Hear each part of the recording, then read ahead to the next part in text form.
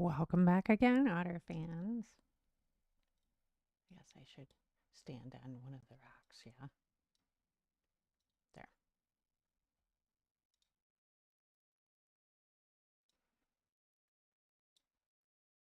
Well, we're waiting for everyone to get in. I just wanted to give y'all an update that, um, yeah, I've been trying really hard to find a job and it has not worked out for me.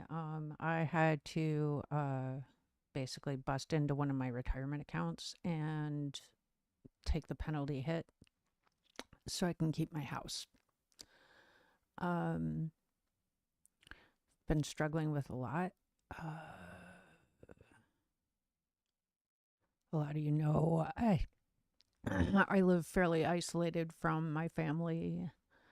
I moved away from my family to support my partner, who then kind of screwed me, and now I'm kind of stuck where I am. I can't afford to move back. Um, so I'm kind of like in this place where I don't know anyone still. I'm very shy. um, and yeah, so I've been struggling with depression and stuff, and it's been rough. But like that's why I stream. I stream to try and like fight my depression. The community that y'all have helped me build here has been immensely helpful, and thank you so much. Um, when I stopped streaming to go back to work, uh, work was great. That was good. The social interactions at work are tricky for me because I'm autistic, and that's just hard for me. But the break from streaming was really hard, and coming back from streaming was actually remarkably helpful for my depression, which seems weird because streaming is such a fraught situation for so many people, and people can be cruel to each other, and it's terrible. But, you know, y'all are a great community. I really appreciate each of you so much. And now being invited into Kakariko Village, like, what a gift. What a gift. I'm so thankful to be included in another group of people that's just like also so caring and looking out for each other, and thinking about mental health, and thinking about just giving each other some space and some kindness and some grace. And I think the world needs more of that. The world needs more of us stepping back away from judgment and stepping into a place of warmth and kindness, a cozy place, if you will. And that's what I'm trying to create in my community. That's the community I'm trying to create, is a cozy space where we support each other, where we hang out, and where things are good. So again, thank you to every one of you that's helped me to build this space. I really appreciate you. That being said, I think we're probably getting ready to start up pretty soon here. Nobody's in the Discord yet. But that's fine. That's fine. I'm going to go ahead and switch over to the game and just wait for everyone to get in there. Do, do, do. There we go. Oh, I need to switch that. I remember how to do things. I remember how to do things. I know how to do things. There's the tabletop simulator. Let me get some foogies. I get a little stuffy version of me.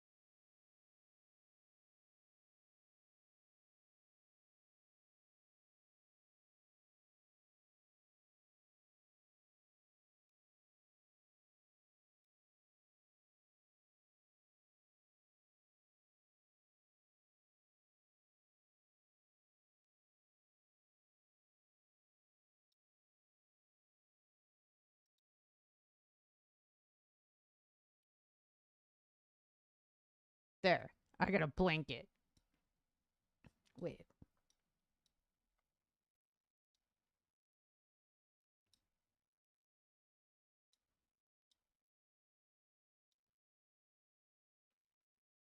Why is it turned? How do I turn it back? Why is it turning?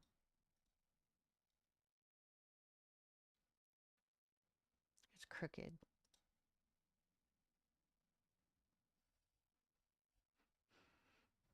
My keyboard was a bit to the side. Thanks, you guys. I didn't know if anyone was actually there hearing me. How come?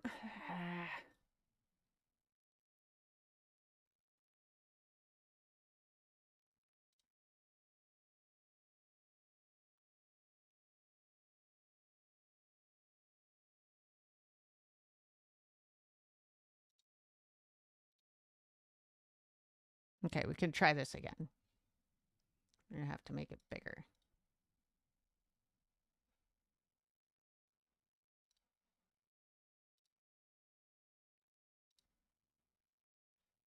Okay, it's straight.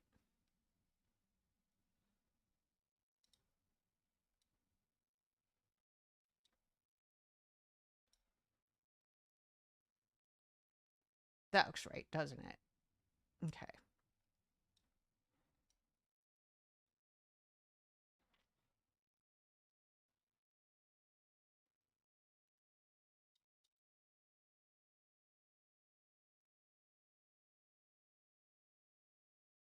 Yay, blanket.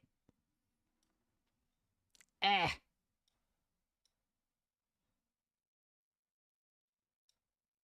Blanket.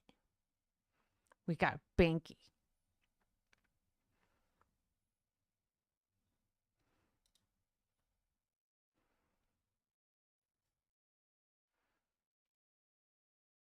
My keyboard was a bit to the side. I was eating. I made rye bread sandwiches with nduya, andouille,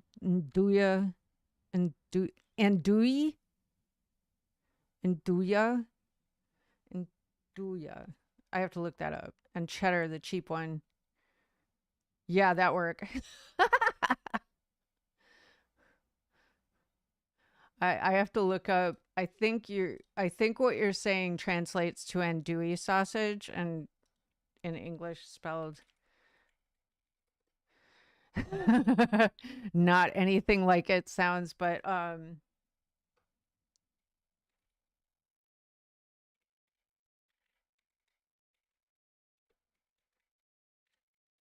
looking it up because I'm obsessed. Yeah, it's bringing up andouille sausage. Oh, there we go. No, this is something different. Nduja. Nduya.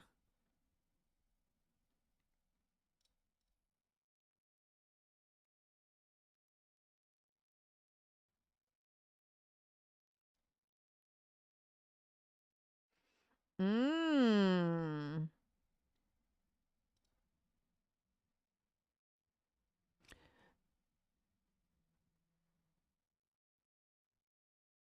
Yeah, that's what I'm finding. It's an Italian sausage. It's similar to sopressata. It's basically like sopressata, but just in like, for me tonight is family taco night.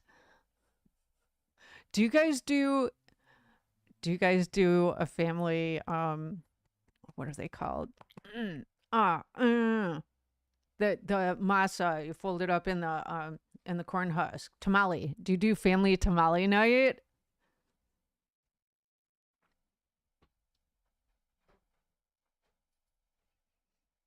I'm sure family taco night is just as lit, but I'm curious. Like, I think in my opinion, getting invited to the family tamale night is like getting invited to the cookout.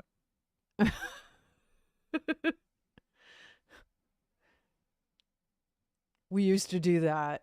A friend of mine, well, mm, a friend of my ex-husband, he was a friend of the family when we were doing the pizza place. He helped us a lot with the pizza place.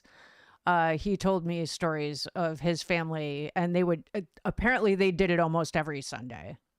They would get together and do tamales. It was tamales were huge in his family, and I know it's like it varies from family to family, but you guys did it. You still do it at Christmas, or it was very that was when you generally did it a lot. I heard they freeze really well, so like it's not uncommon for if you're gonna do it, like a whole lot of people get together and they do a ton. Welcome in, Raz.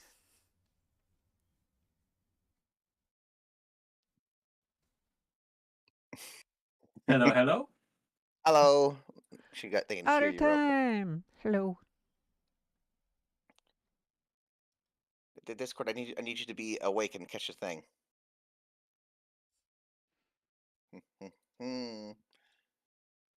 Okay, now they should be able to hear you. Hello, hello, hello. Yep, there we Hello. go. Now they can Um, see. share chat. Our invites already went out. There's also a link in the chat for the voice channel. Got it. Yeah. Clicky clicky. Hey, there it goes. Okay, we're good.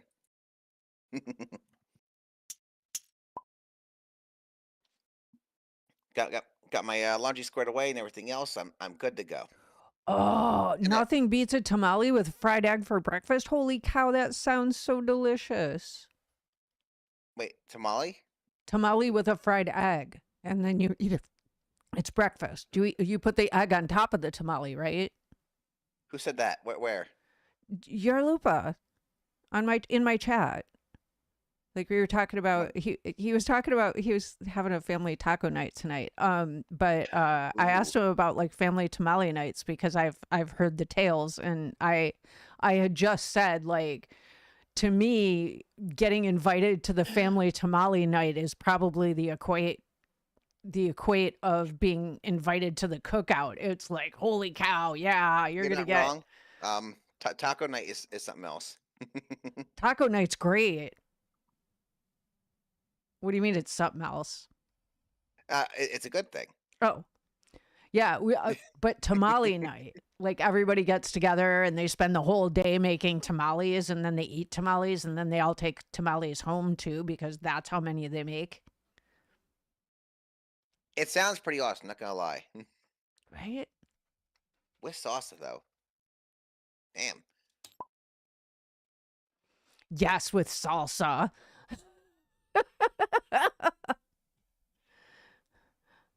Yeah, I'm okay with tamales. I still prefer my tacos. Fuck yeah.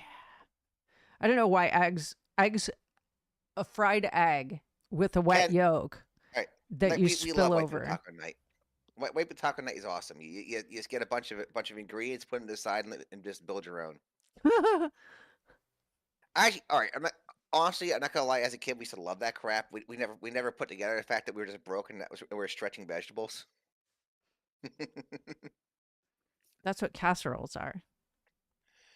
You put a Nah, little so bit of meat in with a ton of pasta and a can of crappy soup, and you bake it, and it's food, kind of. nah, we didn't do that. We didn't. I don't know if didn't have time or what for it. But what we ended up doing was always we get the taco meat, usually that cheap Ortego stuff or whatever it was, and the other and the mix, and then it was just a matter of whatever sauce we get, and then the leftover tomatoes and lettuce and crap in the fridge before it started to turn.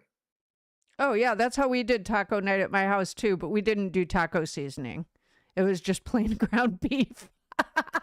Uh, so we only had it because the tacos came. I think it was a deal, but the tacos came with like that little bag of seasoning.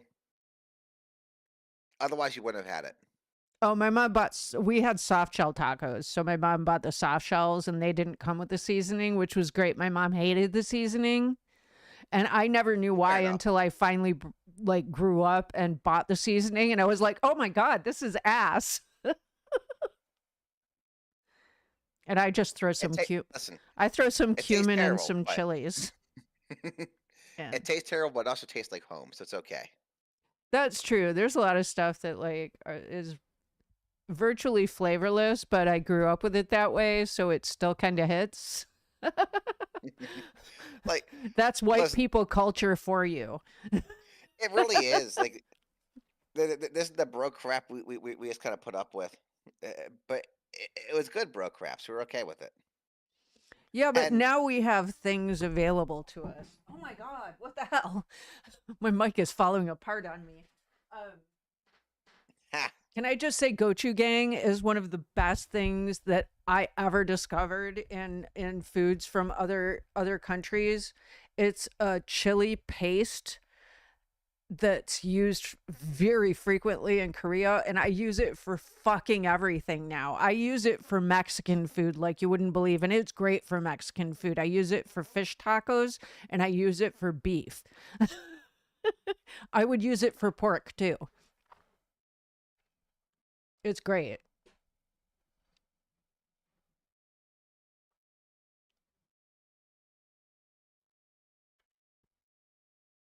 Sorry.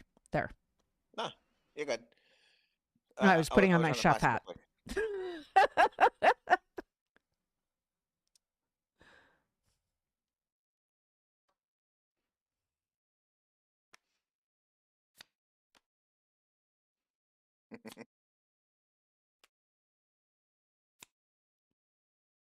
What fish do I use? Rockfish usually. Usually because it's rockfish is a great Rockfish? texture for it. Well, I'm on the West Coast. Oh Um, yeah, I'm surprised you have rockfish out. I thought that was only like in the yeah, Philippines, Australia area. I forgot. It didn't occur to me we'd have them around here. the West Coast gets fish from pretty much the well, no, not the whole Pacific. A lot of the Pacific. A I lot. mean, I assume it's got to be import then, right? Because it gets. I don't think so. I think Don't they like tropical? I forget. I don't know. I always get it. I was. It's one of the things you can almost always get fresh. Huh. It's also a common term for several species of fish. Okay, so it's not like rockfish, or because Rockfish is I'm yeah, thinking of the weird like the weird like stony like the weird like stony scale kind of thing that had like with the poison. huh? Yeah, There's a there's rockfish. there's a specific rockfish in the Pacific Northwest. I did not know that. That's good to know. Part of the large they're part of the Scorpionidae family, which is a huge family actually. They're all over the west coast of Canada. They're in China. There's a ton of species. There's so many different okay. There's a black rockfish, China rockfish, cropper rockfish, multi rockfish species. Sorry, tiger rockfish, widow rockfish, quillback rockfish, vermilion rockfish, yellowtail rockfish, yellow eye rockfish. Damn, And that's just what was on this page. that's a lot of fish.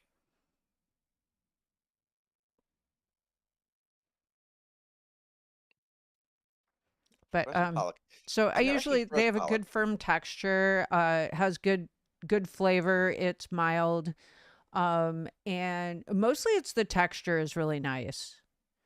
Bought frozen pollock Can't believe on it. sale and now I'm trying to come up with recipes. Today I tried it with broccoli in the oven, threw a lot of onion powder and red pepper on it with olive oil. So, Holy all right. fish. The question is the rockfish like a?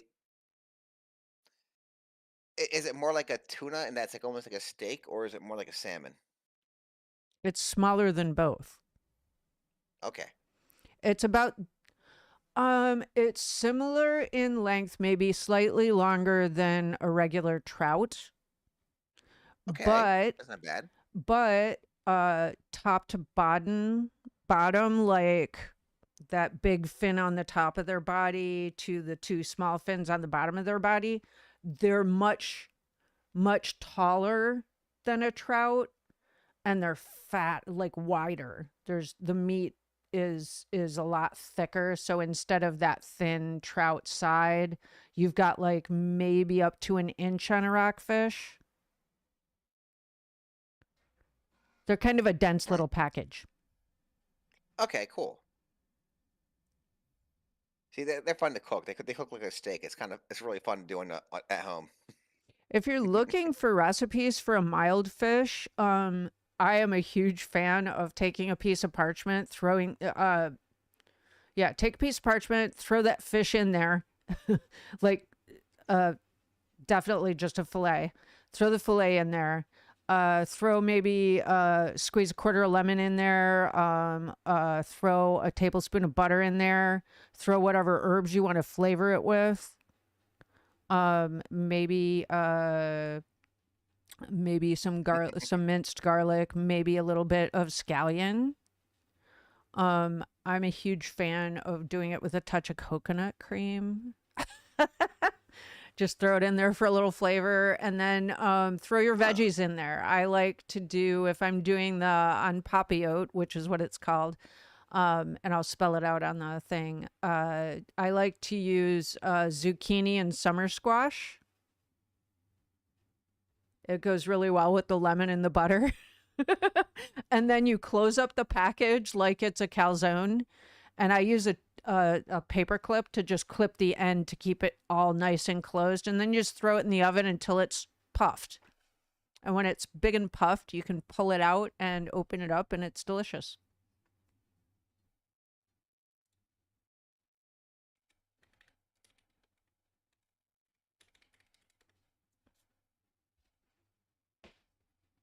Ha ha ha. Oh, just letting you know, Spoot will be here soon. She's just finishing up a shower. Sweet. All good. Tell her not to rush. You should never rush that. You should savor that. It's like eating. Bathing is like eating. You should savor it.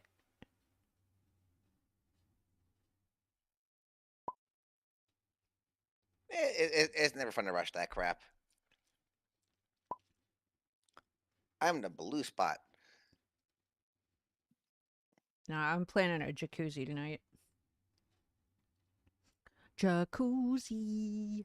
I need it. I've been super tight. Okay, I'm curious what you guys think about that. That Sony, did you hear what I was saying about the Sony thing, Onyx, or no? No, I was setting up. I'm sorry. No, you're good. So I was telling them about it, because I was curious what their opinion was about too. But the class action against Sony right now for they they released that like 15-page document that basically just says "fuck you, we'll do what you want." That what? So Sony released a document that says "screw you, people, we'll do what you want," and basically told people that they own nothing, the games don't belong to them, and when they go away, they just go away, and they have no say in the matter. In response to the whole stop killing games thing, like people want like their physical media. Yeah. No, I agree So with the physical media thing. I get that. And like, yeah, we so need, Sony released because Sony been getting complaints left and right basically, and their response to the situation was to put out a 15-page document that basically amounted to "go to hell, we don't give a shit, we're gonna do what we want." yeah. Mm-hmm. um, I mean, I've so been playing indie games for the last year for a reason.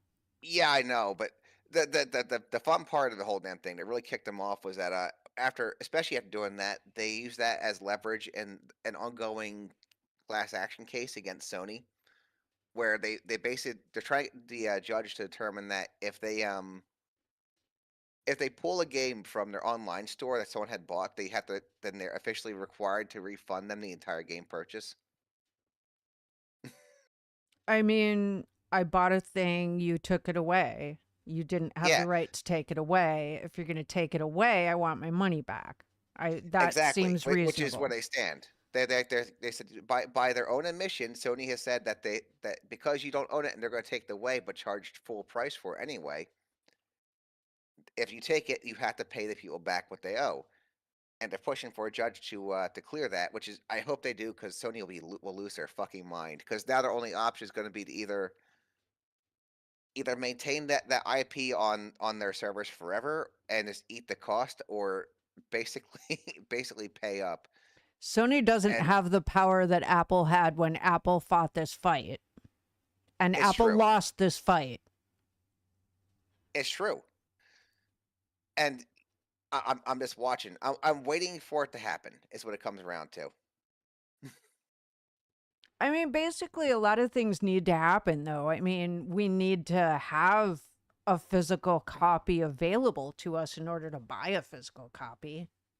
You think so, and I agree. And they don't believe it, but that's where we're at right now. Apparently, the Stop Killing Games people are apparently locking them in this nasty lawsuit where Sony's basically saying Nintendo does. They're stalling as much as they possibly can to avoid a real decision Of course. The longer they because stall, the more money goes in their pocket while they're stalling. it's true. So Although, that's corporate lawfare in a nutshell. Like, yeah, keep them in oh, court absolutely, as long as you can, because as long as they're still fighting for it, we're still making the money. yeah, you got it. See, And if you could distract them and get them fighting about something else altogether, such a win. they're That's trying. right. It's not working. Have you guys seen Also, what's been going on with Rockstar? Uh-uh. uh, I am vaguely aware they've gotten themselves going on some shit. What did they do? I don't know details. So, of course, just like every corporation going on right now, they're trying to cut out physical media. That their new GTA 6 is just going to be a code. Even the physical version is a code in a box. There's this guy, I can't remember his full name, but it's something leak, has been leaking chunks of the game every day. Sorry, I have been watching that. That's hilarious. I've been laughing my ass off about that. I have been rooting for that guy. This Yeah, sounds hilarious. he's Tell, literally tell me about it. like, unless you guys go back to physical media, I will leak the entire game before it ever releases. And he just recently posted a thing. I have a dead man switch on my build of the game. If I am picked up by the authorities and can't turn this switch off every day, a free copy will be sent out to the internet for everyone to grab. So he I said, love go it. ahead, come and get me. If you do, everyone gets your game for free. I mean, That is that's what hilarious. happens when you stop making physical copies, because now you have to keep digital copies out there somewhere. And companies never will. They'll eventually take them off their servers, and that leaves us screwed. Well, Oh, again, then that is then why they can't have Sony is game, like locking you their can't thing. sell games if you don't have it available. Like, it has to exist somewhere in order for you to sell the game and people to play the game. If Well, the that's the only joke. place it exists You is can't sell it. If you're all right, the way the word it and good for them with the whole like thing with that lawsuit is like if you're not actually selling me the game and I'm only buying a lease, so I temporarily have access to it, then this is not selling. I don't own this, therefore I am renting this from you. You owe me money back if you take it away. It's a whole ass thing. But yeah, no, a lot of companies are learning the hard way that they can't just keep doing this shit and get away with it. That they're not gonna like it, but I mean, tough shit. It's about honestly, it's about time people started like demanding their consumer rights be respected.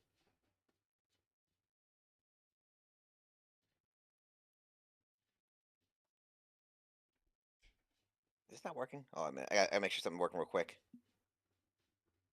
You should, in theory, be fine.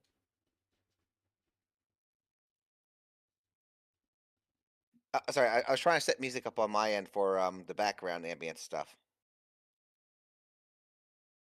stupid YouTube.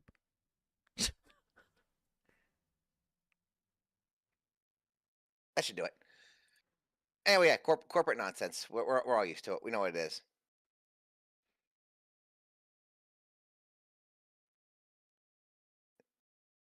Hmm. What are you guys thinking for this? I got 6 out of 7 points for experience right now, right? And then I gotta buy myself a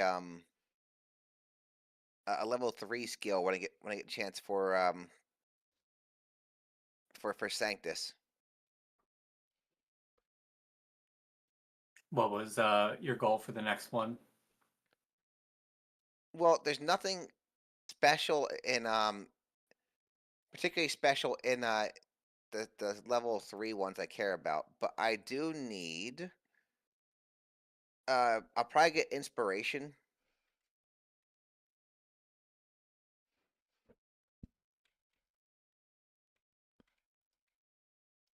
for when I get to level 4. Because that way, anytime anybody in SOI ends their turn with 0 SP, they get 1 back. Period. Plus, I get one more to my to heal tokens. So that's the end goal for it. In the Wings meantime, Manifest isn't bad. yeah. To be honest, I was So what I was thinking about was either Wings Manifest or potentially Greater Existence.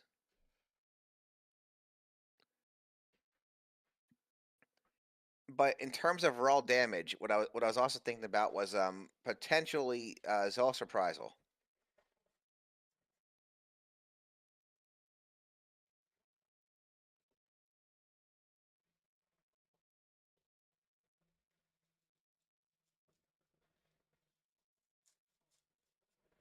Because if I attack and pop that off, I can reduce the cost of it by 2. Then it becomes a 1 for that turn, right? But I also get to push, do magic damage, and then slam shit. But it gives me an AoE option, which I'm sorely lacking right now.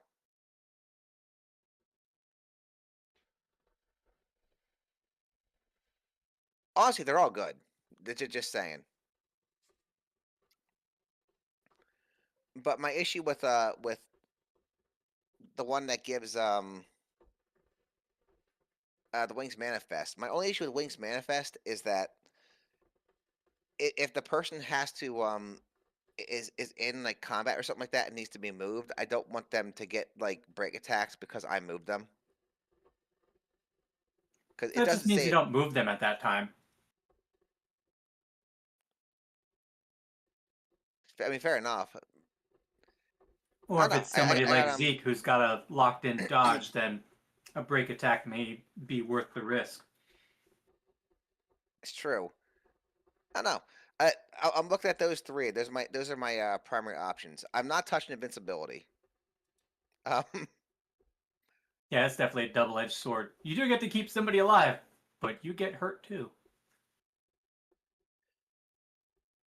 well, I mean, you get hurt a lot for one thing, and the heal might not be great and they're good enough on there to matter. But even then, it's the irreducible damage part that I worry about. Granted, I can heal it back probably, but that's not really if I got to heal myself, it just burns free heals. I could be spending some other people.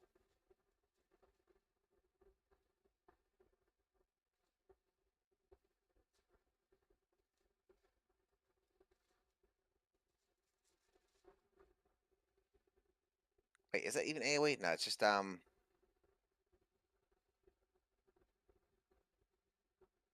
Now, Reprisal looks like a single target. cast spell 6. Spell 6 magic damage equal to the result of combat dice. That's why I was looking at it because my combat dice are fairly impressive. It gives me a nice solid like one person shot. Although honestly, the more armor goes up, the less that matters. That said, how it works, like if you started your turn with 3 stamina, hit somebody with one of your armor damage spells, and then that spell now costs you 1 SP to cast. So you'd be able to pop 2 spells off with 3 stamina, is essentially how Reprisal works. Yeah, so it could max out damage. It's definitely an option. It's up there. To be honest, the ability to give anybody a free dodge as long as they're within my range, and honestly, at one point, if someone not in my range, it's definitely up there. Yeah, with your SLI of 6.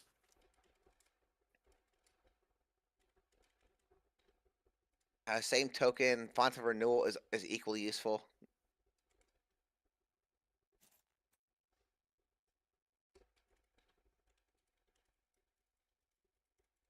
but I'm not quite sure what it does. I'm going to it now.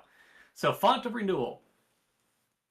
Adventurers have access to a Sanctus discipline that can place a Font of Renewal token onto the board. The token counts as hindering terrain and can only be placed on normal terrain spaces. If the Font of Renewal is within SOI of an ally during their status phase, they may remove any amount of energy tokens from the Font of Renewal. For each token removed this way, heal 4 or remove an effect. If at any time there are no energy tokens on the Font of Renewal, remove it from the board.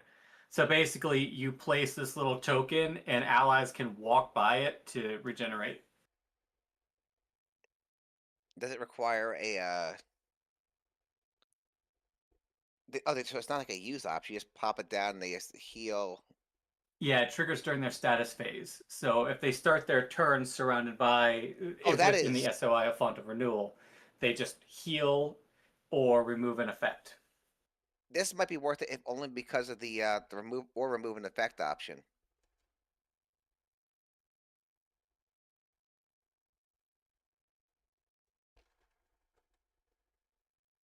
Because as it stands, Soul Clear is nice and all, but Soul Clear only lets me fix like one thing on a person a turn. If I drop this as a level 3, that means there's 3 different chances for people to heal their own damage or status. Yeah, so when you buy Font of Renewal, you'll be able to cast it, and it gets 3 energy tokens because 3 will be your highest Sanctus at the time. And they can burn as many of those tokens as they want during their status phase to either heal or remove effects. That is potentially super useful. Okay, noted. I will keep that on the list of options for stuff I might get into.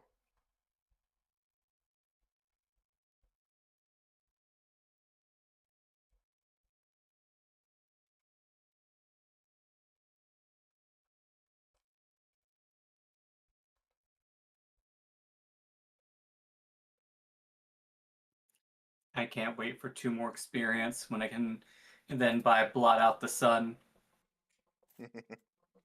I'm still on the fence of if we have the option of shuffling stuff off later, I might consider getting into the Living Bulwark, something else in Marshall, just for the hell of it.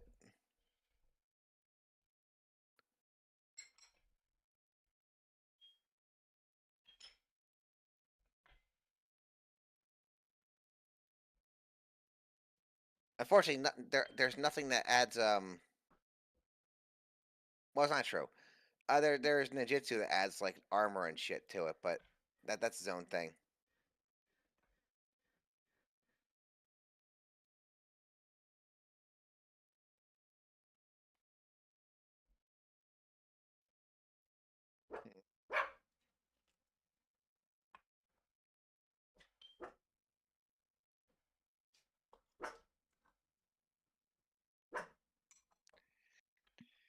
Oh, that was the thing you were talking about before. I was trying to remember. You remember last time we talked about but the thing that lets you make another weapon light. It was that Jack of all blades thing and the level 3 subterfuge thing.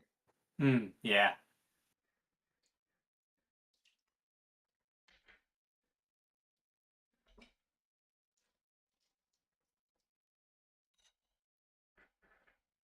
Oh, that's impressive though. That secondary ability, you obstructing terrain and the edges of encounters as an ally for purposes of flanking.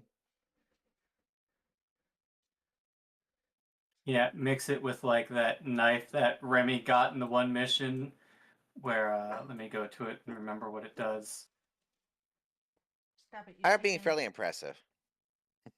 Yeah, so the Rune Switchblade, which is a green die combo. Well, it specifically has to combo with a knife, but uh, if there is another ally with an SOI, your attack gains +2 physical damage. If your other weapon has the backstab ability, gain +4 physical damage instead. So basically, you can pin someone against the wall all by yourself and automatically get backstab damage all the time. I mean, if you're just turning a blender and just tracking them there, why the hell not? 3 to 5. 5, and then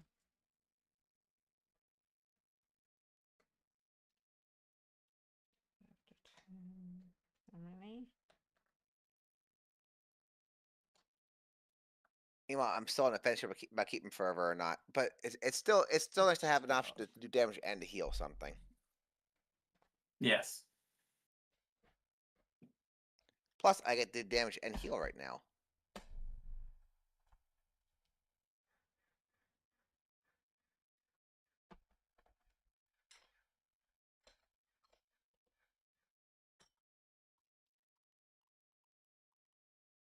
So we're on to next anyway. I think next we're off to the we did the bounty, so we're off to the next part, I believe. Yeah, we'll be hitting the story section that will take us to the next chapter.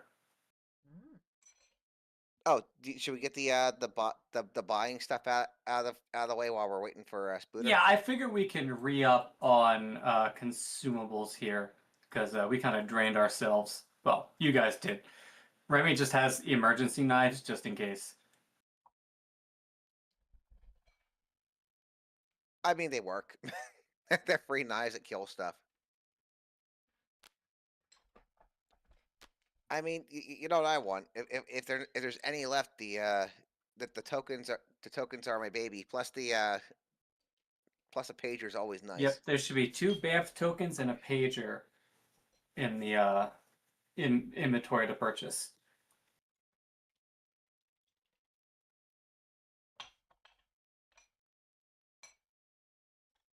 Yes, I'm back at. Oh, they did.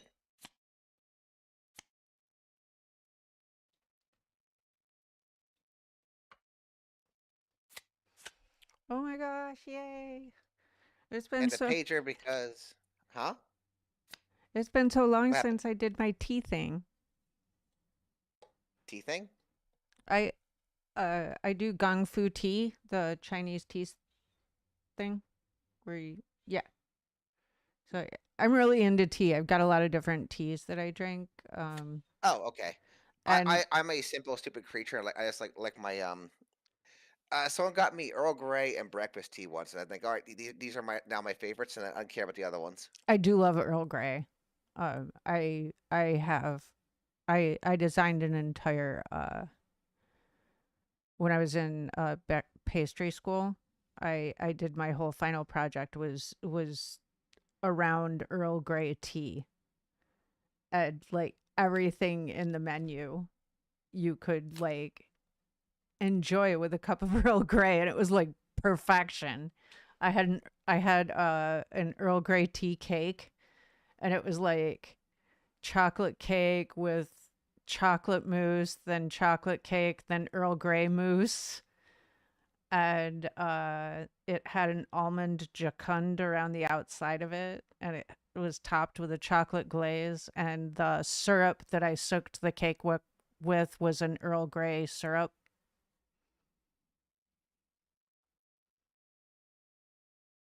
I love that cake. It sounds really good. I don't know what a jacund is, but it sounds great. It's just it's more cake, but instead of being made with like flour, it's made with almond meal.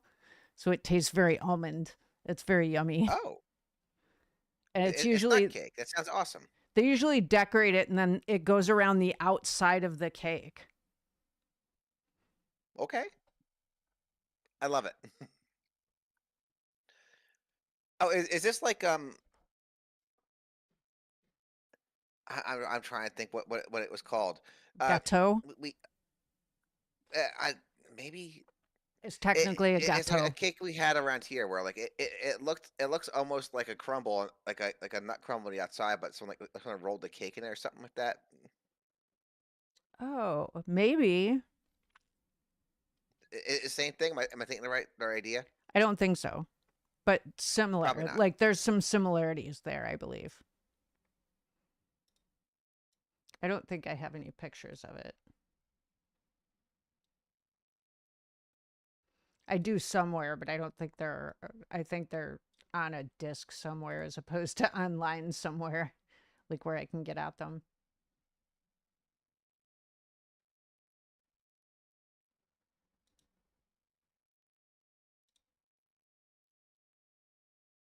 How do you spell it again?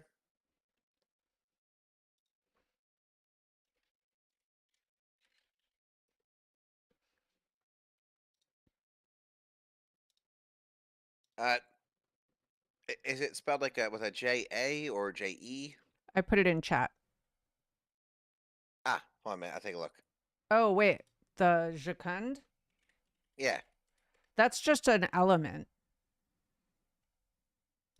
Okay. Yeah, that's just an element of cake. This is going to be way the heck down here. Listen. I'm a simple creature. I don't know what that word means. It's French.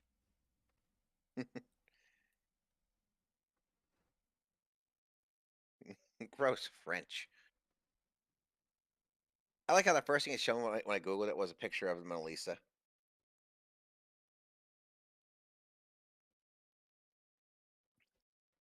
Yeah, all my food Okay, I photos got you. are offline because like my cloud storage of photos only goes back to 2012. God. I know, Ah, right? fair enough. Ooh, people do some impressive stuff with cakes. This is one of the things. Like I'm jealous of my brother a little bit because he learned how to do this stuff. My little brother is a he was for a long time a professional chef, right? uh, Mostly like cruise lines, that kind of stuff. Then he stopped doing it because he figured out pretty quick that he didn't have the right connections to ever get where he wanted to be. So he kind of got out of that and started doing something else. But I will say Christmas is fantastic whenever because he insists on doing all the cooking. So we basically get like 5-star chef meals every Christmas. Nice. It is awesome. He like, I think last year he went to like to the Amish market and got his hands on a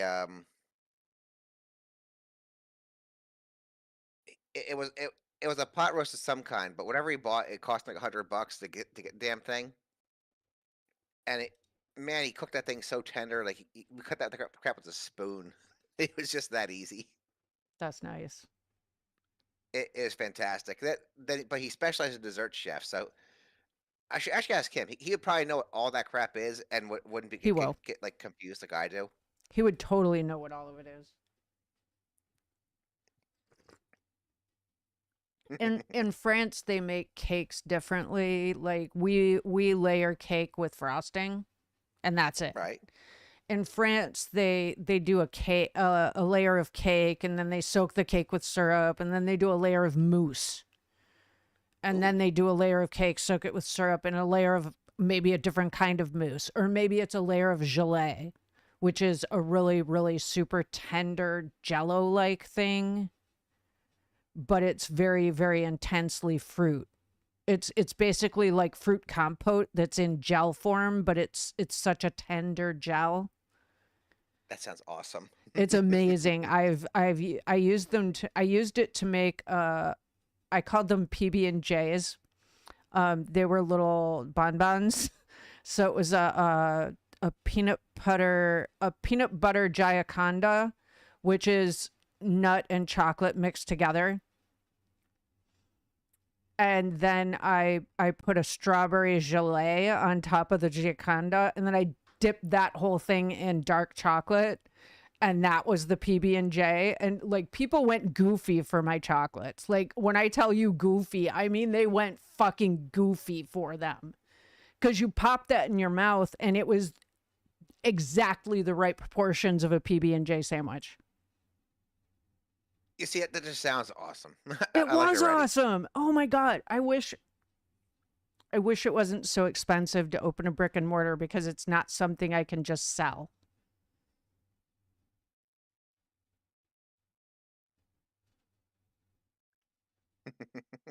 I also did s'mores. These are my own recipes too. I made them up out of nowhere. S'mores, I made homemade marshmallows and then I dipped those in chocolate. They were small. And I dipped them in chocolate and then immediately rolled them in graham cracker crumbs. Nailed the proportions. Tastes exactly like a s'more.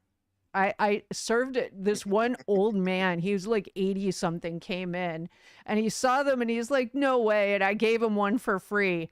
And then I watched the memory wash over his face. Like he just disappeared for a minute.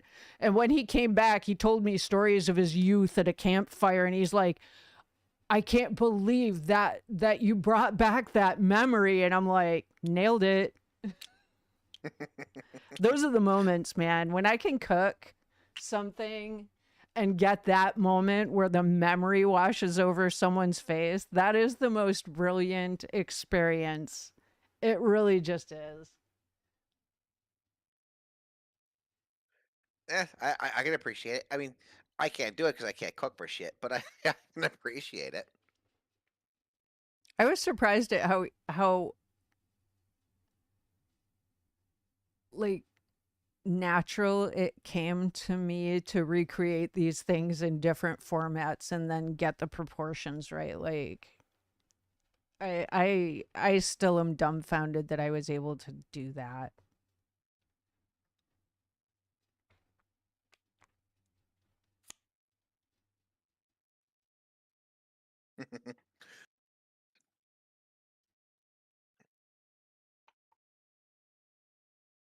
This is the Yeah, best encore I think I've ever had. hmm? The I'm drinking a raw pour tea, and in general they're real funky, but this one's really nice. I don't know what that means. But if It's a it's good, kind then of I'm happy tea. for you. Okay.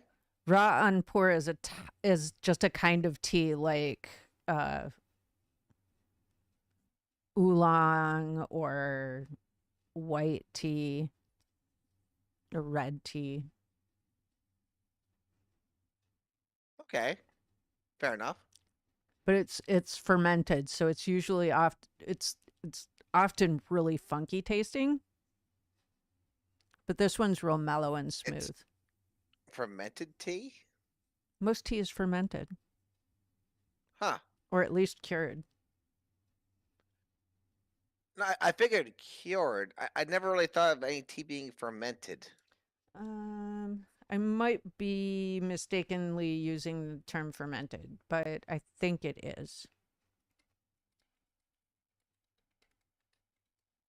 It is probably right. Yeah, pour is fermented. Okay. See, I'm learning stuff.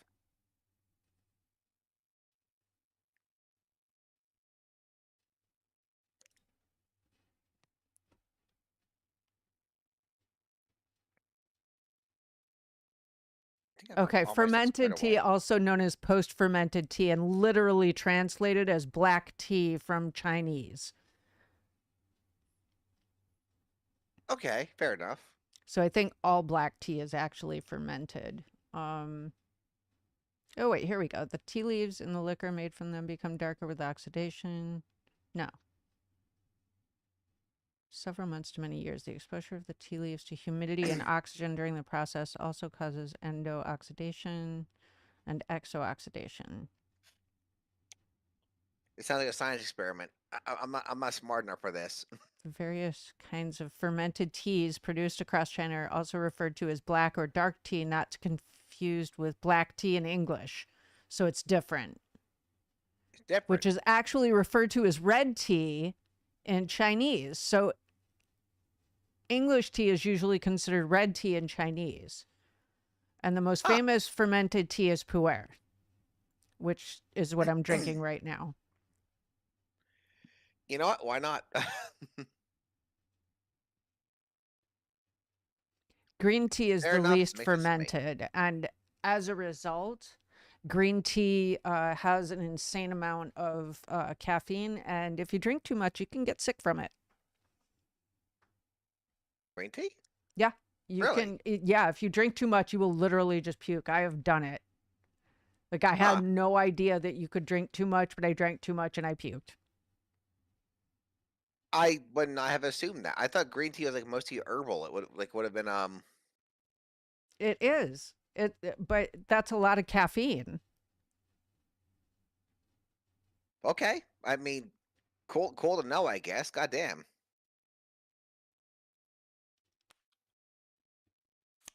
The tea makes you a little green.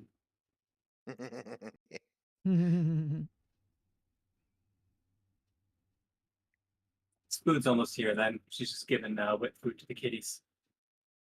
Got it. Our spoiled little children.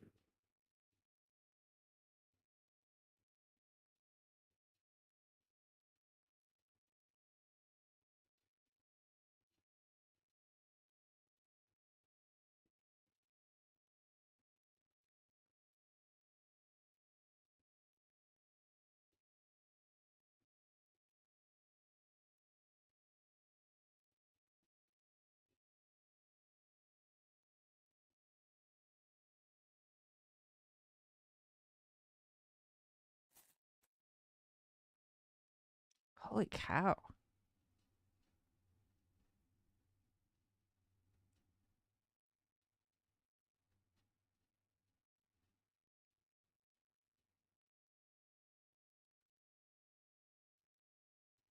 Maybe that's why it's good. Oh my gosh, I didn't even think about that. Okay, so apparently these teas also you can age them further at home, like the longer aged teas. You're meant to like buy a brick of it and just like stick it somewhere in the house and keep it for a while before you break into it. And as it turns out, the puer that I have, I just kind of shoved it in a corner and didn't want it. Like the last puer I had, I didn't like, so I've just shoved this in a corner and haven't touched it for it's been a couple of years. So it's very likely that it mellowed out because it's been aging. And they're saying that that's actually the preferred way to enjoy it. So I learned a thing. Yay, learning. Hey, Speeder, welcome in. Good morning, Hello. Spooter. Your We're little blanket's educational here adorable. now. I It's still fun being wonder educational who sometimes. figured out the first cheese. Oh, the Egyptians. Is it how? They were carrying milk in a cow's stomach. They were using the cow's stomach as a means to carry liquids.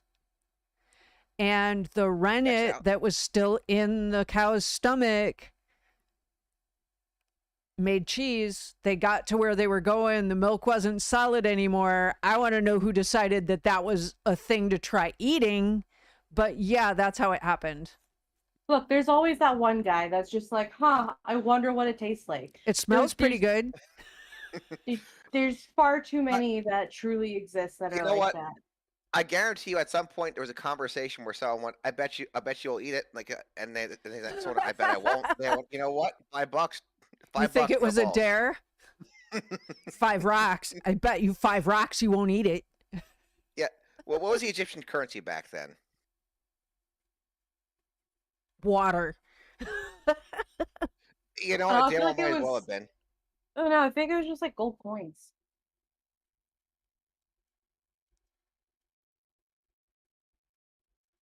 It probably was, but what actually called it?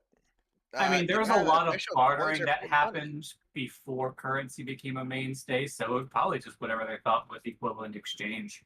Yeah, barter system apparently. So whatever the barter was, I guess before the Egyptian gold standard came in.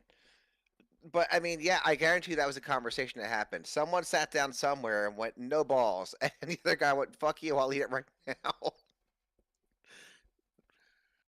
And It's possible, that got especially since shockingly there's good. a. It's possible, especially since there's a non-zero chance that they were probably technically teenagers. I mean, Yeah. realistically, yeah, considering your average like life expectancy back then, like 50 was considered rare. Mm-hmm. So yeah, probably. Still, I would love historically. I would love to be a fly in the wall for that first little experiment because that sounds hilarious. Well, you wouldn't have been a fly on a wall. You'd have been a fly desperately crawling across the sand trying to find something to eat or drink. Or you'd have been on the back of the camel that was carrying the person carrying the milk. Maybe, although supposedly, now I don't know how true it is. Supposedly, a lot more of Egypt and the Middle East in general was a lot greener back then. But between the Mongol, I was they supposed to like the Mongols or something like that came in and salted it when they couldn't take the land. But even before then, they didn't crop rotate properly, so they ended up like draining the land of all its resources until it was just sand, basically. Caesar did that a lot too, would salt the lands of some of his enemies. Yeah, well, I mean, because if I can't beat you now, and you're gonna hide in your fortress, and I don't want to commit to a siege, I'm just gonna, ruin your crops for the next 20 years. That way, you can't fight back.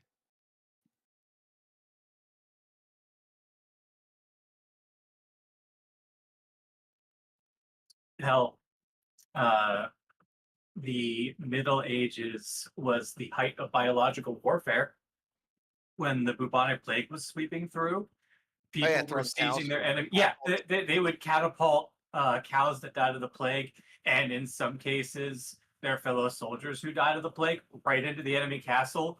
Waited a week, everyone was dead. Nobody moved in after that because plague walked the halls, and like you walked in, it was a death sentence. But hey, your enemies were dead. Oh Like, God, no. Monty It Python wasn't didn't just make them. that It was shit up. everywhere. Nah. People like, I mean, pick a part of the world. Anywhere you pick, they were doing horrible things to each other at that point in time. It But was yeah, called the Dark Ages for a reason. it really was. It fit.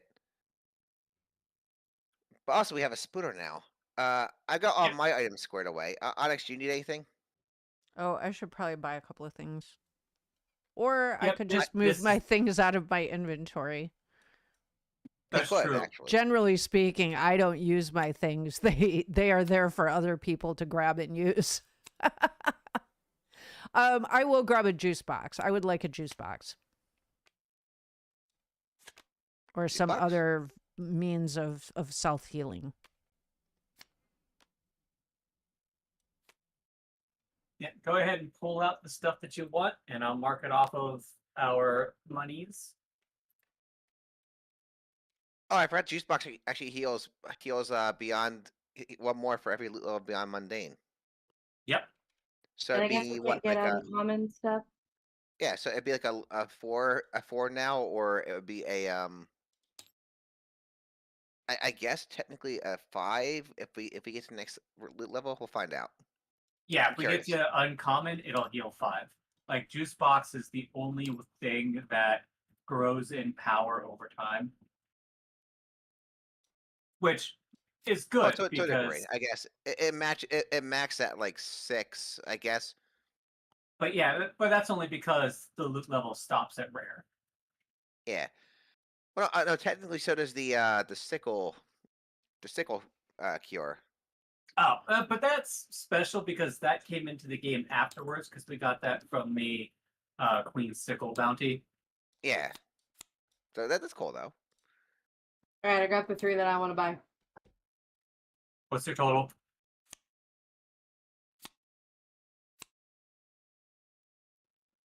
20.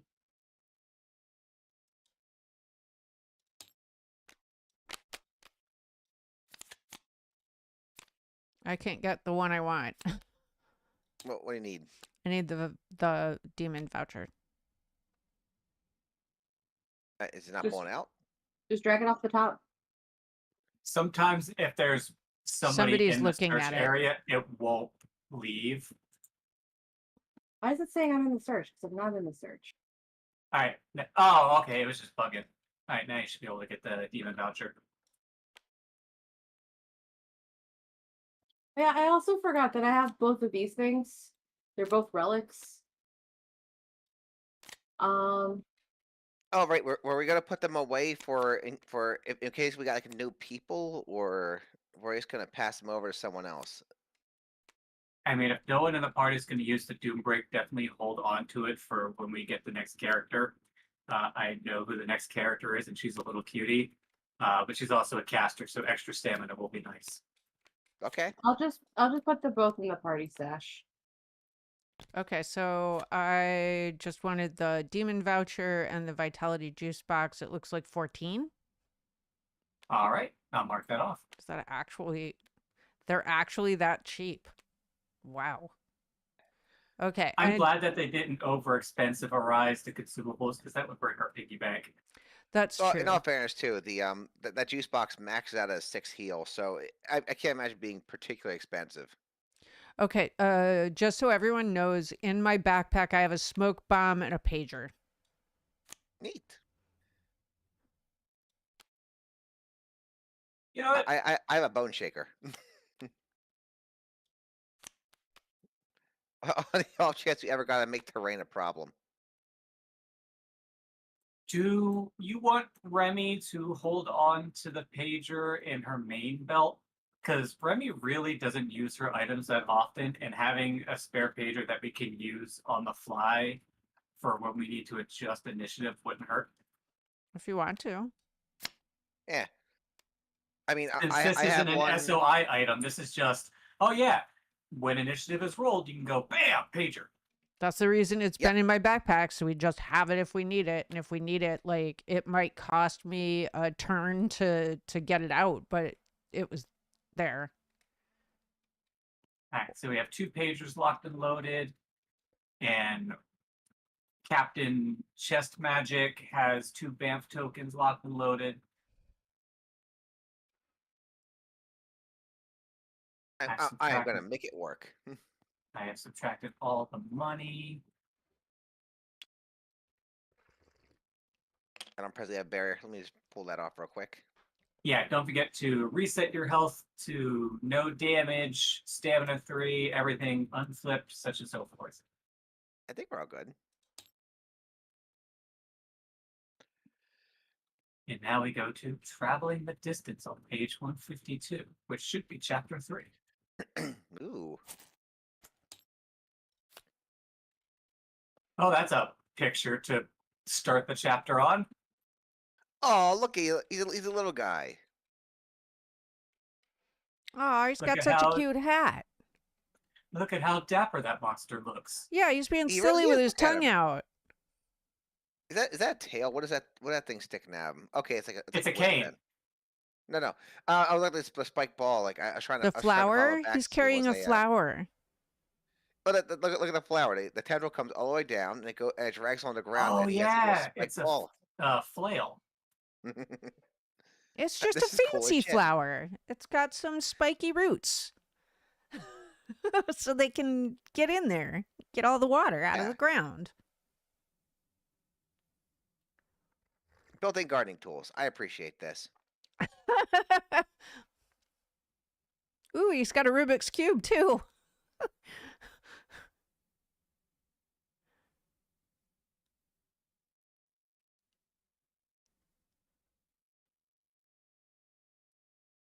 All right, get ready to load up the audio. Oh, wait, shit, chapter 3. Do I have? Hold on, I need to do something on the computer real quick. Okay. I completely forgot that I probably needed to unzip the chapter 3 files. Oh yeah, little details. It's fine. That is a weird looking Rubik's cube. That's the Hegemonics. That was the box that what's her face had that she was trying to kill everyone with.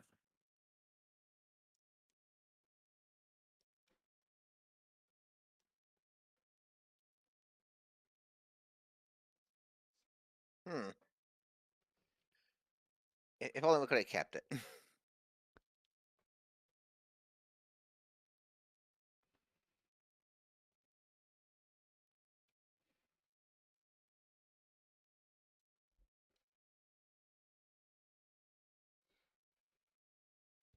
We have experienced guide, right? Because we have Dupe with Yes. us.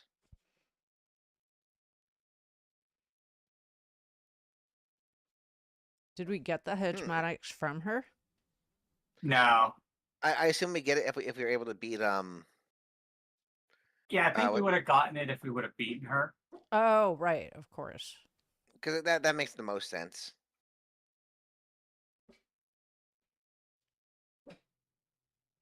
All right. Remember that the audio sets itself to half every time we log in. I have already put mine up.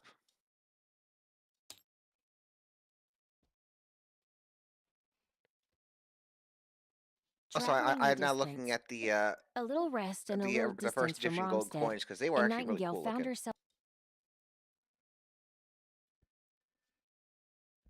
I forgot to rename something. Hold on.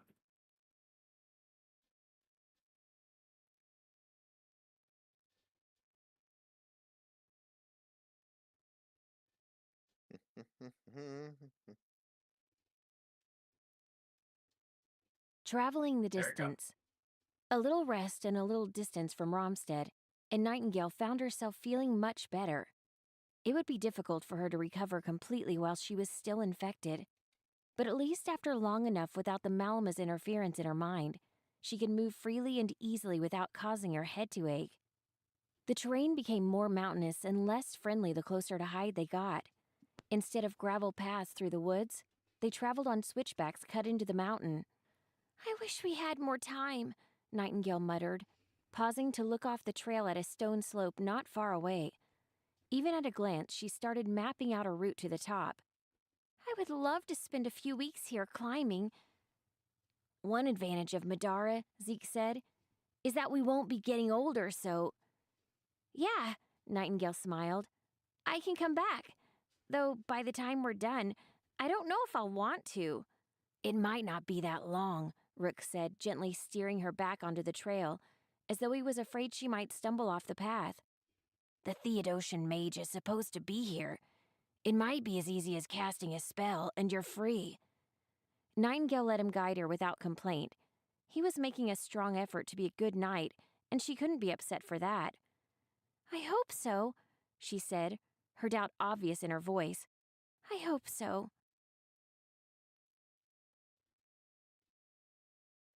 I will double check. I marked it on the sheet, but I just want to make sure we did get experienced guide. I mean, I'm pretty sure we did because we have Patrick with us, right? Wasn't that the whole point of having Patrick? Yeah, I'm pretty sure. Just double checking. Hmm.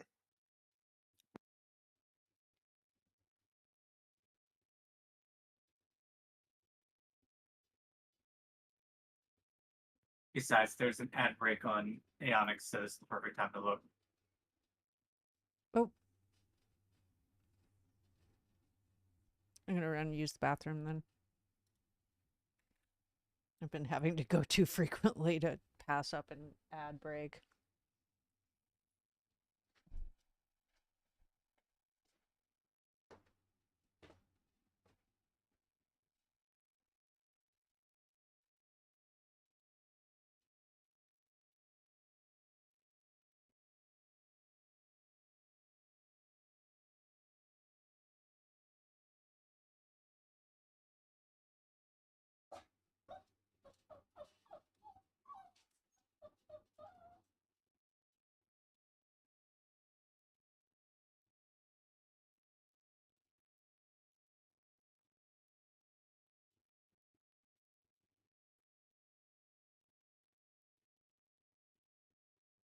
I saw that there's a rating loot tag down there, and I'm wondering if it's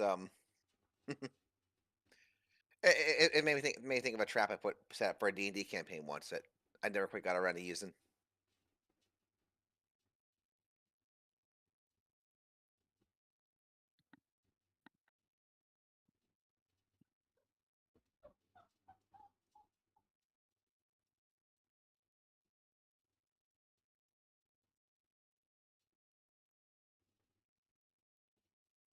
Yeah, Okay, there it yeah, is. it would have been right here. Yep. And I know we did get this because then that took Neat. us back to the Dragon Arms. Yep. All right, so we're good. All right, However, cool. we don't have the hegemonics. So then we go to page 154. Rest in peace.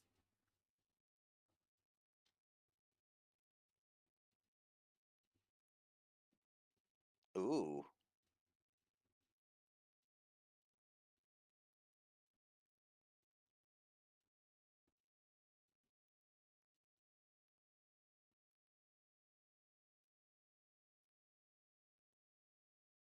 And then I'm locked and loaded for when Aonyx gets back. Sounds good to me. But I think the D&D trap was a fun one though. It was literally just like one of those things where like it was supposed to be like a vault situation. They went in and tried to try to steal something, and then instead it just starts raining copper coins from the ceiling. Ouch. And it was staggered. So like it was like a long hallway to get out, and as you tried to escape, it would rain copper coins down, and then every round you were stuck trying to escape from it.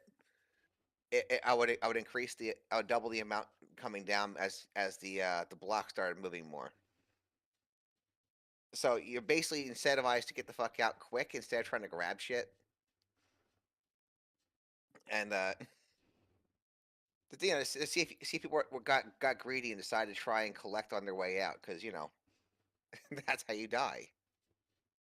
I would just, depending on whether or not I had this item or not, have a bag of holding above my head with it open up, just catching the copper coins as I walk out.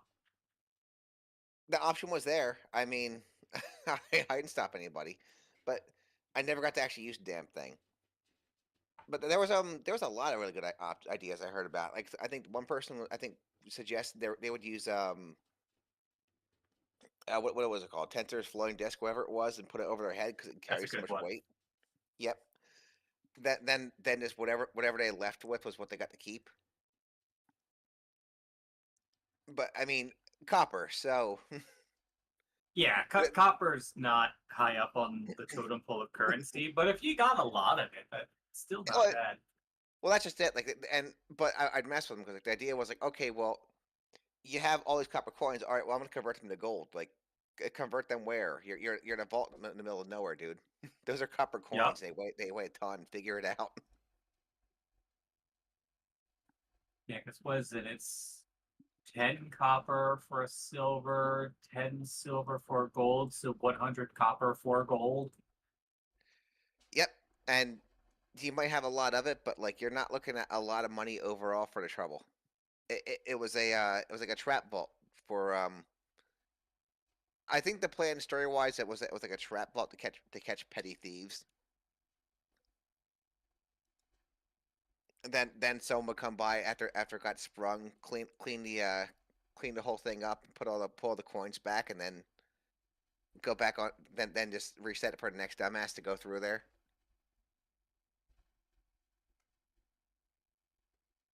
Yeah, it was a neat little trap. I never got to use the damn thing. Maybe in the future. If you wanted to be that kind of person, because I know that the what is it called the collapsible hole. I know those still exist to an extent, and basically they're just like a bag of holding, but you have to place them down on the ground. And in like 3.5, and I think there was mention of it in 5e rules, an interdimensional space dropped inside another interdimensional space would cause both spaces to explode. So you fill. Yeah, it creates a weird like little mini nuke in an area. It just wipes out everything. Yeah, whatever's inside both spaces gets expelled at high velocity, causing X amount of damage depending on the capacity of the thing. So you just you have a whole bunch of just rocks put inside a movable hole, and a whole bunch of rocks inside the bag of holding. And the trap is a tripwire that drops the bag into the hole. And I'm sorry, I don't care what your save is, that whole place just got obliterated. Yep. Anyway, welcome back, Onyx. Thanks. All right, add the next audio file loaded up. Rest in peace. Gage mewed into Remy's ear, his little voice a mixture of frustration and fear. Gage very much did not like flying. He liked flying over the beach waves even less. His claws dug into the small pouch on Remy's back as she flew as low to the waves as she dared, skimming through the mist and dodging the spray. It was a daring way to practice flight, since too much water on her wings would ground her spectacularly. She hadn't crashed since taking on her feline passenger, though. If Gage held a grudge when he was a normal cat, now that he had been through the advancement, his annoyance would be worse. "I'm not sure this was a good idea," Rook said. He wasn't swimming. Instead, he lounged beside the fire pit to tend to their lunch. "I mean, this detour isn't the quickest way to hide." Remy landed just along the surf, letting the feeble echoes of one last wave splash her. It didn't get up past her waist, though Gage hissed and tightened his grip on her anyway. She strode up to the fire, pulling up a seat on a length of driftwood. "Just think of it as an investment in our mental health." Remy pointed at Nightingale. The girl was floating on her back in the water not too far away. She was smiling, obviously feeling a bit better. Remy fumbled around in the pack next to the grill until she came across a bottle of Patrick's microbrew. She offered the neck of the bottle towards Zeke, where he sat across the crackling bonfire. "Open me?" "Sure." Zeke pulled a novelty dagger from his belt and turned it to reveal a bottle opener on the hilt. With a flick of his wrist, the top came off, sending the cap spinning off into the sand. The bottle bubbled and frothed, but Remy pulled it close and caught most of it in her mouth. "Where did you get that?" Patrick sat on the bare sand a few feet away, staring out at the surf. Zeke looked proud as he returned the blade to its sheath. "Got it from Romstead before we left. Found a shop that sold all sorts of gear with bottle openers on them." Patrick's expression broke into a smile. "Nice. Toss me one." He caught the bottle a second later, popping the cap with a pocket knife. Patrick didn't drink it, instead tilting it sideways into the sand next to him. "Sorry, Aisling. This one's for you." Nobody protested. Nightingale was the last to make her way out of the water, and she was still dripping as she took a seat beside Remy. "I'm glad we did this," Nightingale proclaimed, picking at her new swimsuit she'd gotten from the market before they left. Then she propped her feet up on the rocks just beside their bonfire. "The water here is way warmer than Seattle. It's a lot clearer, too." "I kind of miss the foghorns," Rook muttered, passing Nightingale the first plate. Remy's eyes trailed it, and she could hear Gage's stomach gurgling a little. "Like if you were out near the bay at night and there wasn't much traffic," Rook trailed off. Remy raised her eyebrows. "Where were you that there wasn't much traffic?" Rook just smiled in response and pulled out the next of the steaming kebabs. "So wait, you're all from Seattle?" Patrick asked. "I guess the Alinea portal connects to Washington, doesn't it?" Remy nodded as she grabbed 2 sets of kebabs, laying one on a plate for Gage and digging into the other. "Yep, born and raised. Nothing like this beach there, though." The warm sun felt good, and they were able to forget about some of the horrors they witnessed, if only for a moment. All right, guys, we got our mandatory beach episode. Every enemy needs one. Just saying.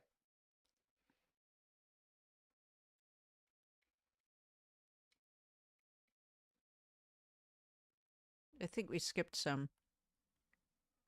Probably. What do you mean? Arriving in Hyde started on the same page, didn't it? Oh, yeah, I guess it did. I missed that. Neat. The audio file wasn't going to skip anything. Fair enough.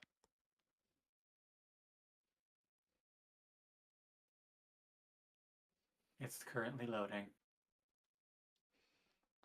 Arriving in Hyde. Hyde wasn't much to see from a distance. Most of it seemed built of the same gray stone worn smooth. The many buildings shuddered against the grime. Clouds of dust and ash choked the air further up the mountain, turning the sun brown through the smog. The city itself had a low wall, probably more to keep wild animals out than determined people. From this direction, a solid iron gate could be closed to keep the inside of the city safe. The gate was open now, with a handful of guards loitering around a small fire outside the barracks on the other side. Most seemed far more interested in the dice game they were playing than watching for intruders. A single guard made his way out to meet them. His armor constructed of rough, unfinished metal with faint glowing lines set into it. He also had an impressive black beard with shards of gemstones and little nuggets of metal woven into it. "Welcome to Hyde." He sounded a little annoyed at being interrupted. "What's your business?" Zeke stepped out in front, grinning. "We're here to see Elias Hyde. We were hoping he could help us find someone." The guard raised an eyebrow, then pointed up the slope with the tip of his pen. "The manor is at the highest point in the city," he said. "You might be waiting a while to get in, though. Elias has been turning away visitors for days now." "Why?" Rook rumbled from just over Zeke's shoulder. "There's been a commotion going on, though no one knows exactly what it is." The guard turned away, clearing the road for them to pass into the city. "It's not our business, though, is it? Enjoy your time in Hyde. Don't cause any trouble." The man walked away, rejoining several of his fellow guards loitering beside a house built of crude stone bricks just beside the road. The city didn't look any different from the other side of the wall. The whole thing was packed closely together into a handful of streets, which together ran up the slope of the mountain. Everything seemed covered with a thick layer of grime, and Zeke found himself having a little trouble breathing under the onslaught. He was rolling a cigarette between his fingers, but thought it better not to light it. As for the people, their clothes and mannerisms seemed very 1850s boomtown. Rough leather looked very much in vogue, though it was sometimes accentuated with crude jewelry made from dull silver metal. "So does anyone know anything about this place?" Zeke asked. The road was quite steep in places, and he had to watch his footing carefully.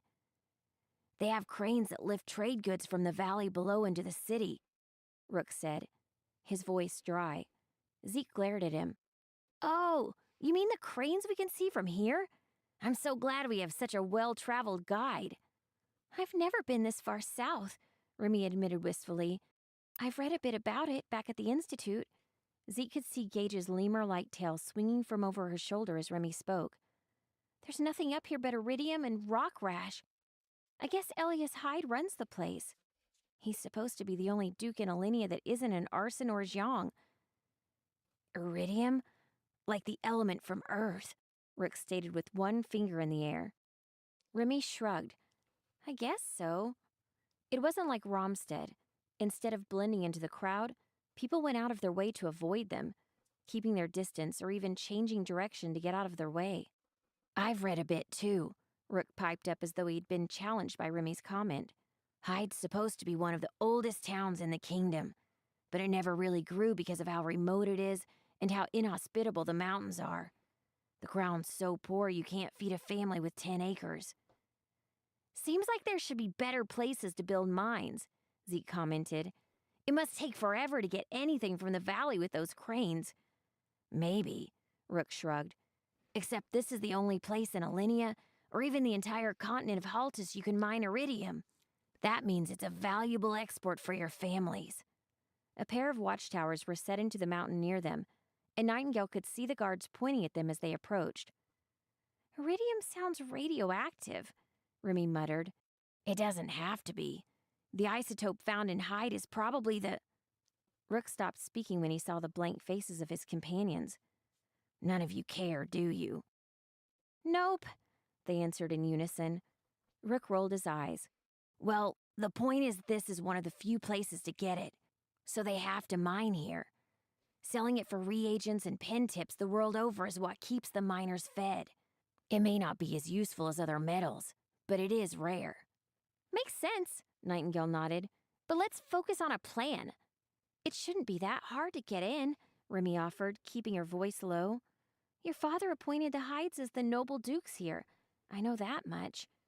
You let them know you're here, and they'll roll out the red carpet." "No!" Nightingale and Zeke spoke together. Zeke exchanged a quick glance with her. "After Romstead?" Nightingale folded her arms. "We're better off with a cover story. We're wise and distinguished scholars from Alinea, or something. We can ask around about the Theodosian mage, and not get arrested or drafted as pawns in some stupid political game." "It doesn't make any sense." Rook brought up the rear. His eyes were alert, one hand near his weapon. "I've heard from many that the Hydes were the most dangerous and hospitable rulers in all of Alinea. If Elias closed his doors, something must have happened." "Well, we have to get in somehow." Zeke's voice was flat. Knight needs to find that Theodosian mage, and nobody would know more about finding her than the dukes of the city. We have to figure out a way to talk to Elias.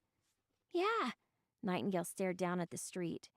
Zeke followed her eyes, rough stone worn smooth by thousands of footsteps.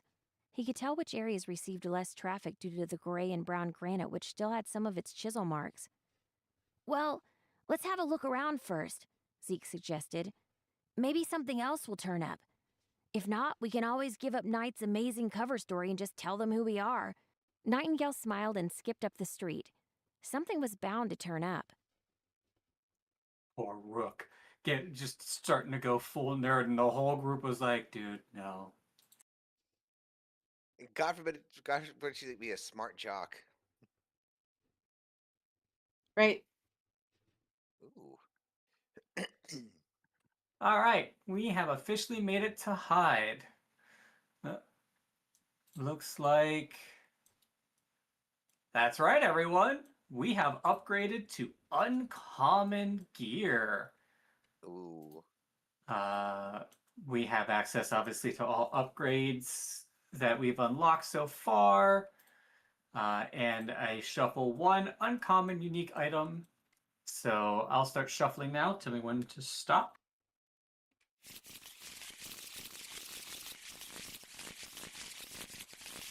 Stop. Ooh, fancy sword. Zeke. It's That is a saber. fancy sword. Love with your hand. Oh shit! It's another saber. Help it on the heavy attack, gain +1 armor, deal magic damage to an opponent adjacent to your target equal to the damage dealt with this attack. Force 9 Damn. plus difference hit gets a counter. Huh.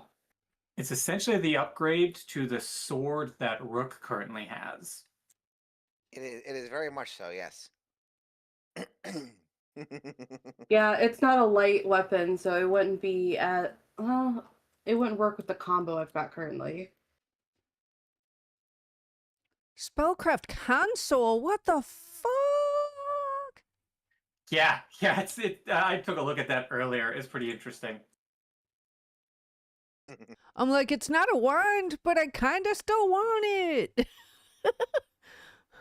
Holy shit. Casting upgrade green? Holy shit. That is pretty gnarly. Any level 1 discipline for free? Holy shit.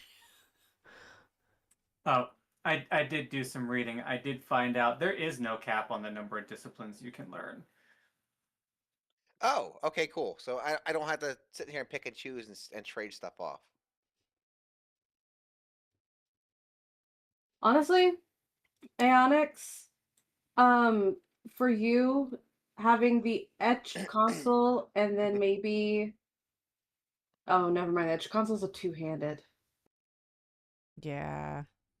So say there's also the chained grimoire of perdition, which is a casting upgrade gray, which is still pretty nice. Oh, there's a bunch of other things in here with casting upgrades that are even better.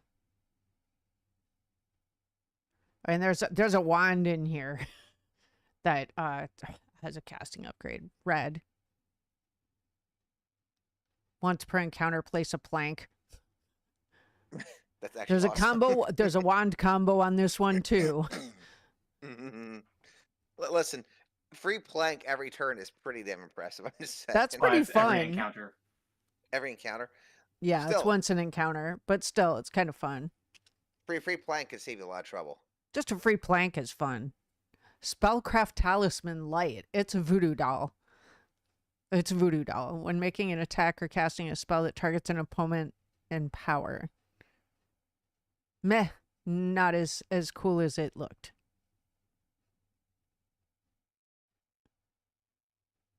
That's the same wand from before. Spellcraft Staff.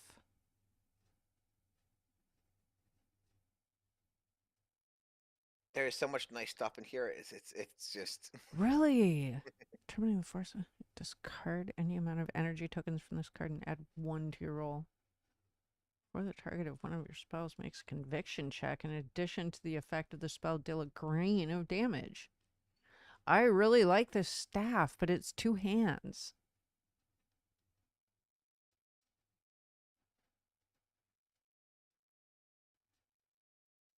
Huh. Yeah, there's some cool stuff. There really is.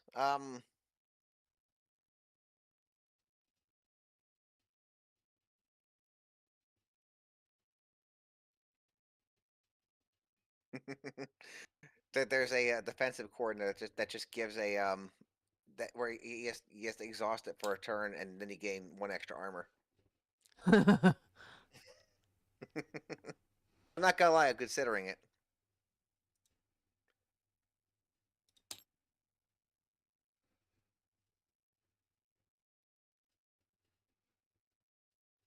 There's a lot of really good stuff in there. I'm definitely tempted to get the armor upgrade though, because full plate is pretty impressive.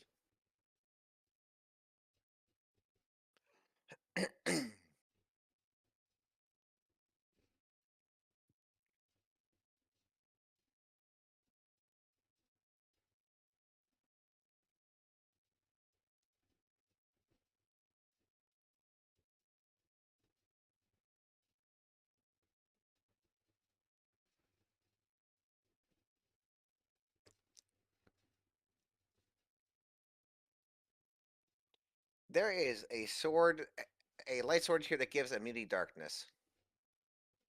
Yep. And the bow that I was looking at also gives immunity to darkness.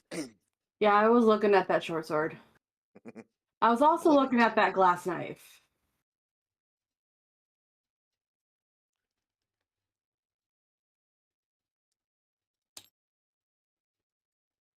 Because doing magic damage per book I roll when dodging.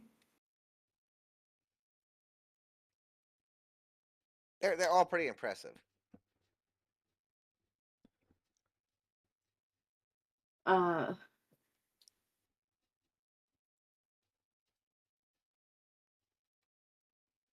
Ooh, and I just realized the Dweller's short sword has a follow-up, like a passive follow-up. It inflicts darkness, force 9 plus difference hit. What does darkness do exactly? -1 when you're making any attack or dodge, I believe. You have -1 to attack rolls, and you may not dodge. Oh, there you go. Okay, so me getting immunity to darkness will be very nice for me specifically. I think I want the short swords.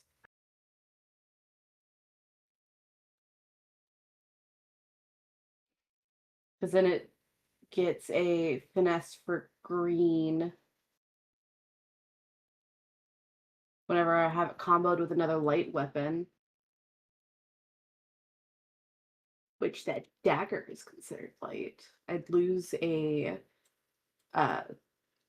diagonal movement and a reroll, but I'd get to whittle away with magic damage.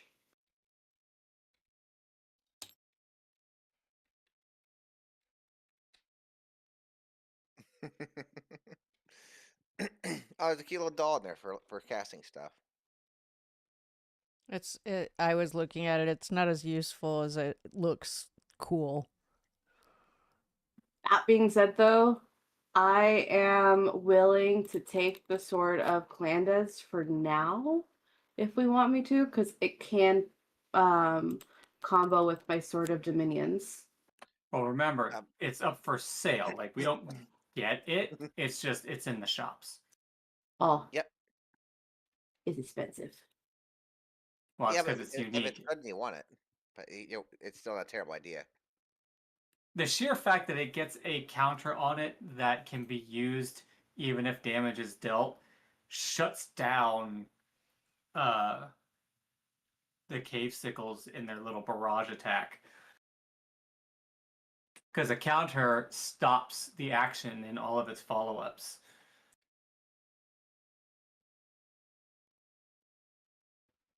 And like I said, it's the direct upgrade to the Orgon blade that Rook has. It is, in fact. That being said, it wouldn't be a bad idea for you to take it either. Me in particular, I'm actually looking at a couple different things I could do to be funny. Oh,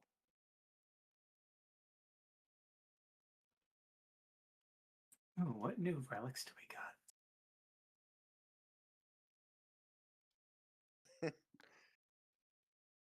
So have we just unlocked uncommon stuff now? Yes, we're in the uncommon loot level. Let me look at this uncommon armor real quick. Because I think for sure what I would want to do is definitely get that short sword. We said, is there 2 of them? There's always 2 short swords.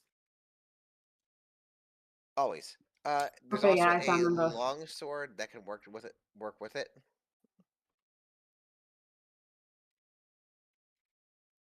Where if you combo with a light, gets a finesse. Yeah, but the long sword doesn't have the light tag on it. So it would work on its thing, but not so much on the short sword's thing, Fair enough. which is kind of weird.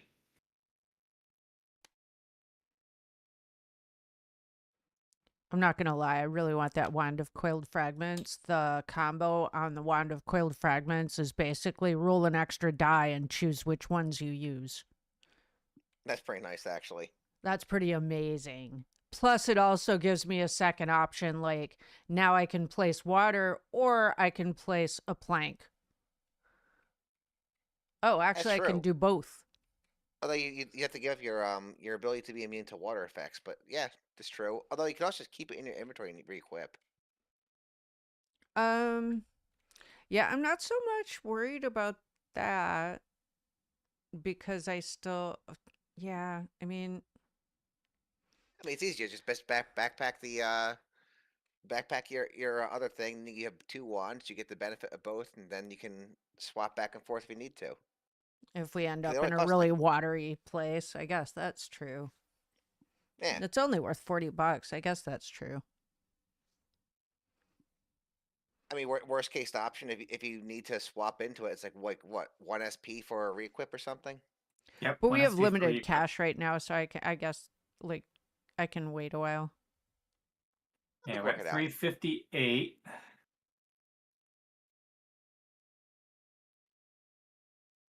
We're at 358, but we're also sitting on a lot of stuff in the party stash we may or may not want. So, like, do we Well, intend to give anyone else the hidden piercings at all, like, or the markings? well, it's not a 1-to-1, but I'm willing to sell my Ocean Cleaver, I think, for that sword.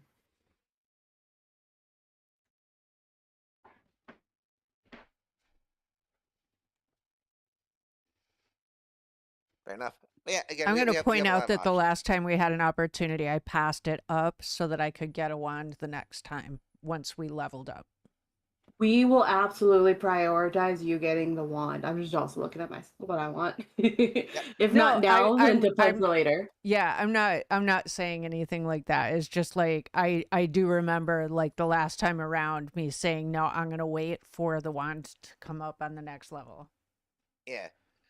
What do you guys think about selling some of the stuff we have floating in the party stash? We're definitely got could use at this point because everything else is just better.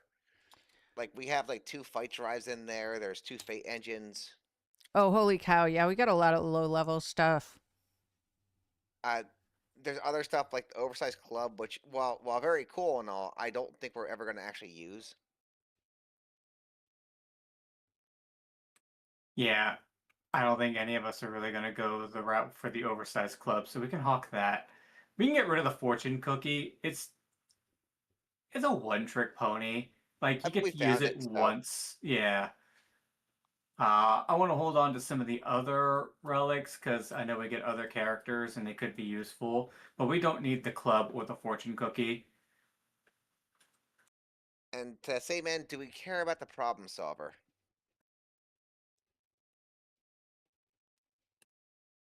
It's not really anyone's fighting style. I don't know what characters come up post the one here, so it might True. not be useful. It might be useful. I don't know. But I suspect whatever we find at this point, having moved up in loot, that's not going to be the most effective option anyway. Probably not. I kind of want the morbid leather. I know. I saw that and I was thinking of you and Remy both. It's like a perfect upgrade to what I'm already wearing.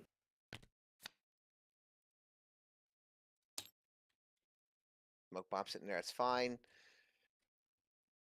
What else Oh, we it got pulled? is. Do you want to pull the piercings?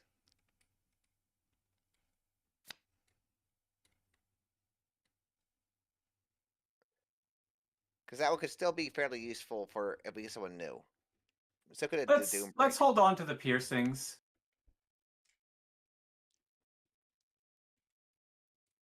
And the marking? The I say we keep markings the are Doom still break. useful. We'll hold on to those because something like that will always be useful. But like the limited ones, like Fortune Cookie, the Oversized Club, no one's going to use. The Problem Solver, no one's going to use. Because you're right, if we do get a character that can use it, it's going to be outdated by the time we get to them anyway. And we can probably find something better. So we can probably trade most of this stuff back in to get cash back. All right, so let me do some math here. 30 for the fight drives, 30 for the fate engines, that's 60. Add the cookie is 100, 200, 270 added to our total. Yay. All right. So we can afford to actually gear people. I will. I do want armor and stuff, but I can wait to do that. Yeah, I'm going to wait to do everything else because I want that wand. Wand. Oh, I mean, I assume we're boosting your casting ability first. So I do want to get because Remy's already pretty damn strong and Zeke's pretty good as they are. So we figure if we get you your casting upgrade first. We're going to try our best to get everyone upgraded because with us going to a new loot level, enemies will upgrade as well. But we will start with Nightingale, get her geared up. That would just be one wand, please. I'll wait until you're done putting all that stuff away. I'm so excited. I've been building towards these 2 damn wands for this whole game. 2 wands. Time to make Nightingale even more strong than she already is. All right, go ahead and grab the wand out. Tell me how much it costs. It's 90.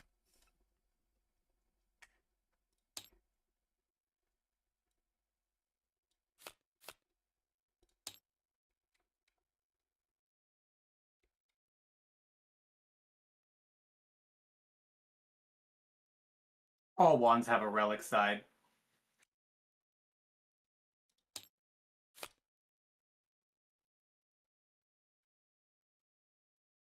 I'm just gonna poke through real quick for upgrade the shield because if I get that, I can increase my casting die. Ooh. Are we up for me taking the morbid leather? I mean, we'll all probably need to upgrade our armor. Yes, I it's will have also to. 100, so that's why I'm asking. But I think it's all. But you'll also be able to sell your old armor, so. That's true. Alex, I'm going to flip the wand and see what the relic side looks like real quick. Yeah.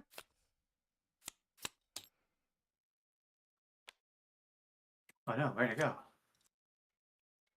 You just get free extra damage because. What'd I do to it? I don't know, it disappeared. I hit the flip button and then the card vanished. Cool wand. It gave me a color wheel and I accidentally clicked green, which should have given it back to me, but it just disappeared. We can just duplicate. Can't duplicate if we can't find it. Is there not another one in there? There is another one in there. Okay, well, hold on. I'm just going to hit the back button here real quick. Hold on. Okay. Yep. Doop. Ta-da!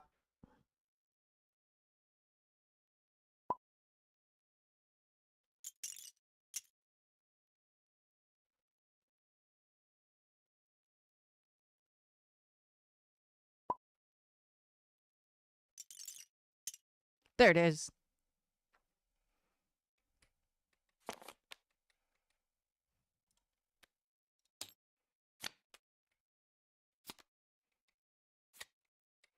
That's funny. As a relic, it does exactly the same thing. I think Without that's the the way casting wands are upgrade. designed. Huh. Which means what we could do is we can put the Wand of Depths as a relic into your relic slot, though we would have to choose something to pull out. But then I wouldn't be That able to way- combo wand. Well, I still think you get it, though. Hold on. Where's... Because let me double check the rules, but I think because you still have it equipped to you, it still might count. Ooh.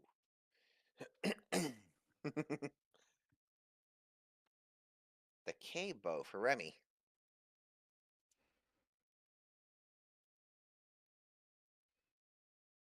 But I wouldn't get the casting upgrade because I wouldn't be casting with it. Well, that's why I'm saying we would have the new one equipped, because then your casting die would be red, which is better than the orange one. And thinking about turning your old wand into a relic once I verify combo.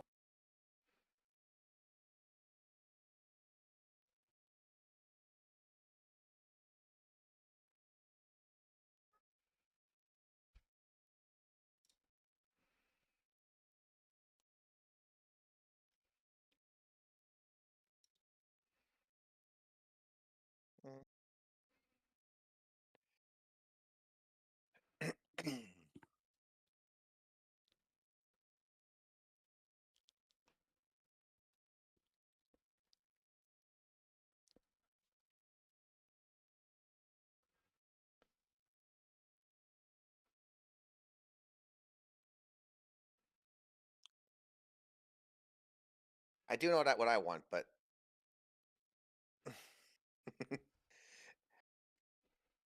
regardless of armor and stuff, for now, I definitely want to get my hands on a on a shield upgrade, because better shield means better casting.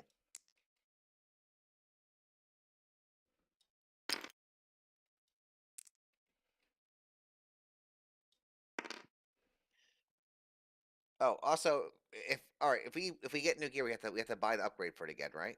Yes.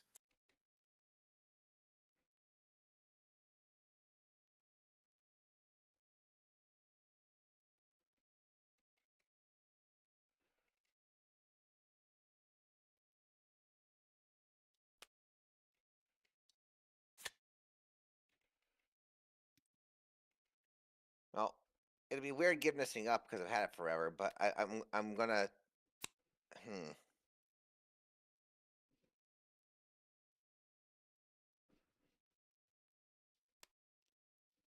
Huh.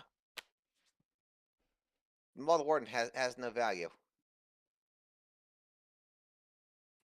That's because it was a special story event item, just like the Black Hand Night Garments don't have a value. Fancy. Well, we simply keep it forever because I can.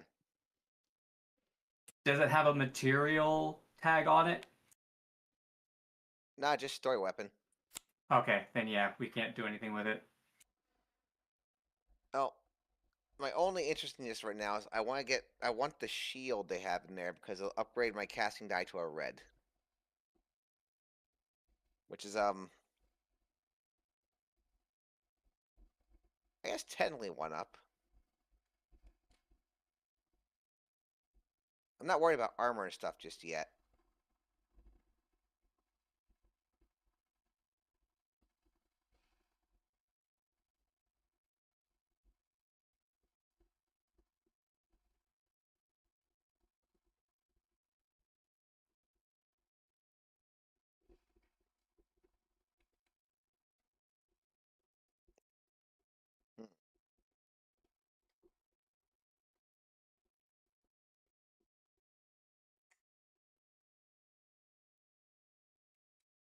Oh god, that sword is tempting as shit, though.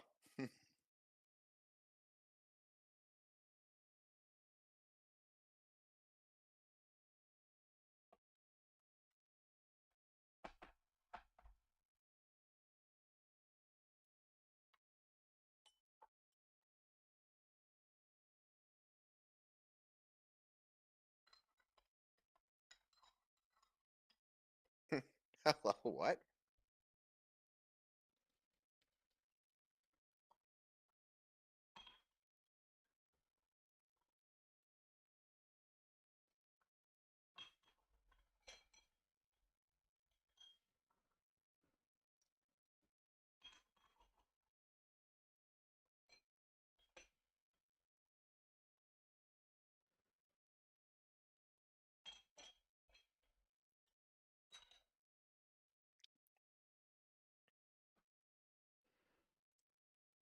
The hell?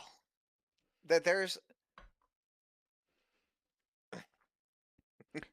While we're figuring this the out, I'm gonna run an ad and take Kumo outside. Okay, sounds okay. good. There's a relic in here. Let you summon an Esper.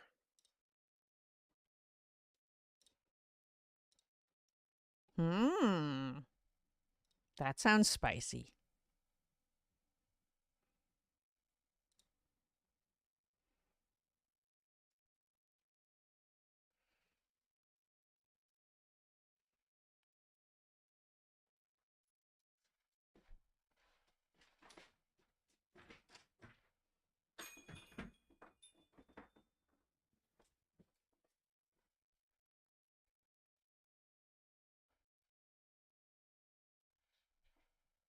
Ooh.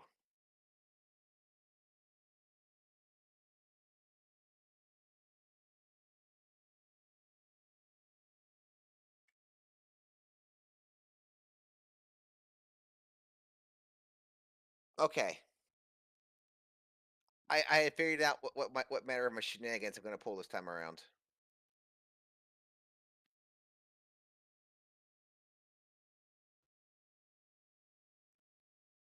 Think.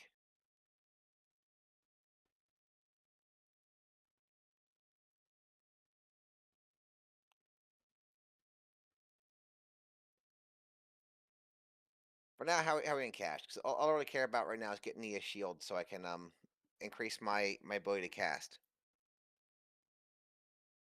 Okay, I've just found it. So when Aonyx comes back, I can give her the answer.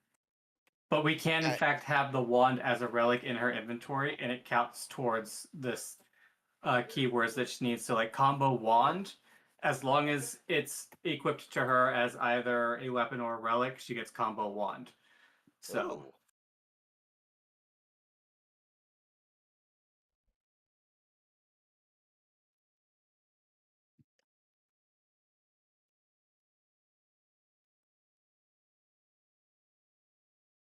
all right. So we'll go through one at a time and get people upgraded. Okay. We'll wait for Aonyx to get back, and we'll get her upgraded. Works for me. Honestly, I'm not worried about going last here with what I got right now because I can kind of struggle through stuff, my armor and everything else, without having too much trouble. All right, so Zeke spent 50 to get that armor. Look at the consumables yet.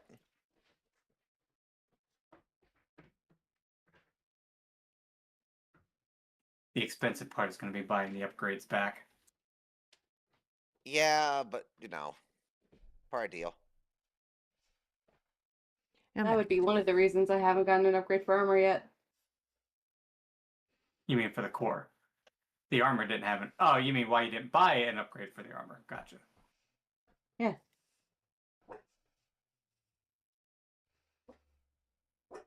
Do we have an answer on the combo question? Yes, as long as you have the item equipped, period. So if we have the wand equipped as a relic, that still counts towards all the combo requirements of the other wand. Oh, so literally have the wand, the book, and the wand as a relic, Yep. and it still counts. Yep. So if you don't mind, I'll do some rearranging on your sheet to show you what I'm talking about. No, I kind of know what you're talking about. I just I'm trying to figure out which relic to give up now Gotcha. because Yeah, I don't wanna give up a relic. I like my that's relics a fair. lot.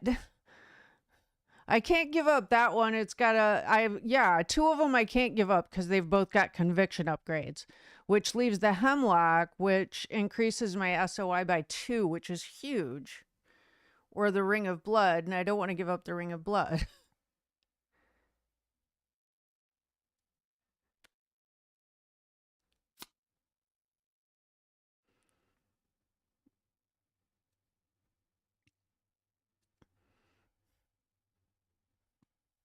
I was just saying that because that would allow you to have technically both wands and the fetish equipped at the same time.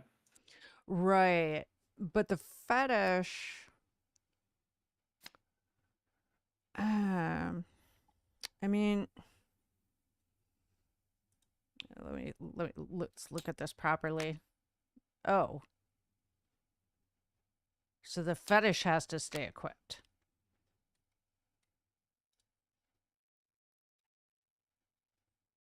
Yeah, you have the fetish equipped, and then you use the wand as a relic.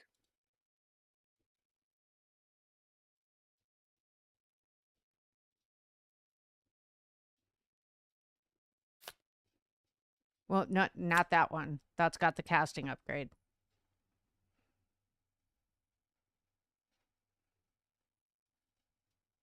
When determining the force of a spell against targeting water, add +1 to the roll.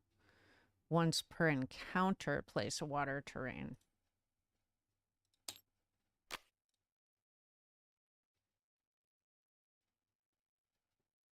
It does make the wand a tiny bit weaker, but it allows all the combos to be accessed.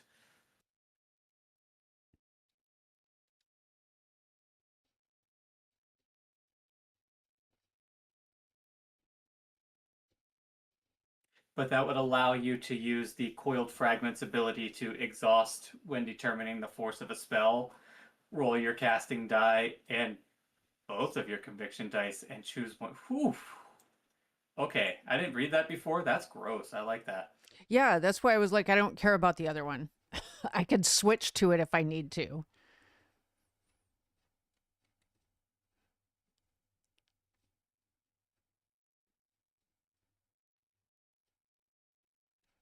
Mm.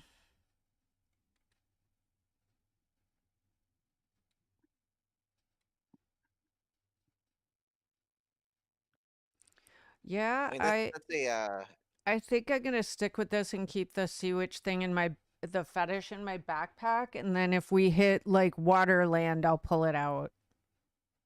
All right. On the upside, since you haven't sold the fetish, it does keep its upgrade. Okay. So if you ever switch back to it, it still has the otherworldly. Okay. Basically, if we pull into a area that has a ton of water, I'm probably gonna. That'll be my first move is to switch those.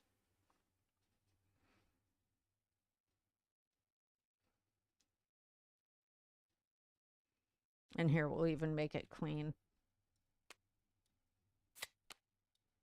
Move this one here. Flip that back.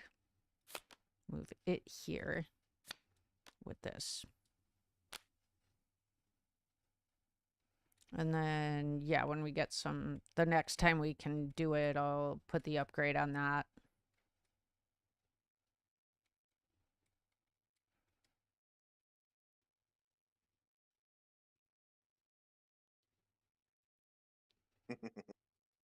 Or if we finish up and there's enough money for me to do the upgrade, I'll put the upgrade on the other wand. Yep, that's a plan. All right. You do have the fancy dress as armor. Did you want to upgrade your armor? Because I figure we'll work on all of your upgrades before we move on to the next person. You can go ahead and move to the next person first and then come back to the armor because I want to make sure everyone gets like one solid like thing they really, really want. All right. So what are you looking at upgrading, Rook? Oh, me. Okay, I was gonna wait till like after Zeke because Zeke's equally in the shit as I am, and they don't have armor to protect him from it. Well, they just bought the upgraded armor, so let's see what else you would want to get. Uh, the only thing I know for sure I want to grab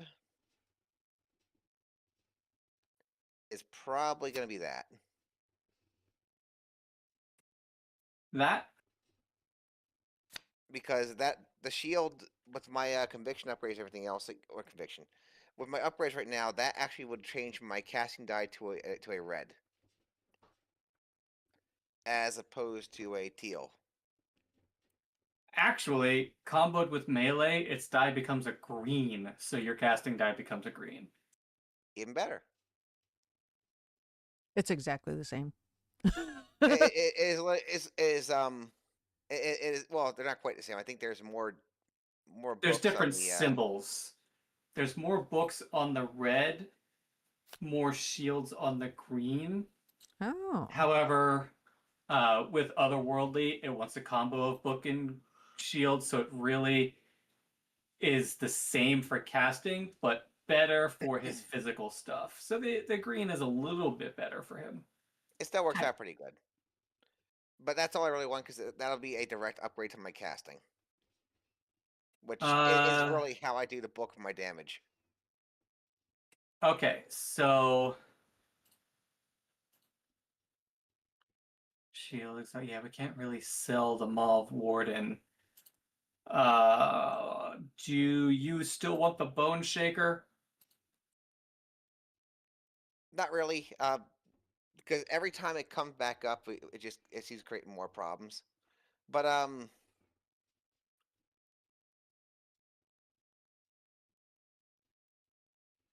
is there even a difference between that and the other one? Not especially.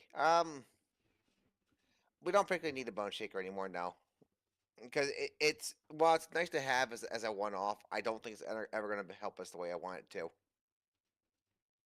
We can actually sell that if you want to. Yeah, so that means you'll only spend 50 on this new shield.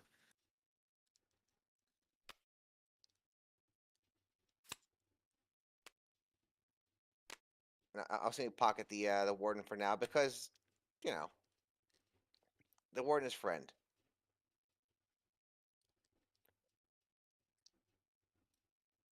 And I don't know if we're gonna bother upgrading that or not for the otherworldly, but Yeah, let's do the gear tossing around first. How about upgrading your armor? You want to do that? how are we in cash? 438. More expensive, isn't it? It can be. What is the cost of your current armor? Because that essentially comes out of the total, basically. A 55. Okay, so basically you'll get this armor for half off. So for spending 55, what is the armor rating of the armor you currently have? 2?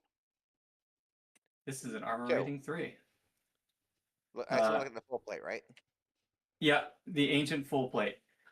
Passive, when you are the target of an attack, even if you are dealt damage, you may still counter, which is brutal. Uh, when you are dealt damage, reduce physical damage dealt to you by 4 as an exhaust. Oh, that's Ooh, right, there is Brooding Mantle. what's that even do? Once per encounter, you can ignore physical damage. However, it has 1 less armor than the other one, but some more hit points.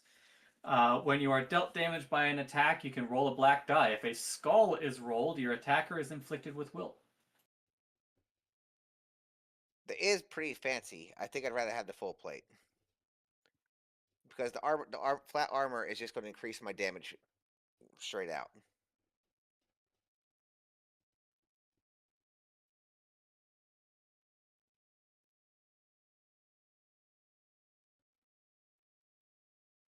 But I could use better armor, I guess. That would definitely increase my power. Then I can worry about the weapons later on because, you know,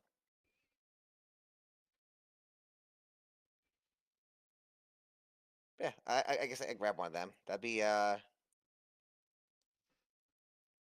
55 So how total. much? 55. Yeah, because it's 55 for what I currently have, and this is 110, so 55 total. Yep.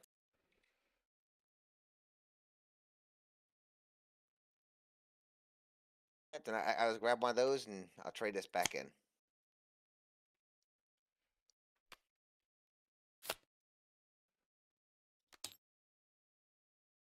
And the bone shaker, I guess we're trading in because unless somebody else really wants it, it's not gonna it's not gonna help us all that much. I already messed with the total for that, so you can just sell that away. That good. Where does it even go? It's a mundane unique. Okay. Mundane unique weapon. It just goes in the unique area, which is right here.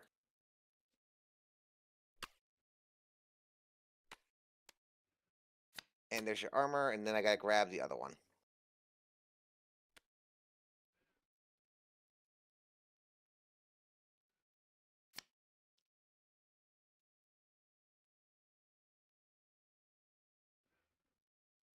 Let me just yoink one of these out of here real quick.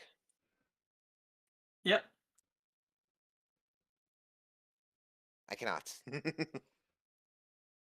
Oh, sorry. No, oh good. Yoink. There we go. I have fancy armor now. Which means I can be much, much more a problem.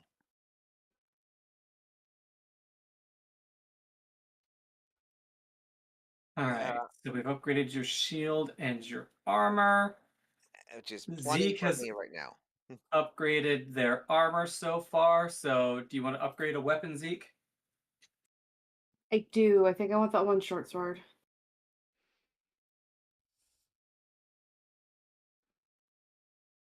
Gotta find it again. There it is. Which is 90. And I'm thinking I'm going to replace it with my ocean cleaver. All right. So that would cost you 50. Ocean clear? Okay. I like the ocean cleaver, but also like if I replaced this with the sword of dominoes, oh no, it still would have worked.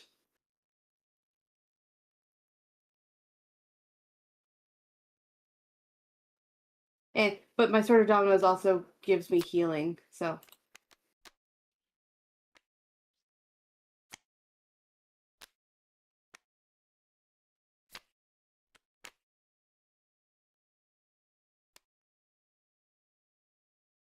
I'm just gonna drop my my maul down here as a companion because we're friends now. We've been around a while. I keep feeding him.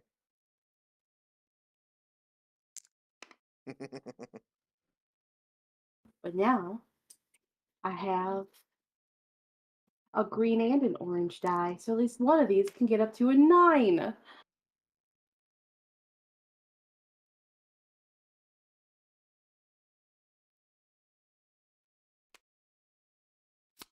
The upgrade doesn't stay with it, hon. Oh, I have base armor of 5 now. I am ready to be a problem.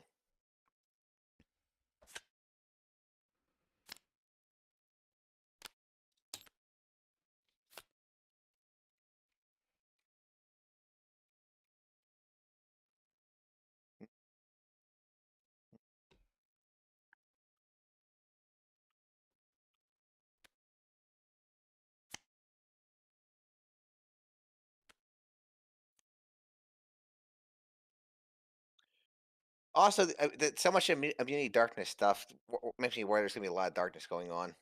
Potentially. That's cool. I'll just come into it every turn because I can. Well, every encounter because I can. Okay, let's do some upgrades for Remy here.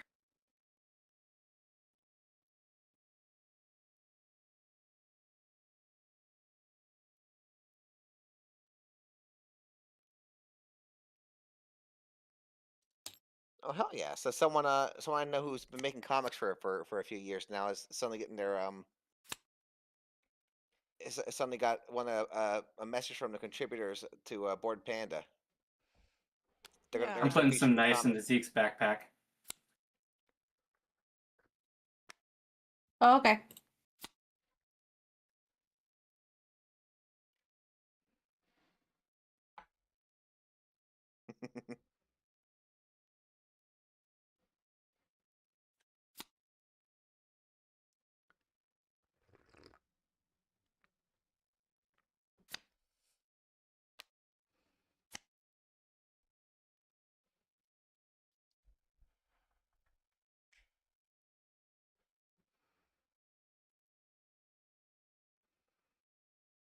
We're gonna make it so much extra money to make up the difference in some of the stuff, but that's cool.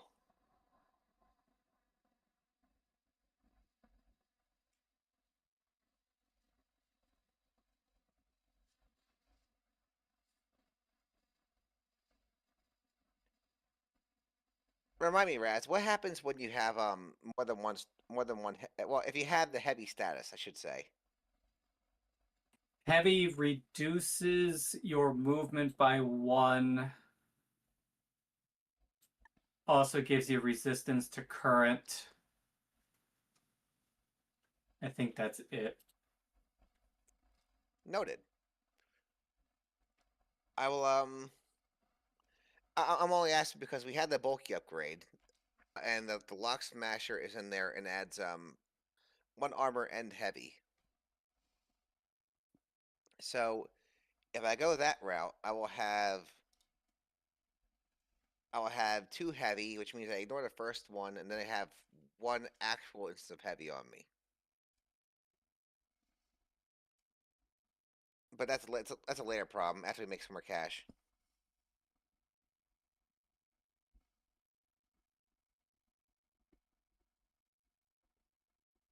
But if I do that with bulky, that means I'll stack 2 more armor on what I already have.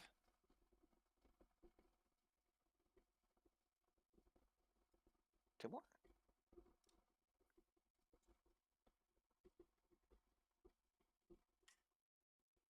One more. One more.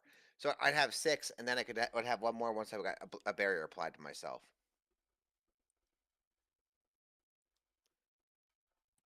Damn. There's a relic in here that's actually better than the Doom Break. Oh yeah, which one? It's Puff Brand Classy Tobacco. You just passively gain haste, and haste Ah, gives you +1 SP per status phase. pretty impressive actually. I like that. Is that a crossbow?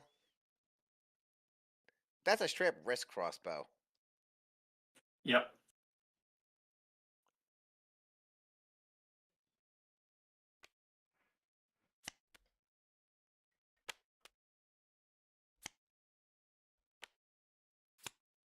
Huh.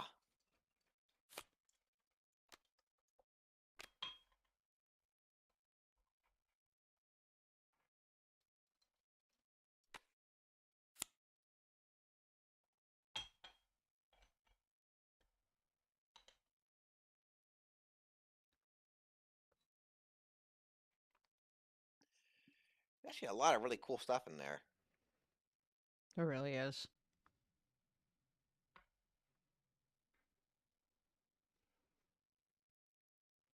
I will have to look into getting either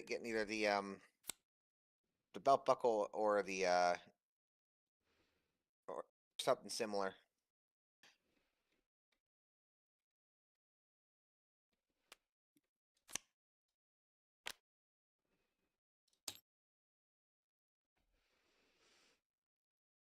Either the buckle or the chalice probably get a conviction upgrade going.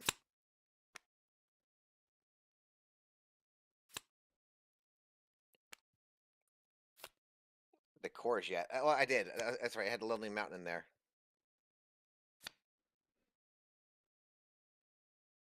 Oh,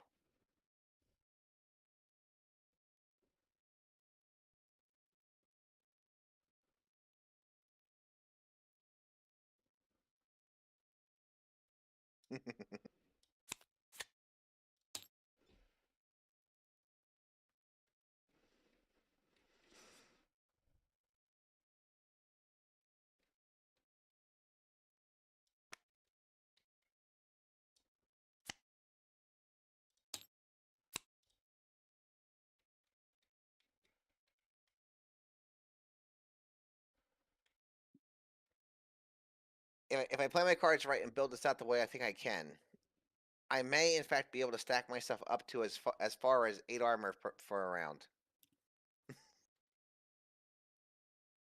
Nice.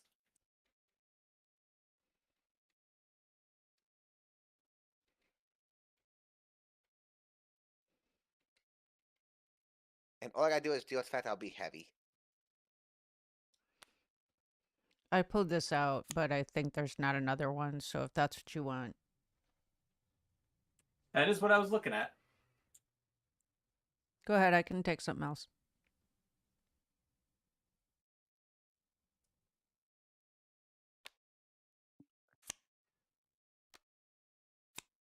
Oh, I was surprised you passed up the magical dress though. I mean, it's a free recast if something goes wrong.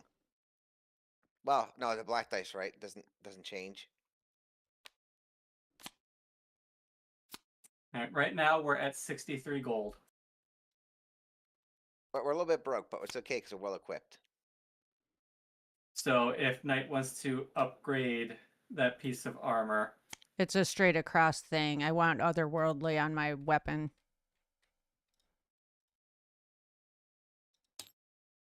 Because you said the money goes straight across. So if mine costs 100 and the new one costs 100, it's just free. pretty much. Okay, so that's free. And then if I could get otherworldly on my weapon, that would be fantastic. Your new weapon is uncommon. That'll cost 50. So yes, we can do that.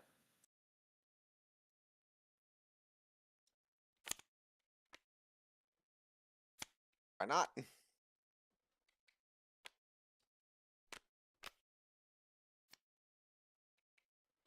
Okay, so that will change. Oh, wait. Did you already? Ah, you already put the other one away. I need to see what changed real quick. Oh, where did that dress go? There it is. It's in the Yeah. unique area.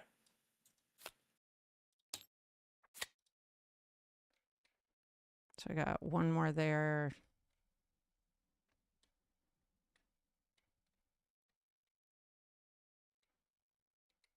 So one more health.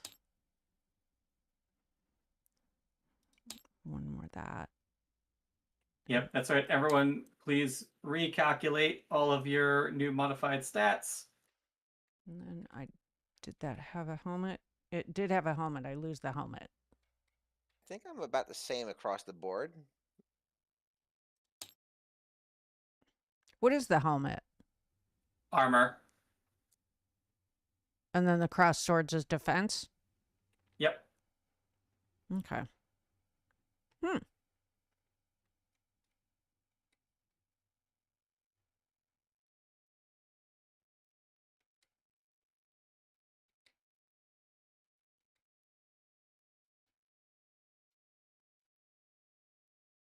Oh, plus it gives you one more mobility.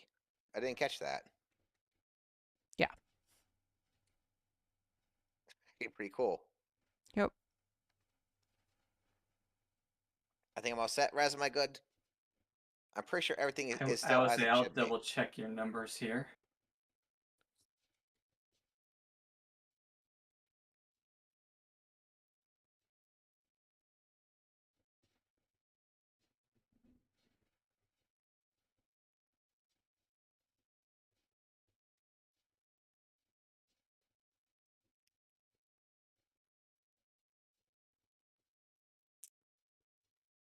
Yeah, you look on point.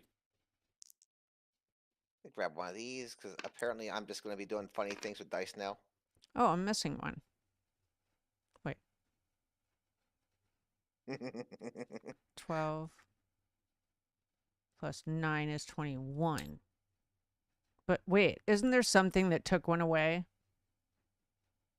There it Took is. one. The joining. Oh, yeah. Yep. I'm like, there's some reason that I can't go to all the health. What was that reason I can't have all my... Oh, that's right. I've got a fucking parasite. Yeah. But it gives you magic resistance. True. All right, so it looks like we are geared out the best we can be. for the moment. And we actually have 3 side quests we can work on because we have Experience Guide. So I will fire up a distress call here in a second, but I gotta switch the laundry over. Sounds good. Well, I'm going to take that opportunity to go to the bathroom. I You swear. go do that. You'd think, you would think that I was at risk of diabetes with how frequently I have to use the restroom. But rest assured, I am not. I'm just unable to retain moisture. I'm going to be, like, as I age, I'm going to be that skin that's stretched out for the on the bars, and I'm just going to, all I'll ever say is, moisturize me. Moisturize me. Please. I'll be right back.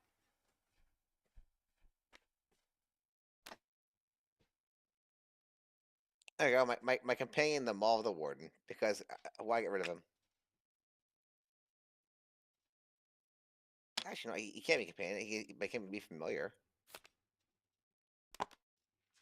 Perfect.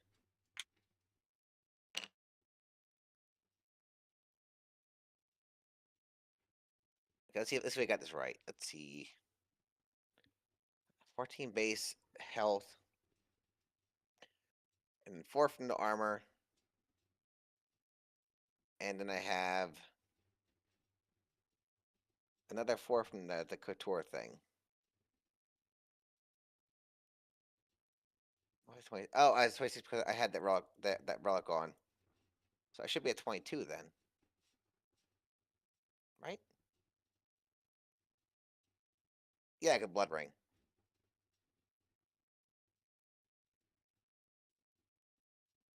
Well, it should be neat.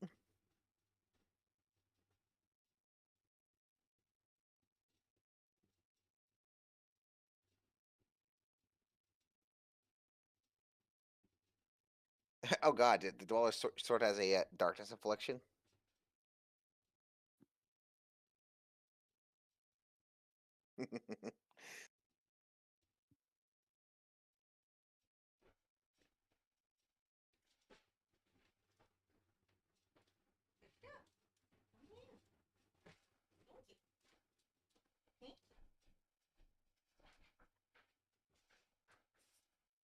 I'm back. Welcome back. Thanks. So all we gotta do is make a bunch of money and buy more crazy shit. Yeah. Yep. Make more money, more shit. Buy more shit.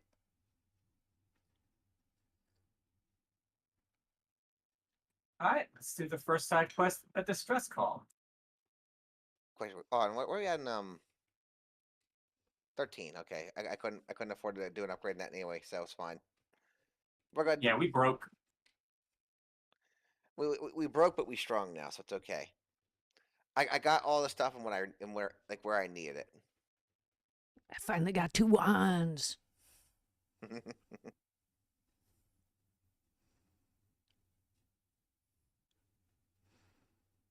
Not rich enough to win. Not rich enough to win all the gear that we want to have. Side quest. A distress call. Alright, Hold I've on, just fired guys. up distress In call. here. Rook gestured into a nearby building, or at least the shell of one, scorched with fire and out of sight of the street. Rook could feel his amulet resonating with Suri's attention, and he would probably begin to hear her thoughts if he delayed her much longer. Whatever the Esper had noticed was apparently urgent enough that she wanted to manifest to tell it.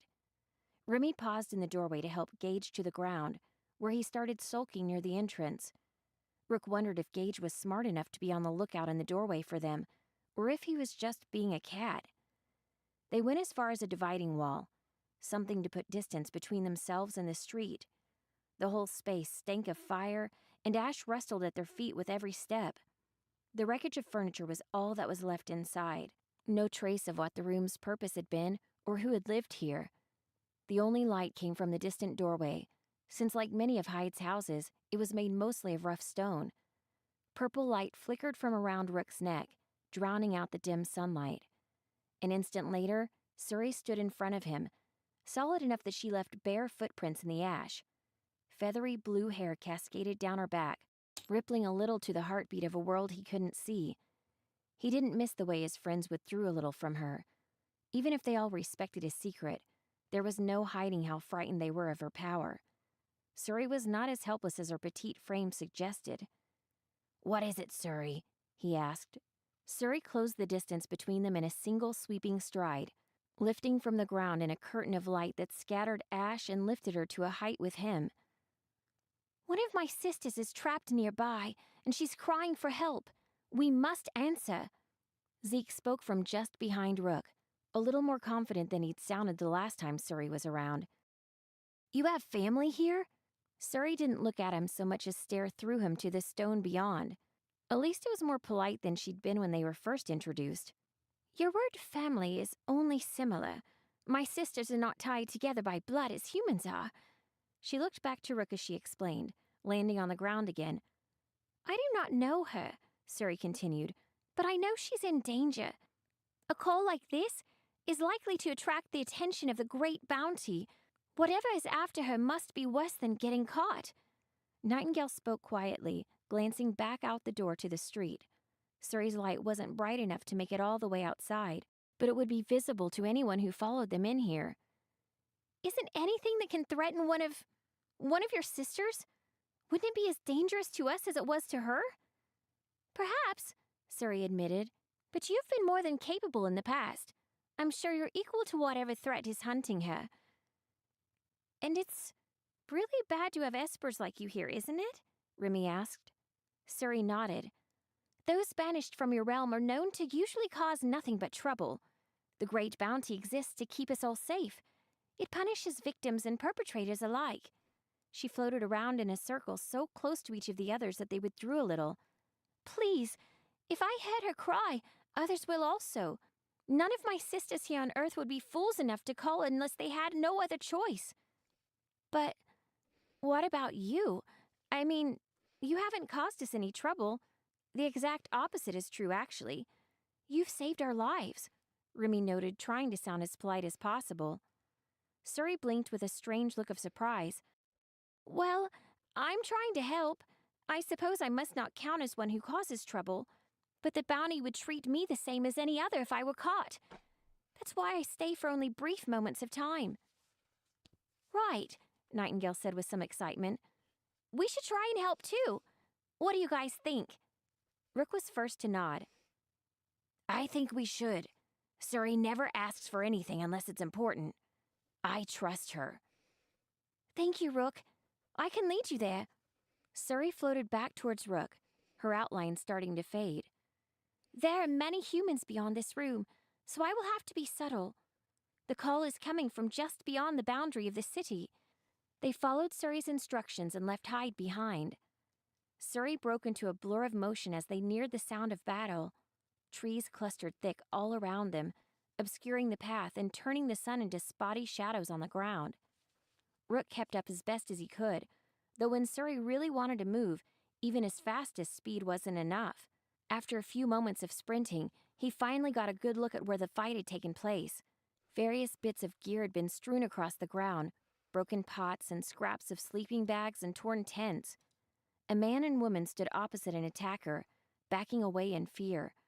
Both were covered in the grime and blood of a difficult fight, and the man held a makeshift club in one hand, shaking under its weight.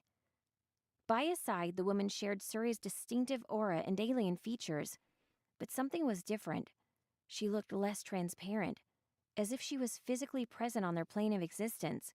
Without a doubt, though, she was the one they came here for, and she looked to be in bad shape, but at least she was still alive. Their attacker took no notice of Rook, lunging and lashing out at the couple with a massive scythe lined with barbed teeth.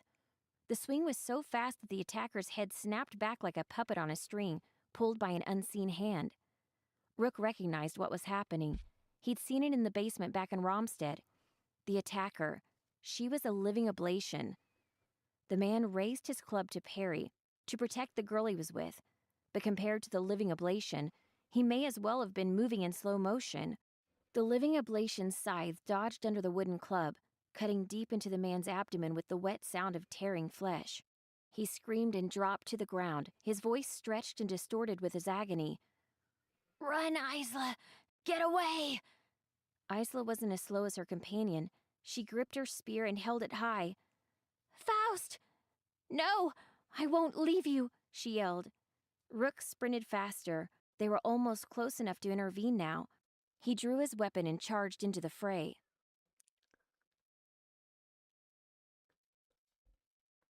Oh, that's gonna be fun. I have a suspicion I'm gonna be needing a condemned token to make myself immune there. Raz. I like that art. Oh, that's cool looking. Like fish people? What are they? I like her feet. Dragon people? I don't know what this thing is supposed to be. Is the thing out of context, Aonyx? A chimera. It's part She does human, look part very cool. animal. And it's got really cool feet.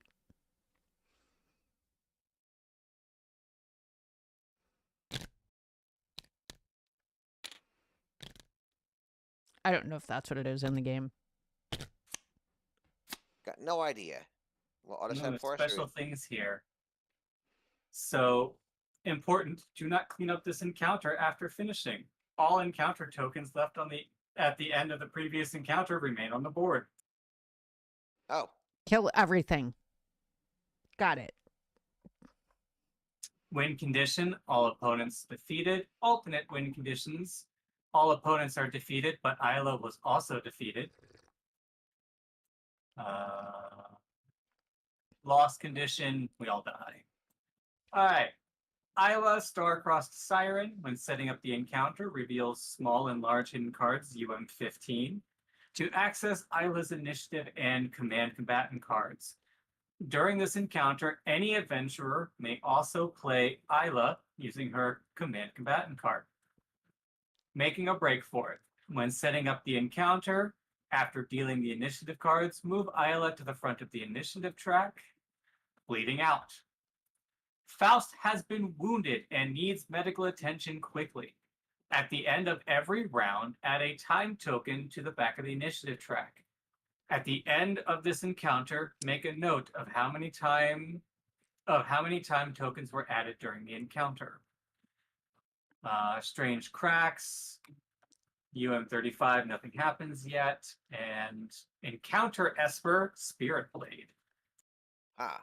So there's an enemy Zolfikar on the board. Blue objective. When Isla or an adventurer moves adjacent to this token, read the following. Red objective. Only read the following when told to. Huh. I now have 3 arrows, by the way, guys. I have one in the backpack, but I got a new one, which gives me armor piercing.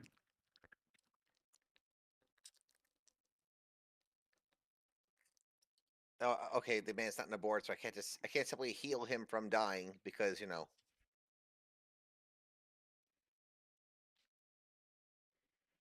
Fair enough. We start way the hell up there. Top corners. Okay.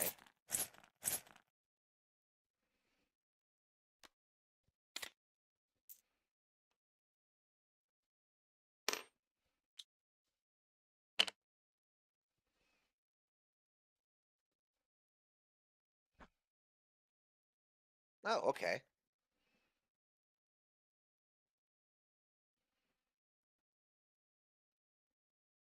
Oh, she's a healer. Neat.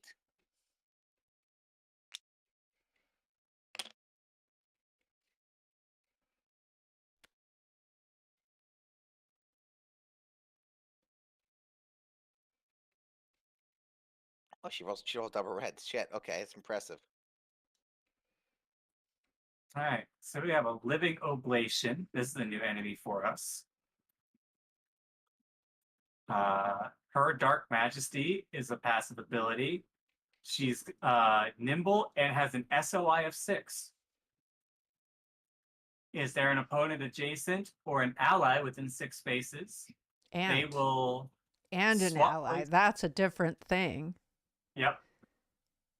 They will swap places with the farthest ally within 6 spaces, so they'll teleport away from you. To your Is friend. there Yep. Oh, that's wild. She's a nimble little jerk. She's gonna jump all Alright, over so the we place. have to kill all of our friends then. Problem solved. Yeah. Is there an opponent within SOI? This figure has at least 10 damage, and this ability has not been used this encounter. She will cast Exalted Esper Abimelech against all opponents within SOI. That'll be fantastic. Can't wait to see that one. Holy cow. Is there an opponent within SOI and this ability has not been used this encounter? Use Exalted Esper Minos the Contractor. Jeez, this is great. Is there an opponent within SOI? She'll cast a spell, prioritizing the opponent with the highest total armor. Hi. And then she rolls 2 purple, 2 orange, and 2 red, and deals 1 magic for each book rolled. Then casts the spell again, prioritizing the opponent with the lowest total armor. Jesus Christmas. We need to burn her down fast. Is the encounter Esper alive on the board? Then take a turn with the listed Esper. Okay. Is the encounter Esper not on the board? Summon the listed Esper as an opposing Esper and place it within SOI as close to an opponent as possible. Yeah, we need a blitzkrieg her. Welcome in, funny lad. We're playing Midarra. Midarra.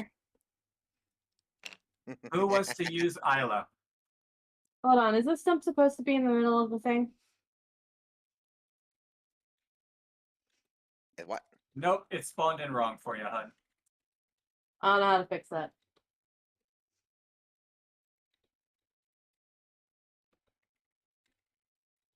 Alright, I'm going to clear the board and respawn it because I just happened to look over to the Spood's thing and it didn't load right.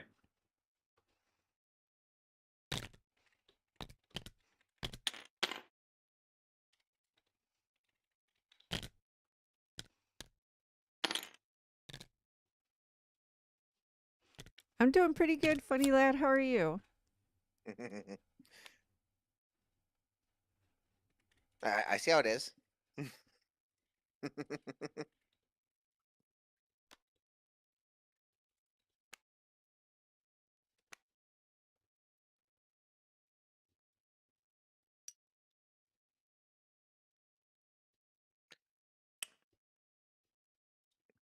So yeah, basically the story is already preset loaded the characters, so all we got to worry about is the encounters and gear, and it plays out the other part for us.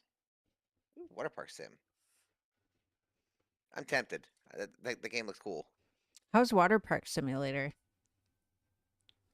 Is it done by the same people that did the theme park simulator and the circus or the zoo simulator?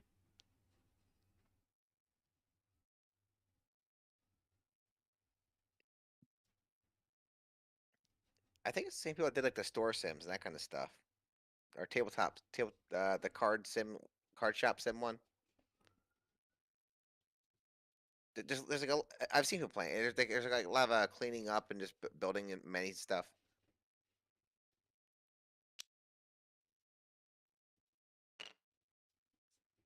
You have to take over Isla? What was that? You have to take over Isla then? Yeah. That way everyone can just focus on their characters. Is that good?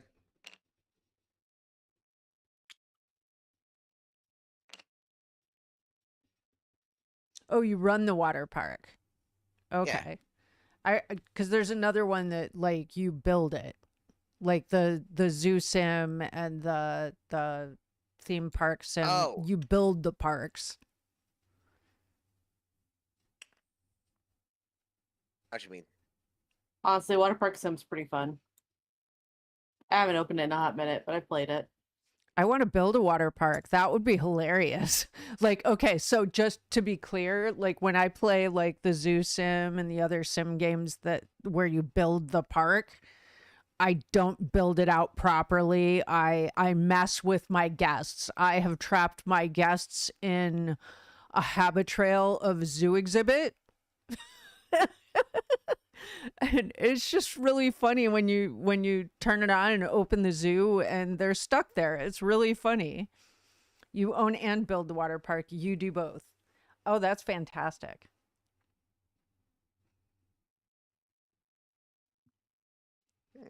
Animates. Animates and spirit blades. Should be interesting. You need to build an enclosed slide. They just slide forever. It's Mr. Bones all over again. I think I'm good in my shit.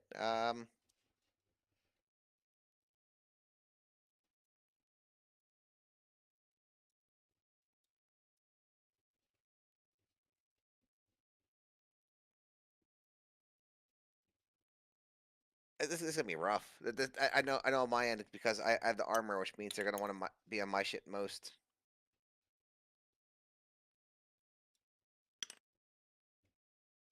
All right. So everyone's all set up. So I'm going to hit the initiative.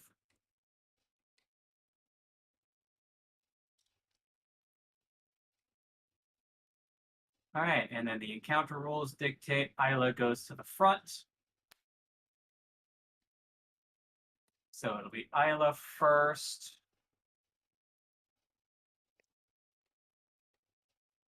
Do we care to shuffle the spirit blade to the back so we can get there, or do you want to wait? Because honestly, can we reach them this turn? Hey, close enough. I What do you mean, guys Remy think? would have to move, but she could probably start reaching people this turn.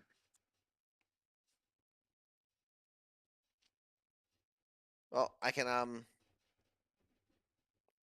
I know I have a pager and you have a pager. Want me to burn mine to move one of them to the back? Because I know that spirit blade, if it's like Zolfkirk, and just do a follow up chain, it could be real nasty.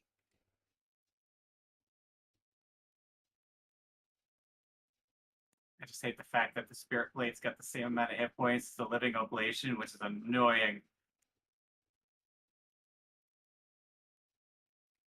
Oof. I mean, no matter what, we have to pop the main enemy, but like their minions are gonna be a big problem for us to teleport and all. Well, your call. What do you guys want? Want me to burn my pager and move them back or not? I wouldn't worry about it right now. All right, not good.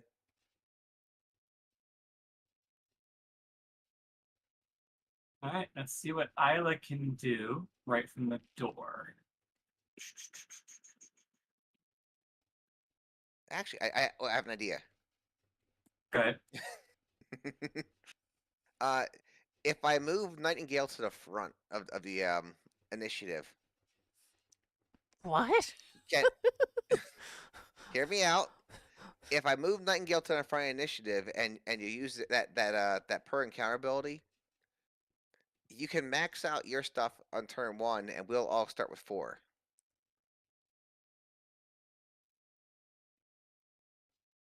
Oh, so Right? everyone can get over there faster. Yeah.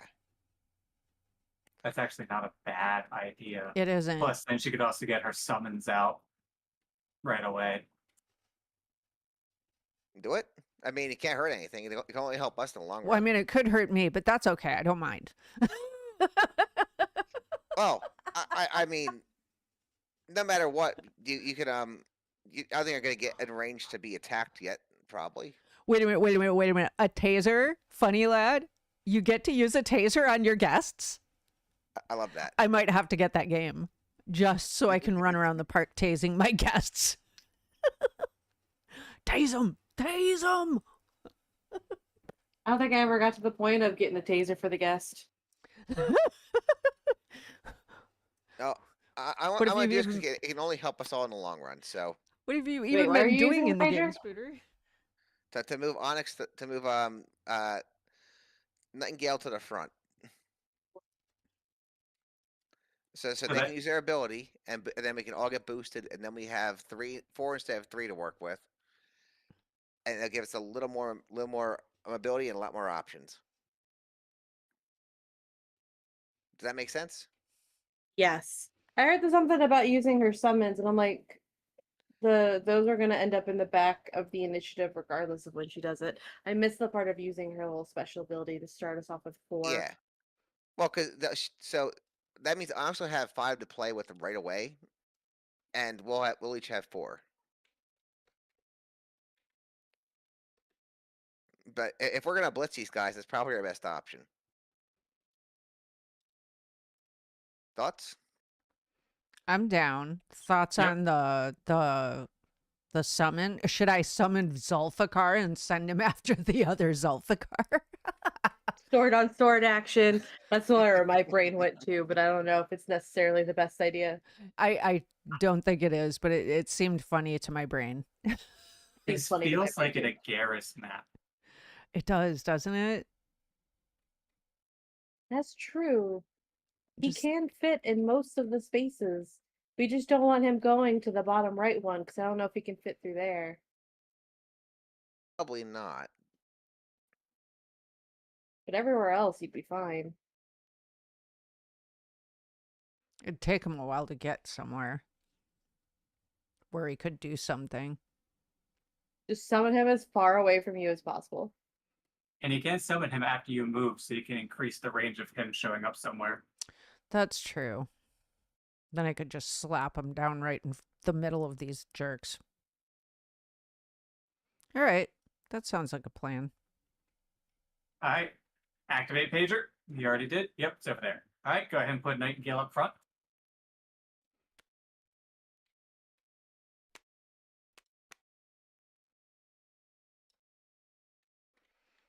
Have some All right, stamina. Nightingale. Have some stamina, people. Have some Hooray! stam. Get some. And because Isla is an ally, she gets that bonus stamina as well. Hell yes. Actually, Oh, wait. so you're Yeah, still going to really? use the ability, but go ahead and move and then summon Agaris, because then Agaris would get the bonus stamina as well. So, we'll retroactively use your ability. Oh, that makes sense. Should I do all my movement before I do that? Yeah, finish your movement, get Nightingale to where she wants to go, and then summon Agaris, and then you'll activate your special, because then Agaris will get the bonus stamina as well. Okay. Okay, so I summon Agaris. I get a summon token. And big ol' Agaris gets to come out and play. Where is he? Oh, he's hiding in his place.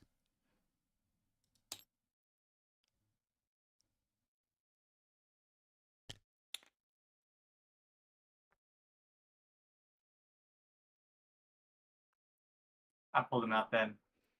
Oh, you sneak. Where is he? No wonder I couldn't Over find here. him. Wait. Oh, he's turned the other way. Yeah, Hey, you're spin just around. looking at his glorious mane. There we go. The hair that kingdoms would kill for. Those abs.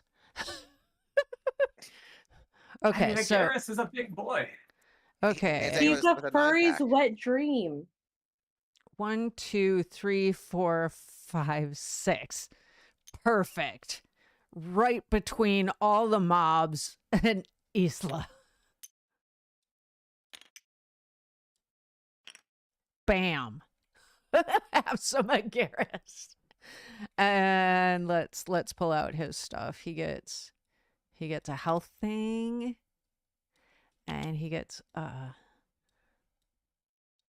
on.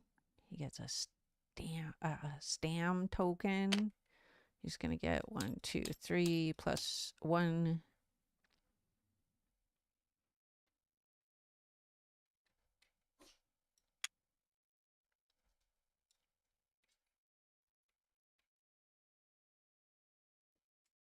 Nice. Okay. Now. 1, 2, 3, 4, 5. Oh, that's 1, 2, 3, 4, 5, or 5. I declare someone. Should I hit the spirit blade first, or should I hit animate 2 first? That's a tough one. The animates don't come back. The spirit blade can. So the living oblation can continue to summon him over and over again. So I think our starting focus should be trying to wipe out the animates. Okay. Perfect. Because the Makes sense to me. spirit blade only attacks on the oblation's turn. And that's only if she doesn't cast her spell. Nope, that's a lie. It has its own card. But still, it only gets its whatever its action is. I think we should focus on the animates. Oh my gosh. Funny lad. That's crazy. Pyrrha style. Yeah, right? Okay. All right. So I will hit the animate with Gore Shot. I do not empower anymore, do I? Nope, because you At all. don't have the No, that's fetish fine. anymore. I don't mind. With the number of skulls I was getting, I'm fine with that. So it's just the one die? Unless you use the wand of depths, not depths, the wand of fragments, you can tap that to then add your conviction to it. And then choose which die you want. Because that's not. Can you move your hand? Sorry. That's okay. It's You also how, have the option it's how I of, was able to zoom in. No, I understand. I understand. For forest. You can also drop water. That's actually have two every. wands. Oh, that's every turn I can do that. So I Yep. definitely want to do that. Roll your casting die and both of your conviction dice and choose which one. Okay. That's one oh you have two wands now too. Because if you want to exhaust one, you actually put the water on them and make their life harder, No. and your shot better. No. This is Gore Shot. This is not a wand hit. It gets the benefit of my Applies weapons, to but it's not spells, doesn't it? the same hit. Wand of depth. right. Mm. Oh, no, okay. You can only exhaust to add, put the water down. You can't do both in one turn. Those wands are neat but a little weird. Well, okay, so my first attack is free, it's Gore Shot. My second attack Yeah. is a normal attack, and I use both wands. Does that make sense? Yep, I got you. That's kind of cool. Pew pew. The best part is we get to pick the best one. And it's a 7. what? No. You wanted that 3, right? Okay, so no, it's a 9. We got a 9. We got a 9 with a star and 2 Yep. books. Onyx, I have a question. Yes. All right, so your total spell power is 16. Oh, never mind. I thought you were do something else. I thought you were rolling something different because I saw that you had the like a red and orange for dice. Man, that's cool as shit. Yeah, the new wand allows you to exhaust and add your conviction dice to your casting roll and choose which one you want, which is just gross. I love it though. It's so cool. So teal and green is their conviction. It's, So they have a chance of succeeding. yeah.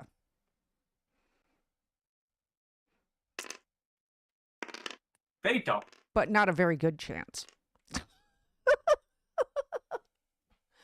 Okay, let's see here.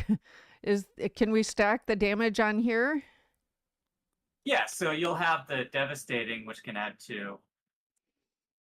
Okay, so let's use devastating. Don't forget we've got the damage from the wand.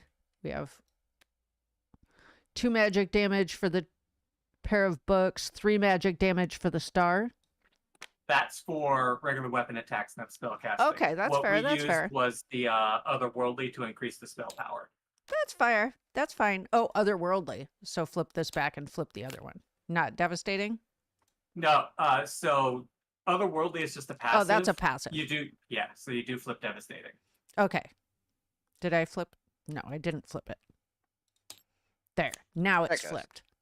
All right, so far 4. Plus. Let's see. Oh, grab my vow token. Plus, this is gore shot. I can exhaust it. Well, we're exhausting it anyway. Where's the... Okay, I'm going to hit myself for 2 and heal for 2. Because that's gore shot. So that's 2 more damage. And I think that's all the damage I can eke out of that. Well, that would be 4 more damage because your highest cure is level 2. So you do Oh, 8 hell damage. yeah. I forgot about that. Nice. And that was versus number 2. Yes, animate number 2. He takes 8 damage and doesn't like it. I'll bet he doesn't like it. We're going to give him some more to think about. Okay, so...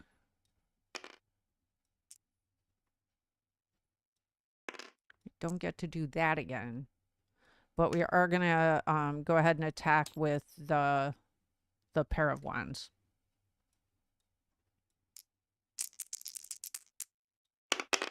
Oh, wait, does that go 6 away? It doesn't. He's 4 away, so He he's is within 4, your melee. yay! So 9 is probably not going to do it, but... Nope, they have a defense of 13.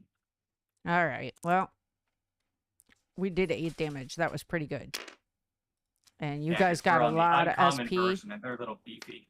You guys got a lot of SP, and we got a Garrus sitting right up in the middle of it all. I feel good. Yep.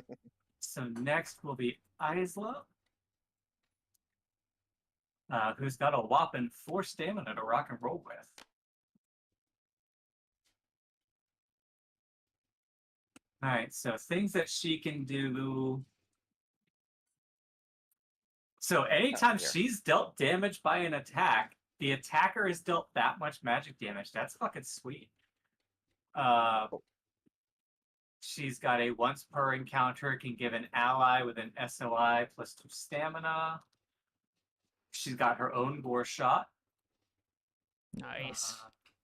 She's got blood barrier. She can spend an SP to hurt herself by 1, but give barrier to any ally with an SOI. Gore cleanse. She deals herself 2 damage to remove an effect from a figure. She's got a trident and humanity's touch. So you can spend 3 stamina to heal somebody by 3. An adjacent ally. So we're going to start with the gore shot. What is her SOI? I think it's just a 4.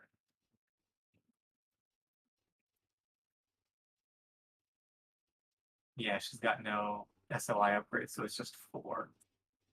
But that's enough to target number 2, who's already hurt. No point not to continue to chain. Woo! Let's take him out.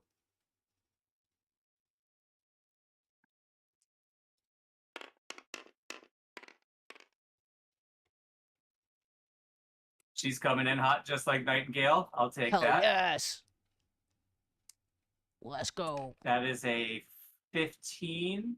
So somebody want to roll conviction on the animate? Hey, I got It winning hits. rolls today for the enemies. Hooray! Will hurt herself by 2 to do 8 damage.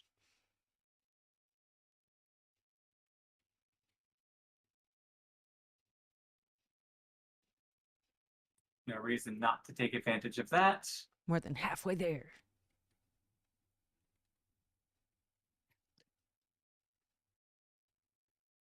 An ally with an SOI. Can she, wait, an ally? Can she give herself two more SP or Yes, no? because it says an ally within SOI, she does count for that. The only thing she doesn't get the benefit from is humanity's touch, because that says an adjacent ally, and she can't be adjacent to herself. Fair enough.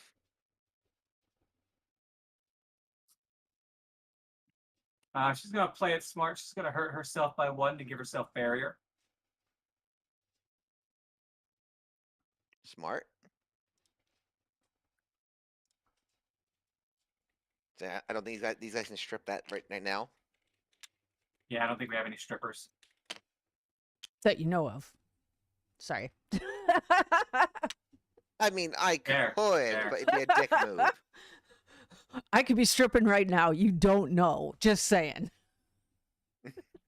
I could be already stripped. I I could be would- naked playing right now. The best part of e-tipping is pants are optional. No mas Just saying. pantalones. Sorry, excuse me. That might have been a leftover from a vacation with the kids. I Where do. we were walking through theme parks saying no mas pantalones to everybody. See, dude, I love dude that. agrees. Dude says pants are overrated. Lifting dude. I'm just saying, dude. Pants are overrated. Welcome in.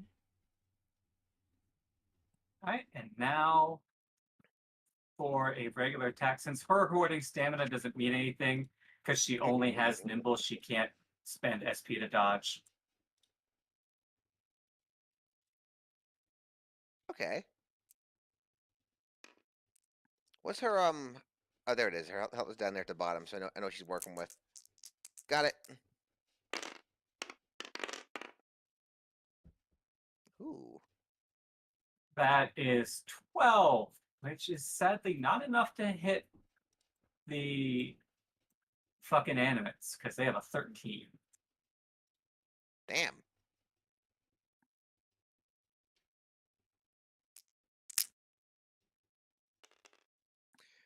Lifting dude, he's probably it's just a raw steak, straight.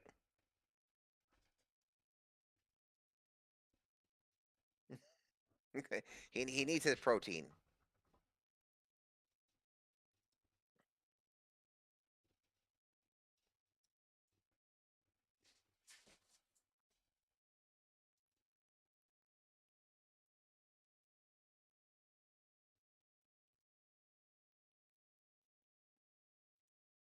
I do have viewers who watch while they're making their meal preps for the week.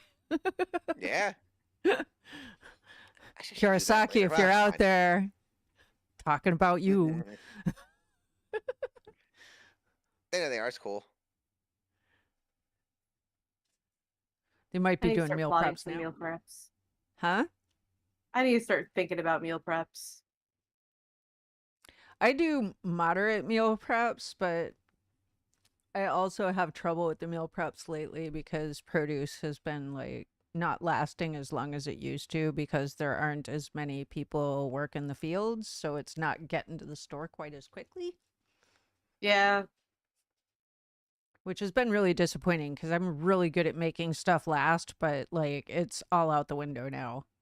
I have to go shopping every 4 days. There's only so much you can do whenever the stuff dies fast. Yeah, I mean, yeah. It only lasts so long once you pick it. Yeah. Hmm.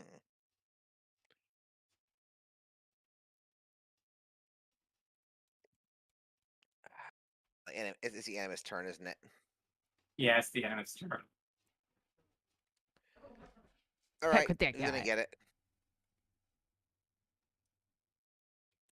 All right, so oh wow, these fuckers heal 4 apiece now Damn. every All right. turn. But number 1 does not have any damage. He doesn't heal.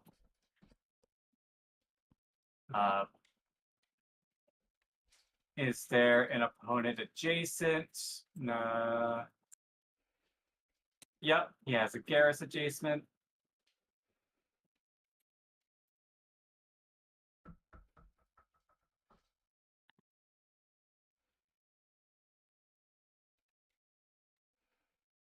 Oh, I never picked a thing for this encounter.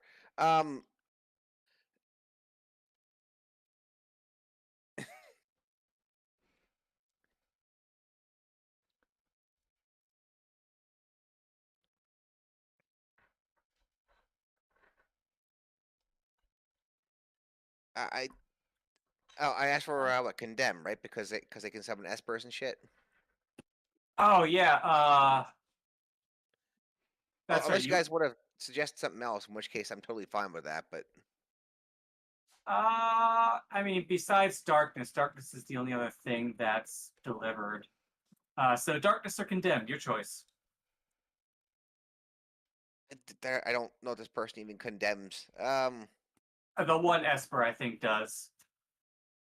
Remember, they can summon 2 different exalted Espers. That's true. What does the other Esper do? No I'm idea. never gonna game that. Nah, just pass me condemn. Better safe than sorry. All right, go ahead and grab that while I deal with the animate. So there's an opponent adjacent, so he is going to attack Agaris. Does Agaris have nimble or anything? Nope, he just has flight, colossal, and protection. All right. So he's going to make his attack. The first time the animate attacks, he gets to empower.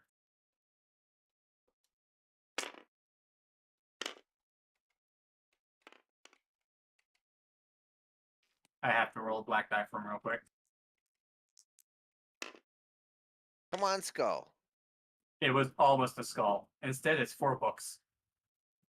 Agaris's defense is the same as your defense. But he has 4 armor. Taquitos. All right, so that is a 14, so it's a 3 over. The books do nothing for him, so 4 books on that black die was fantastic. Yay. So I got an ad. 3, 4, 5, 6, 7. He's got a 4 armor, so Agaris will take 3 damage.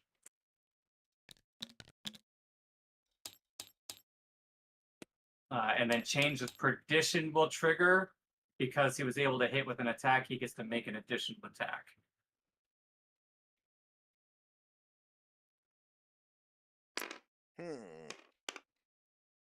Jesus Christ.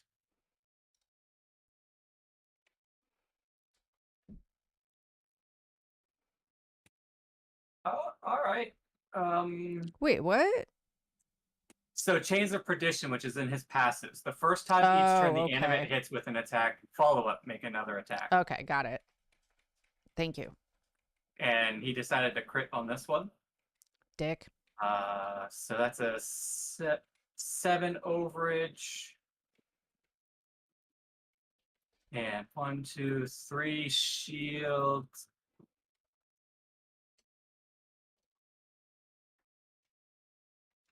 The only thing I can think of is, do you want to use your demon voucher to force the animate to reroll?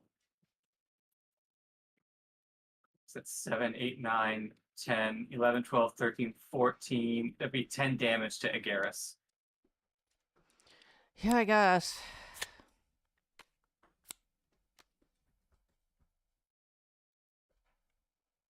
Oh gosh, what happened here? All right, and somebody else could roll for the enemy, because apparently my dice are hot for these guys. I'm gonna try. See what happens. That is far better. That is a 13, so that's a 2 overage with 2 shields. No damage. That went from 10 to 0. Nice. I'm glad I bought the demon voucher. Alright, paying for itself. All right, but that's it for number 1. So number 2 goes. He heals 4.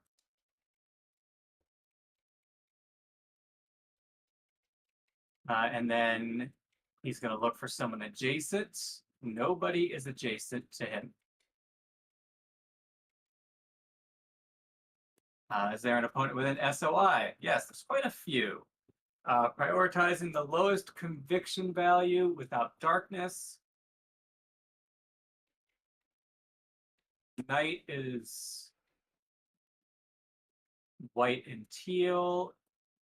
And Isla is green and red. So they will target Knight because they have initiative tiebreaker over Garrus. So he will attempt to cast a spell to inflict darkness.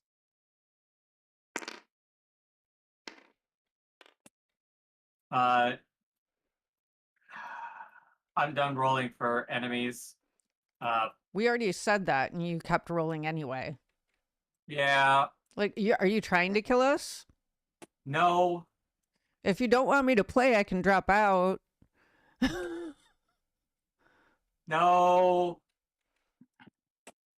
So roll your conviction versus 15. It's possible. All right, so you have darkness. What does that do? -1 to attack rolls and can't dodge. Well, Great. but remember, we also unless you changed your core, you also have a free reroll for conviction stuff. True, it's always worth a shot. I mean, it's once per turn, isn't it? It's exhaust. Yeah, it's an exhaust. It's once per turn. Eh. How can we remove darkness? Rook can, Healing Balm can. Okay. I think technically speaking, so can Isla. Yes, Isla can. Wouldn't Elfie be able to as well? Yeah, but we already have a Garrus out. Yeah, I know. I'm just saying. All right, now he is going to make a ranged attack, prioritizing an opponent with darkness. Great. So somebody roll his attack. Who's attacking? What? The animate. And then roll a black die because it's his first physical attack, so he empowers.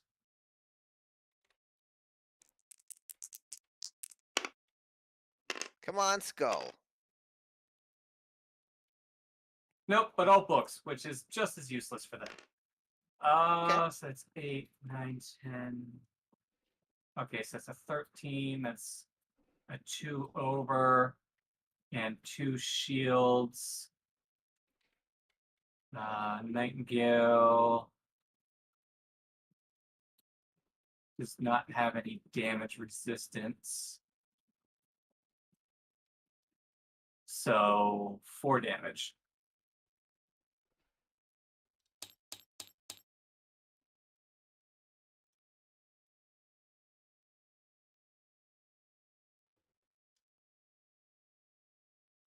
Now he will move towards the nearest opponent. Is I guess Agaris? Yeah, Garrus. And then he will target, however, he will target the one with the most damage. So he will actually go after. Actually, it's a tie. So it would be Isla. I'll roll Isla's dodge, I have more damage than that by a lot. but he's not adjacent to you. Oh, okay. Got it. Okay, so Isla has 12, 16 defense. Somebody roll the attack for the animate. Okay, he misses Isla. Nice. That's it for the animates. Now for the Spirit Blade.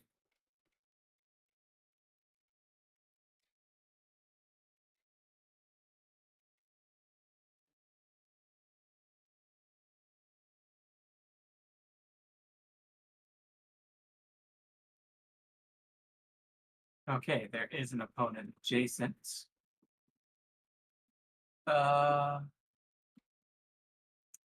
It will make an attack against the opponent with the most damage, but it can only hit a Garrus. So somebody roll attack for Spirit Blade, but it'll be off the Living Oblation board because it's their summon. Ah. Clicky. That misses. Yay. So it loses the follow-up. All right, then make an attack prioritizing a figure that the Spirit Blade has an attack this turn. There's no one close enough for that. So continues down. If the figure that spawned the Spirit Blade is alive, and have damage equal to half its life. Otherwise, move C1 towards. damage?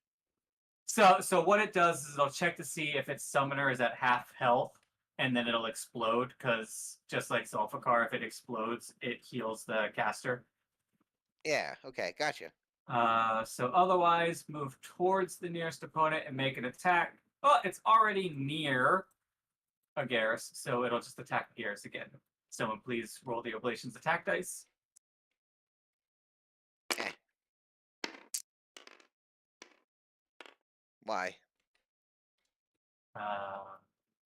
So what does it spend? It spends the same thing that the Oblation does.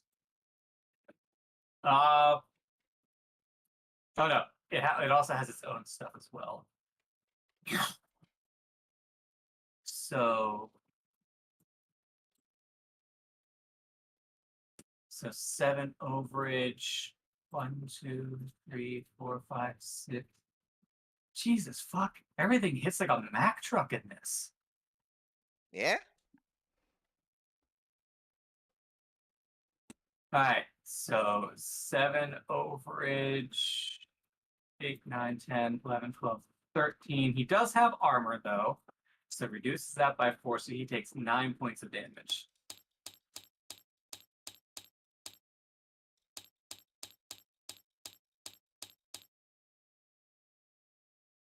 I'm doing real bad. All right, it is now Zeke's turn. Okay. Oh yeah, you are doing real bad. Yeah, I'm gonna run and pee. Hopefully, I won't die. We will do our best to keep you from dying. 1, 2, 3, 4, 5, 6. I can go diagonal. I can land right next to Nightingale. If I put 2 on 2.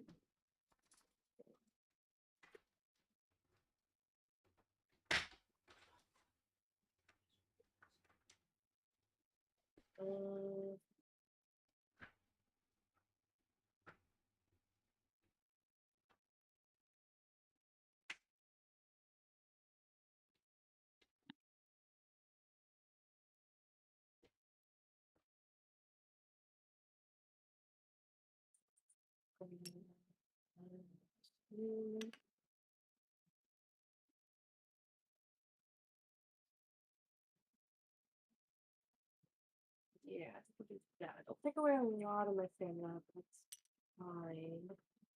And then I can just go jump and jump. Oh yeah, that's an ally. Wait.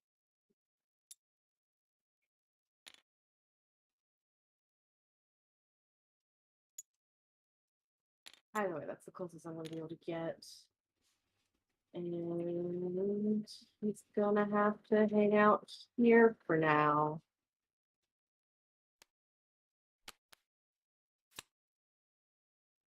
Alright, that's gonna have to be Zeke's turn. I have an idea if you want it, but I can't guarantee it'll work well. What is your idea? If you want to steal one of my tokens off me, you simply teleport to 4 spaces out and then move, and then you should probably be able to get away with it. I think I'm okay for right now. Alright, thank good. Thank you though. I figure at least I put the option out there in case it'll help. Yeah. It does. I just don't know if it's necessarily worth it right now. Not yet. We'll find out. I'm back. Welcome back. Everyone's still alive, right? Okay, so that means Remy is next. Oh, we never put away my old armor. Oops.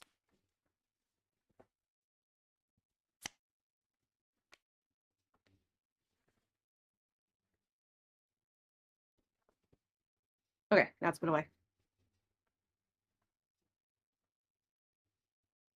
Hmm.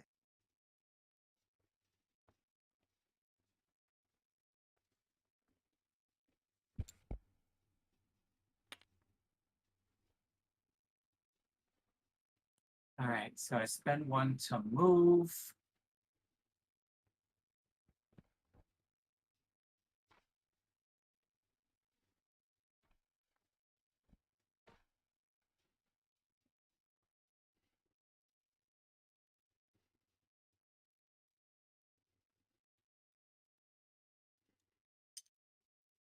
One for shady training.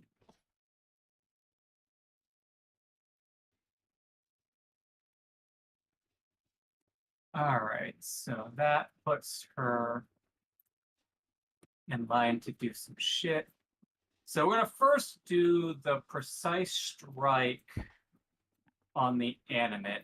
If we can terminate number 2, that's 1 less SOB off the board.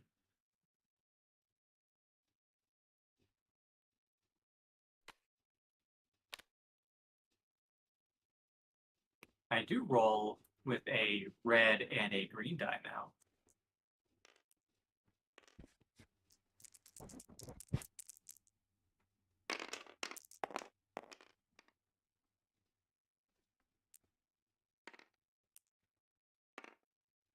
I think 3 is the lowest on the red. It is! So I'm going to use Kill the Messenger and make it the highest. Ooh.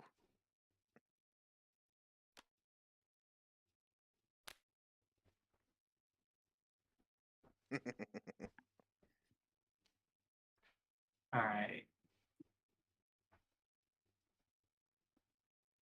So that's a 15 total, which is only 2 over their current defense, which is obnoxious.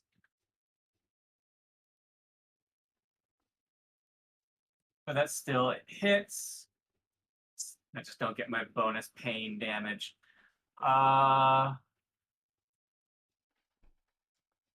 So that's 2 over. He's armored.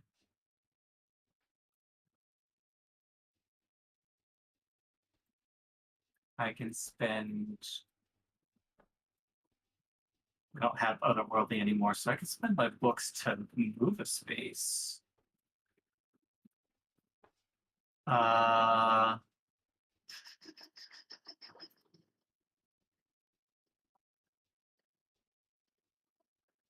Okay, so let's spin the shields first. That's a +2, and then I'll use the devastating.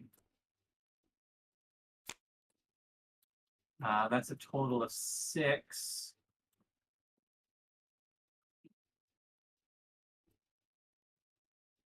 I did exceed his defense by 2 or more, so my armor lets me add 2 physical damage. I knew there's a reason I bought this shit. Nice. So that's 8 that he reduces by 3, so he takes 5 damage. Nice. Oh, and then he needs a conviction roll, doesn't he? Yep, he needs to make a conviction roll. Difficulty is 11.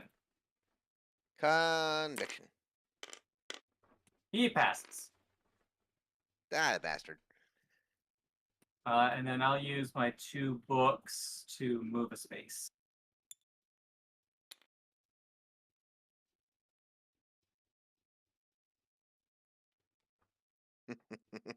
I'm then going to down the masses, targeting animate number 2.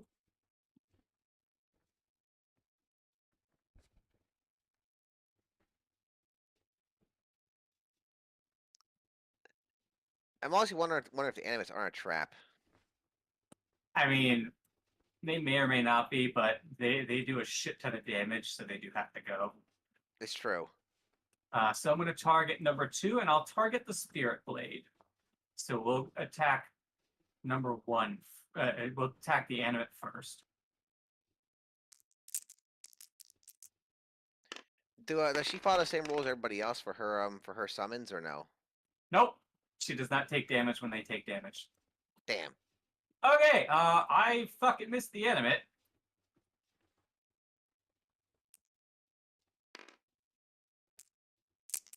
Alright, now for the Spirit Blade.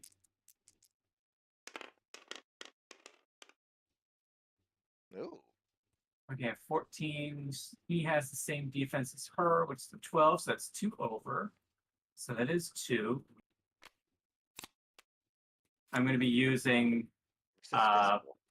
my what's called the block arrows. I can ignore his resistances. Oh, he's got a dodge, doesn't he? Oh, that's right. He does have a dodge. Fuck. He's got to roll that first. I forgot he's got a free dodge turn. What's he got? Just regular dodge Yeah, dice? he's got.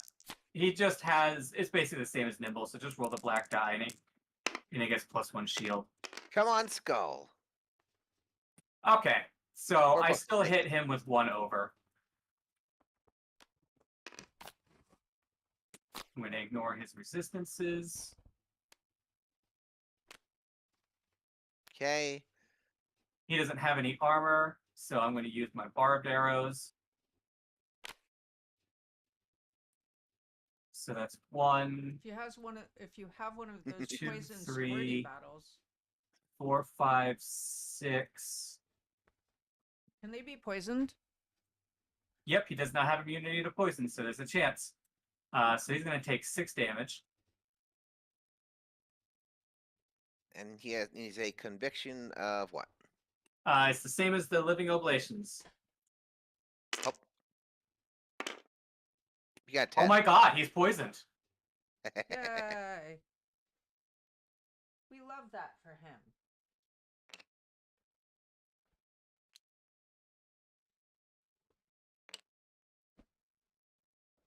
And I'm going to use it because I can to give myself an extra stamina.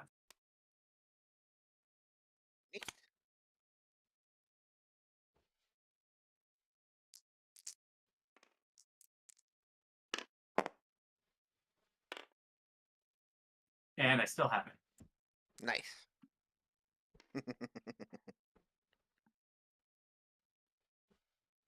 Oh, with the 2 books on my attack, I am going to... Yeah, no, I'm not going to move. I'm fine where I'm at. All right, Rook. Cleric us. Yeah, I'm on it. All right, first one, I have to use mend. I need the tokens.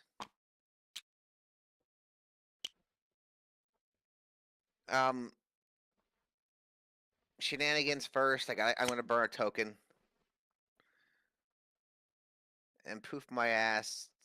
Six down. See, diagonal works, right?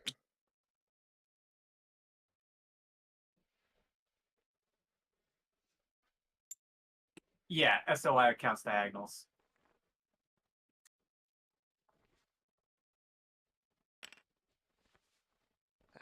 That puts me in range of everybody. I'll do that one. All right. Where are we in health? I know Nightingale's got to be pretty fucked up from the. I have 4 Yeah. left. Okay, well now you have 10 left.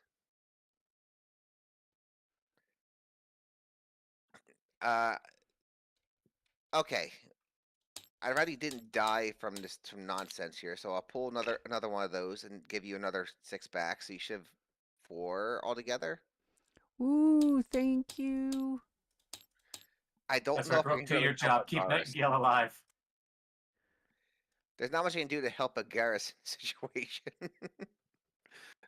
He's doing his job though. He's doing a fantastic job too. And how is Isla doing right now? She just has the 3 damage that she dealt to herself right now. All right, so the last person with the bulk of the damage on them is a Garrus. Yeah. What's he Yeah. sitting at? He's got 12 damage. He's real useful for hitting shit. All right, guys, what do you want? What do you want me to do here? Should I burn the last heal on him to keep him up, or what? Instead of using the heal, you can use, what is it, Fervor, and potentially heal him with the damage that you're going to do. Oh, actually, I thought I couldn't move farther over. I could be right here. If I could be here, I can do something funny. Hold on a minute. I could use Fervor, or if I'm allowed to be right there, he's adjacent to me, right? Yes.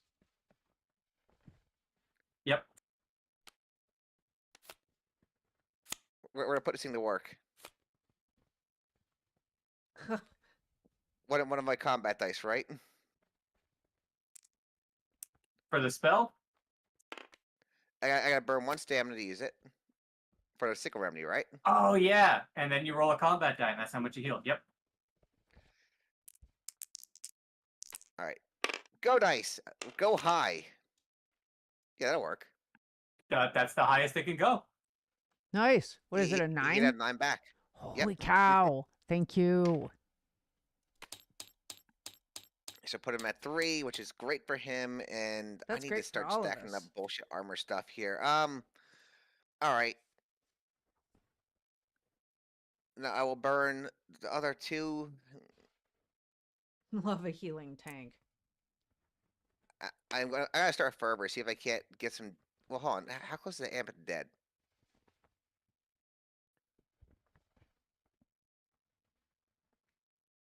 My armor's not high enough to do it yet. That's fine. All right. Well, we'll start fervor and just see if I can't get some damage on the on that animate first. Was it number 2?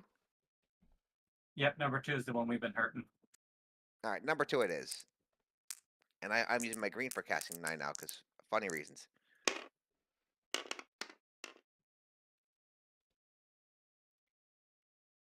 Six isn't terrible. All right.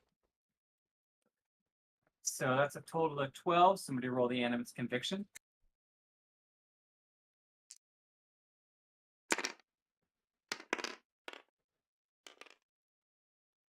Nice.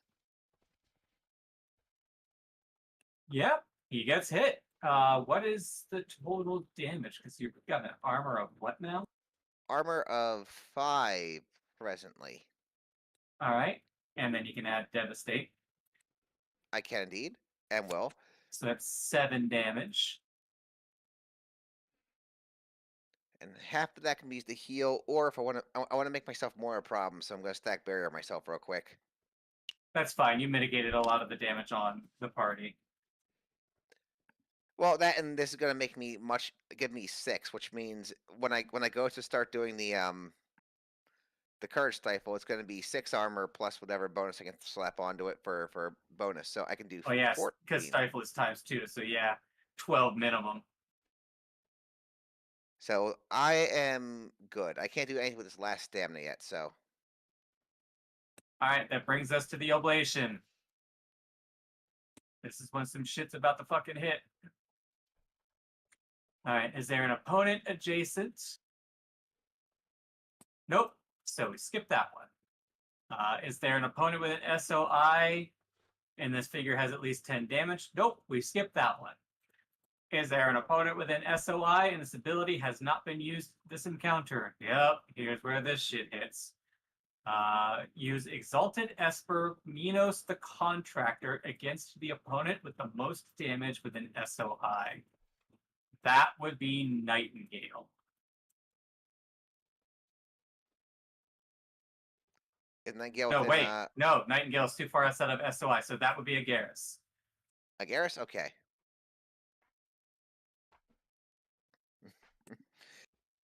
That's gonna be gross.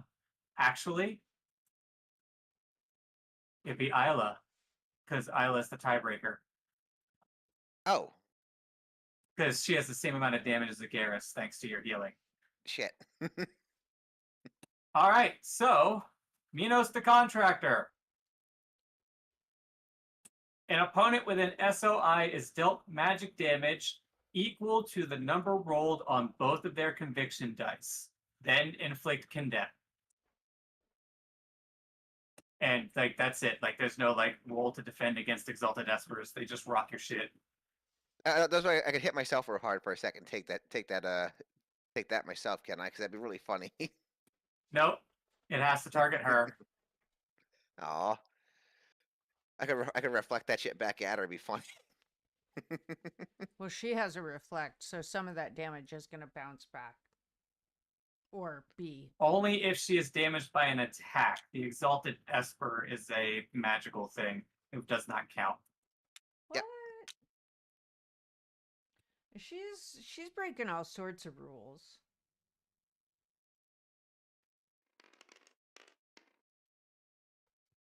Oh, Jesus Christ. Would she like to re-roll those? I can give her that. Yeah, she might want to fucking re-roll that because that would be Oh. what 14. She'd almost be dead.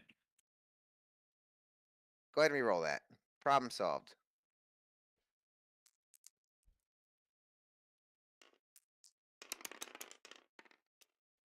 Why? That actually didn't fucking change anything. Okay.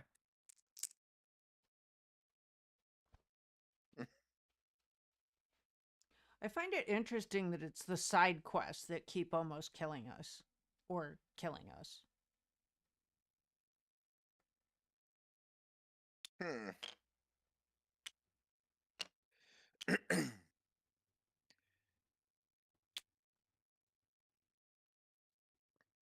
However, that is it for the oblation's turn because if she does that, she doesn't do any of her other stuff. All right. Okay. Next is Agaris. Agaris, smash. Hit her really hard in the face, Garrus. Just smash her right in the damn nose. Wait. Well, one of the animates is almost dead. Yeah, I thought I should do that, right?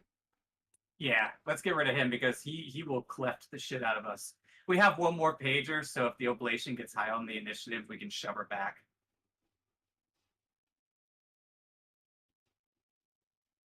Okay.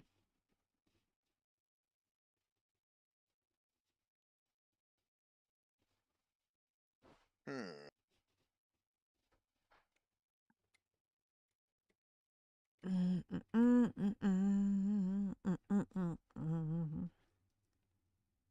What first? Oh, no, he doesn't get that the first turn.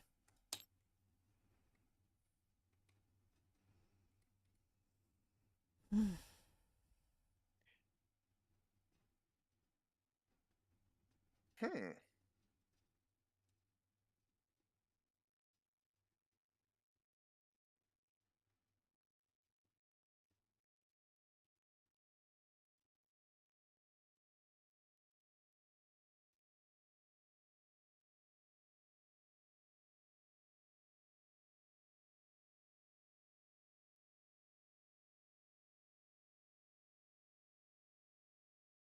Okay, let's start with Holy Strike.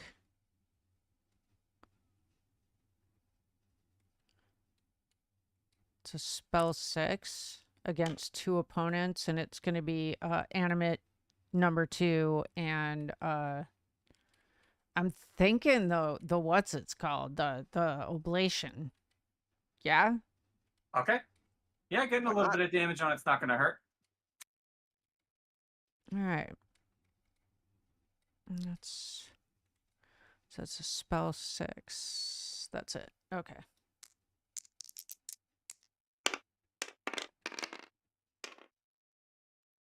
So it's 13.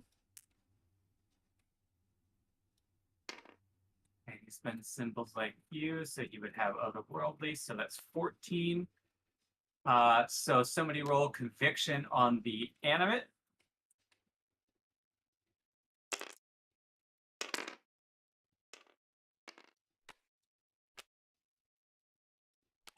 All right, it connects. Somebody roll conviction on the oblation. Clicky clicky. It fucking connects. Nice. How much damage is that anyway?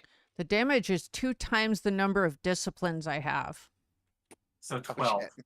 12 fucking damage. Damn.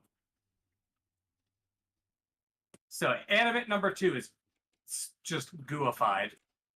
Excellent. Hooray! Okay. Go ahead and draw the loot for that.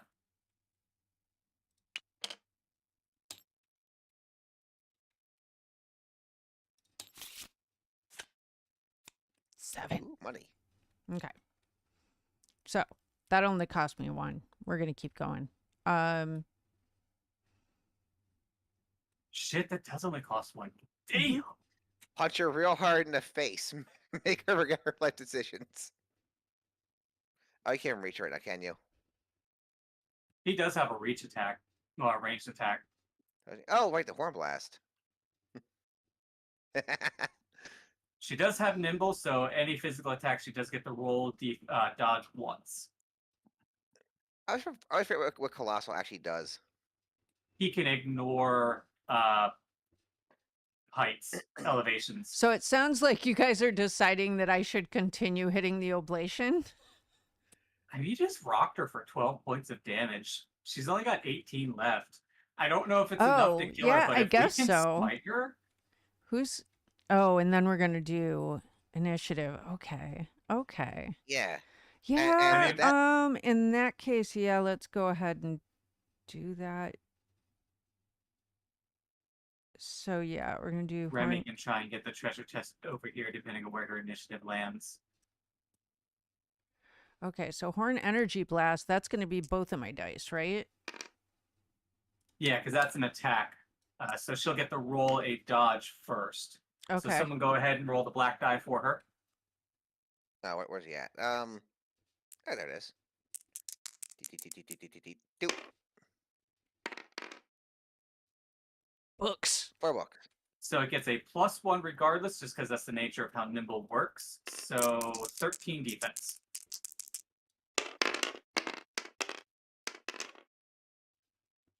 Where's my reroll? I have a reroll somewhere, right? Right? Not for Somewhere? Garrus. Oh, not for I Garrus. Damn it. I spent mine on helping the other one out. I mean, Remy does have one demon ticket, and if Garrus is in her SOI, if we want him to re-roll that, I can burn that ticket. I'm gonna leave that up to you. We're about to hit mean- initiative. There's a chance that we all get a chance, get a hit in before she gets a turn. Go ahead and roll those again.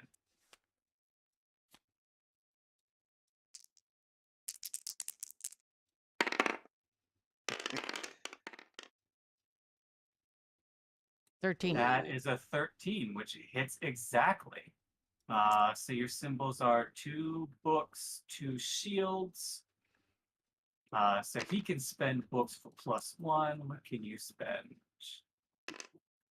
Okay, so 2 magic damage it is. Then the pull, right? Pull But 3. yeah, the follow up is it's a pull 3 force. I don't know how we determine the force plus the difference hit. Whenever you get force asterisk, it's 6 plus the highest level discipline the caster has, so 2. So since there's no difference hit, it's just an 8. So someone roll her conviction. She has a high chance of passing it, but she can also fail it.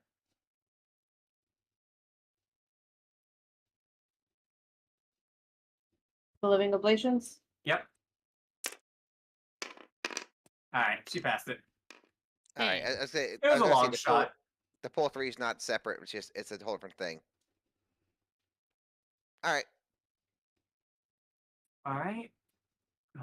Agaris have anything else? Does still have 1 point. Is there anything? No. I mean, you made attack. You don't have morbid envy your ass. What? Morbid Oh envy. yeah, he's got morbid envy. Oh, Yeah, yeah, what's that that? should have gotten used on the first one. Well, it can't be done on the spell, but it could Well, have on been attacks. done on the attack you just did. So if you wanted to use his last stamina, I could say he did another 7 points of damage. Okay.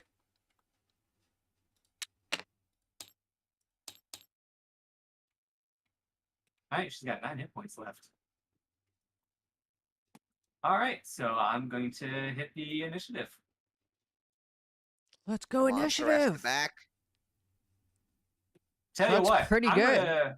I'm gonna use the pager to put the fucking sword in the back, because the sword will explode because of how hurt the oblation is. You're right. Good move.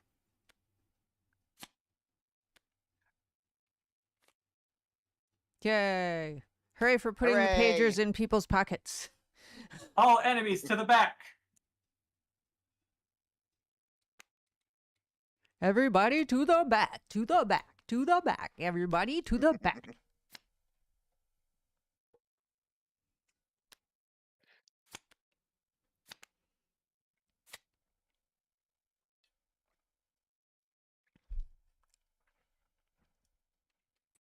So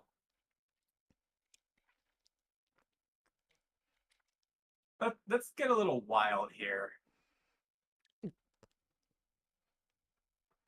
I'm going to spend a stamina to re-equip. I'm going to remove the black arrows and put my true flight arrows back on. Okay. Oh. Oh. You know, the anti-dodge arrows. Yeah. Luckily, tokens don't go away, so this treasure chest will stay here. We can loot it whenever shit hits the fan.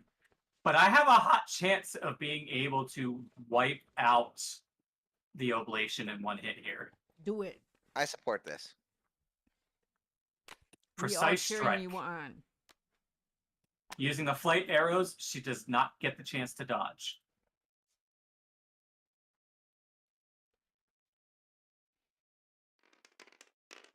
You're just not doing that right now. Oh! Okay. That'll work for me.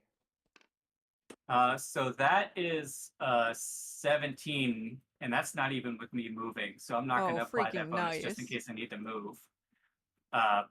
Her defense is a 12, so that's a 5 overage. So that's 5, 6, 7, 8. I get plus 5 because of precise strike because I overed her. Plus 2 from the armor. So 10, 11, 12, 13, 14, 15, 16, 17, 18 damage. And that's Oh, we just... have to add a time counter too, by the way. Oh, yeah. Sorry, time counter. So yeah, I just put that arrow through the oblation and it dies. Okay. Does Zulfikar also disappear? No, it won't. But we are no longer dealing with her BS anymore. The bulk of the problem is now removed from the situation. Oh, and Zulfikar Yeah, so has 0 hit points, so one shot, it's gone. Still has the same hit points as whatever the summoner had. So it operates just like yours. So like if you would die, Agaris would stay on the board until he dies. Well, except that she doesn't take any damage that he takes, Yeah, except for that part. which is really dumb. They're special. All right, so I'm going to draw the loot for killing her.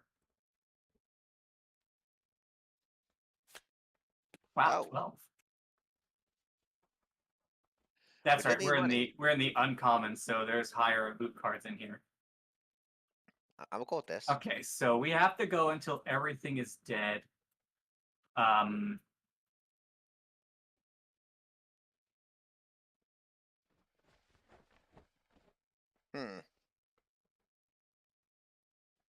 So I might as well go for...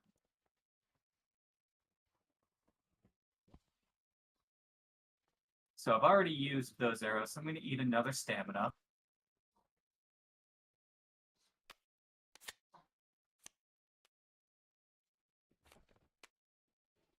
Swap arrows again. I've gone full fucking ranger, guys. It's okay. It's okay. This is what we're doing anyway. I'm going to use the Doom Break for extra stamina.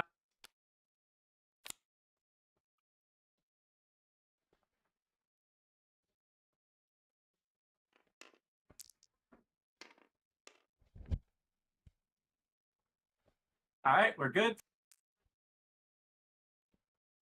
All right, I'm going to spend 2 stamina for down the masses. Because fuck it, hit everything everywhere all at once.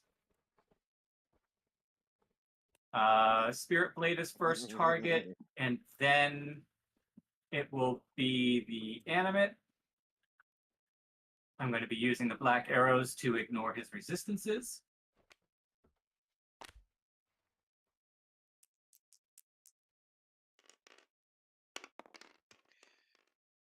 Ooh. That's a really good one. Uses her defense, which is a 12. Oh, wait. Sorry. He gets to roll. Somebody roll a defense die for him. A defense die for him. Okay, hold on a minute. Yeah, because he's nimble. He gets a free dodge. Oh, the Spirit Blade. Yeah. Yep.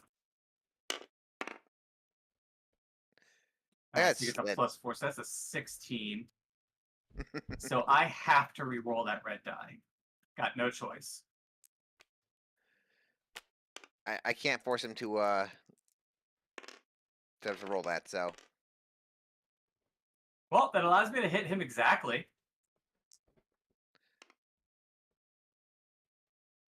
I'd be good enough. We can still at least stack some damage on him now. Yep. So I will, for each shield is +1, and I'm ignoring his physical resistance. And then I'm going to head and use Devastate. And Barbed Arrow. So that is 3, 4, 5, 6, 7, 8. 8 damage on him.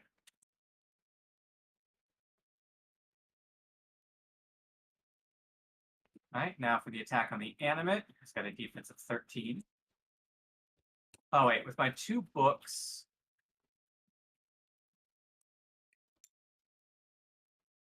I'm going to move 1.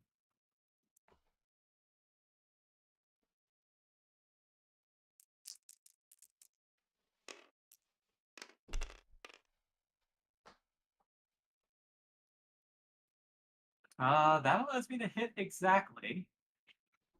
I have armor piercing 2 because of the black arrows. It was almost the lowest. That could have been perfect. Right, almost. So hits exactly. 1 shield. So he reduces his damage to 0, but I still make contact, so he still has to make a conviction check. Oh yeah, okay. What's he got to beat? 11 or higher. Oh my god!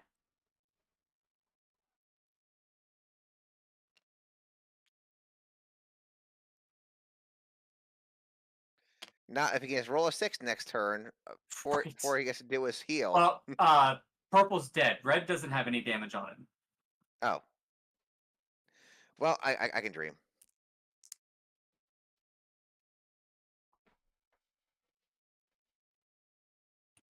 And then my last. Oh, and then 2 books allows me to move 1 space, and then I'm going to eat my last stamina.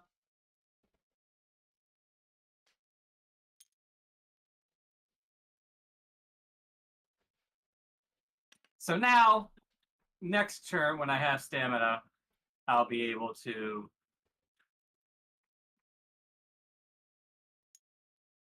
open the treasure chest. Neat. That brings us to Agaris. Woo. Okay. Get him, Agaris. Mess him up. Mess him up real good. Well, Agaris doesn't have anywhere near as many stamina points this time, but let's go. He gains back 3 like everybody else this time, right? Yeah. Okay.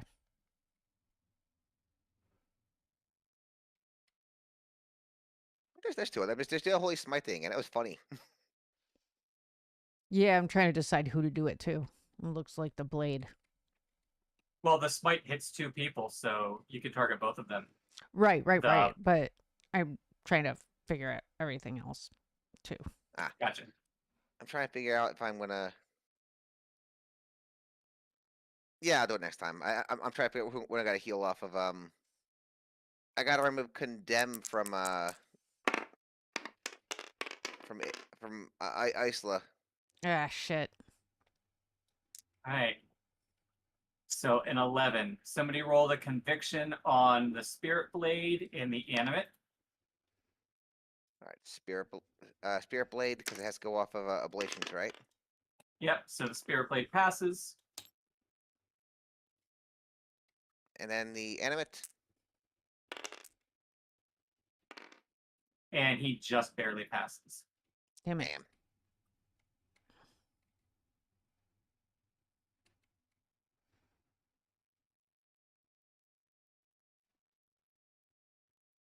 All right. He's going to do a gigantic punch on the knife. The punch is so cool. It's gigantic. It is.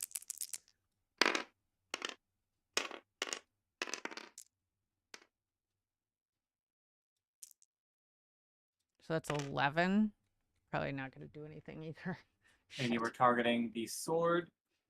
No, because it's got the defense of 12 from the oblation. Oh, and he would have had his dodge roll anyway, so you just got him to waste his dodge roll. Well, Agaris is done. No, good enough. He wore out their resistance, so we're good.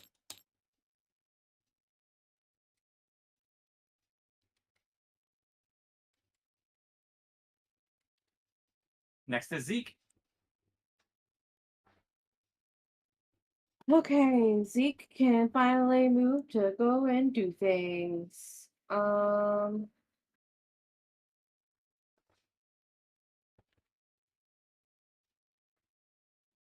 Wait, did we kill the living oblation? Yep. It's Yes. gone. Remy put an arrow through its face. Nice.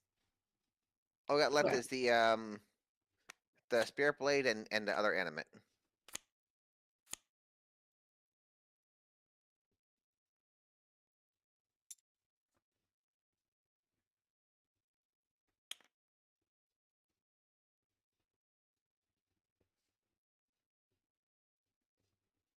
I guess attack the spirit blade and just try to see if I can't get rid of it.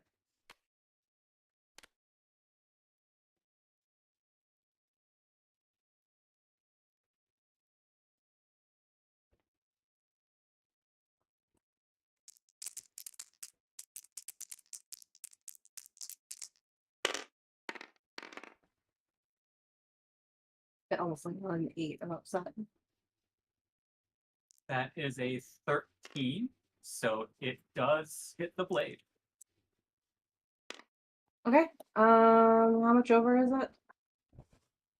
1. Okay. So it's 1 over plus 2 shields. Oh, we got 2 or 3, because this one does +1 and then this one does +2. Or is it a pick and choose? You get to choose. Well, obviously we'll do the +2. It just means you can also spend singular shields now as well.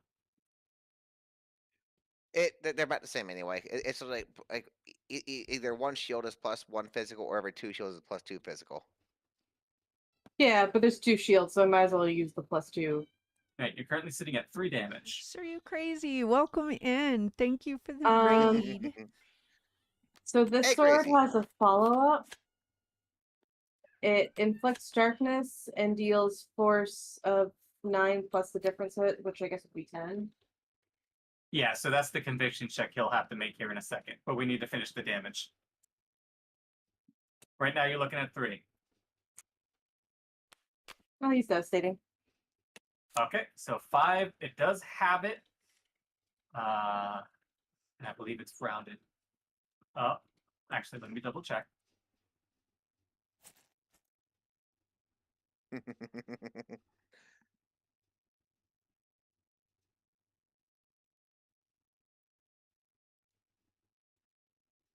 It's rounded up.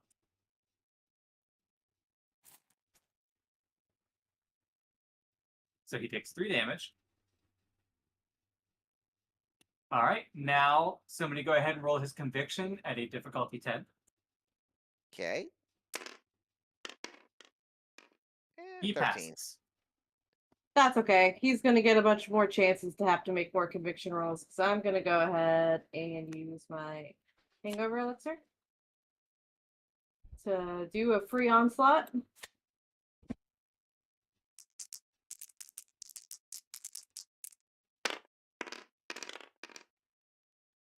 Oh. Okay. All right, that's a 2 over.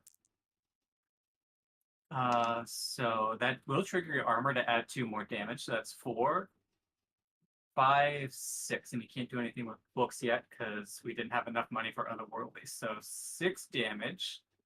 I thought my armor can do that. Oh, I like this armor.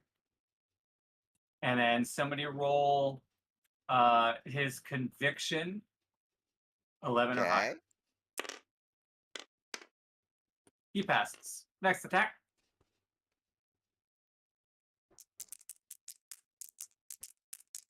Surely he'll roll low eventually. I got 2 more attacks in here. I'm gonna go ahead and reroll that 3.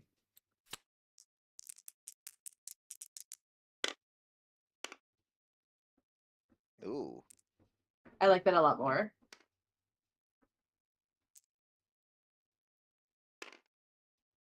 All right. So that's 15. So that's a 3 over. And basically +3 from the shield, so 6. Do you want to use the star for +3 damage? Yeah. I'm gonna go ahead and use the star for the +3 because I kind of want to kill this thing. Which you will, because then the armor adds 2 and it does kill him. Let's go. Neat. However, summons do not give us loot, so we don't get to draw loot from it. That's fine. Now he can't blow up. That's right. The part we did, the part that counts. But that's going to be the end of his turn because he can't reach the end of it.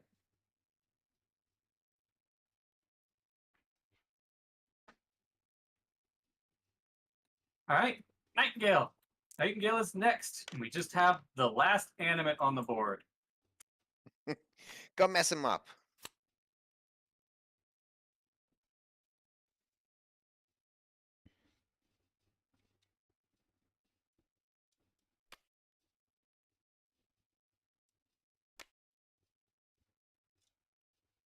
Unfortunately, I can't clear darkness yet. No, you technically can. Using the soul clear. Well, my turn, right? Well, yeah, on your turn. Yeah, but I can't do it yet. Honestly, I'm planning on hitting.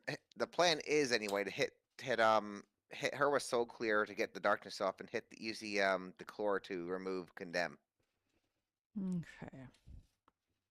'Cause I don't know if that carries over or not into the next phase. The next phase would count as the next encounter, so that would recover. Oh, even better.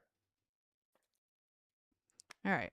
I am going to use Gore Shot first.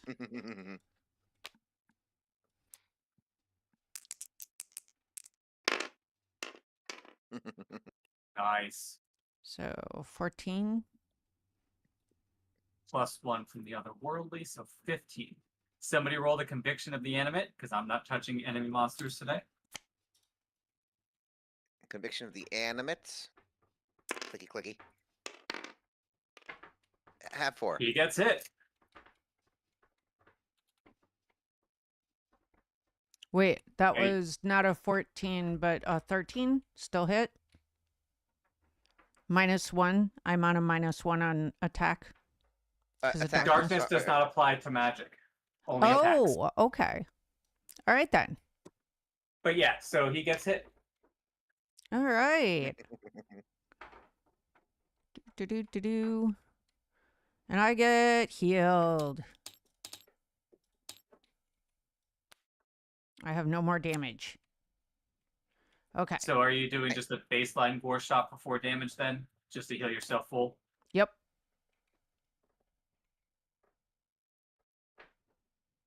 All right. And we've done. You had devastating. I counted on there, devastate. right? Yep. Okay. Cool. Great. Okay. Now, do a regular attack.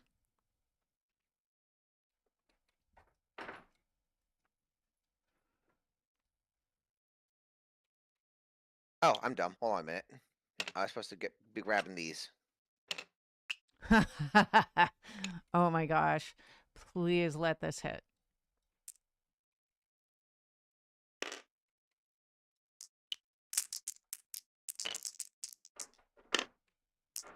Oh, plus I get a vow token.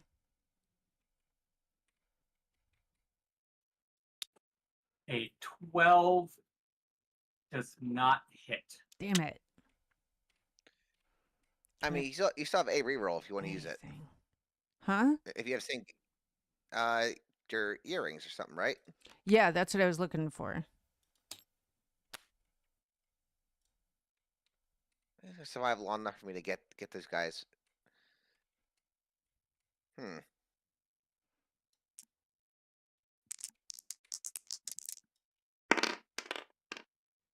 Fuck.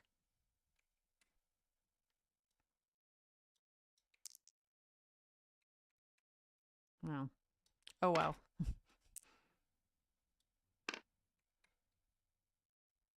It was an attempt, so it's okay. It was an attempt. All right. Oh, plus I And get if that is it for night, it'll be a rook. Okay. Get these back real quick. First of all, this is a per encounter anyway, so I'm just gonna. I forgot to reflip this thing. I still had it going. Turn that real quick. I got, just in case it comes back up, I'm gonna take condemn off of uh off Isla just in case. Because God forbid they Good. survive my round here. I'd like them not to get killed by instant death. Yeah, that would be good. We got straight damage. Hope for the best.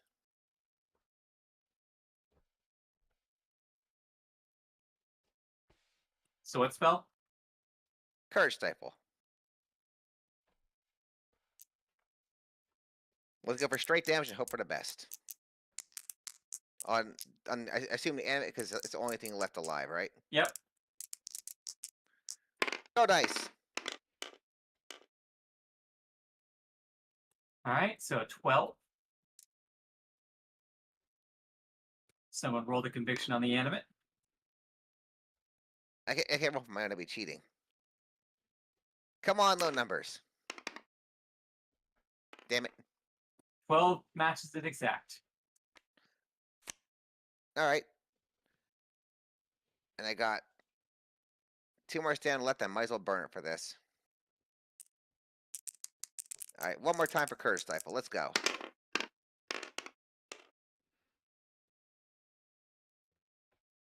$13.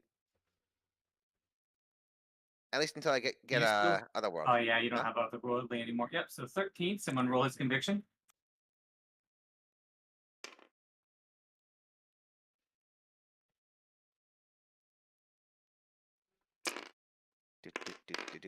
Why? Oh, he passed.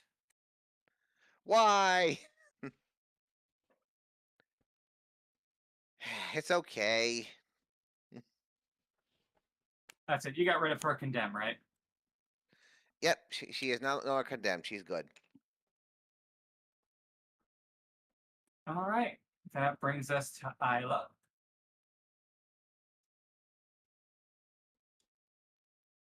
Oh, no, it's too late for that anyway. What was Isla's health at anyway? I forgot. I'm good. Isla's health, she's got 1 hit point left. I meant to heal her too before I did stuff, but I kind of forgot. Yeah, she's gonna GTFO far away from here. I appreciate that.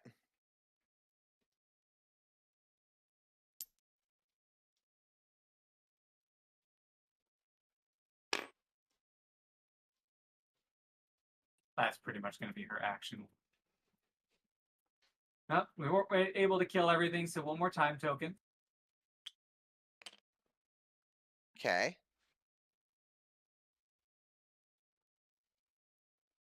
All right, Remy gets to go. Grab some cool loot.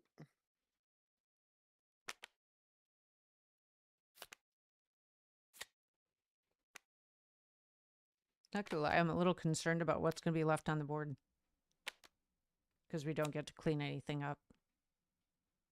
Yeah. It'll be Alright. fine. So I'm going to spend a stamina to open the chest.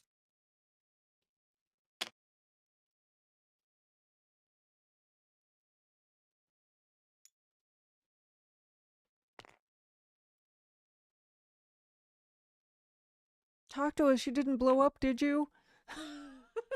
They might have blown up. All right. Gain a ubiquitous plague, mundane consumable, and 1 random consumable. Then read the red hidden text for the red objective. The red I objective? don't like any of that. Where's the red It's objective on at? it's on the next page, and it's a read only when told to. Ah. Wait, on the next page? I don't see anything else over there. All right, but we're at uncommon loot level, so I'm going to shuffle for uncommon loot. Tell me when to stop. Stop. Get a Baphomet's Blessing. At any time, reroll any dice rolled by a figure with an SOI. So basically, it's just another version of the ticket. Yay!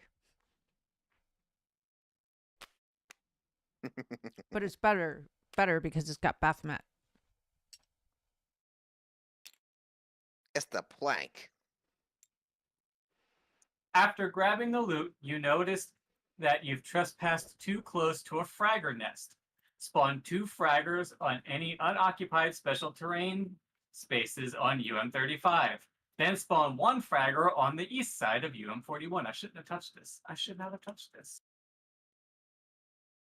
It'll be fine. We got a plank. It's pretty cool. Yeah, but that's more things that we have to kill to end the quest while that dude's bleeding out. Yeah, but keep in mind, you've only just picked it up and you haven't moved yet, which means you just sniped them. That's true. Either you snipe them or we just wreck their shit. We have options. We have a lot of options available to us.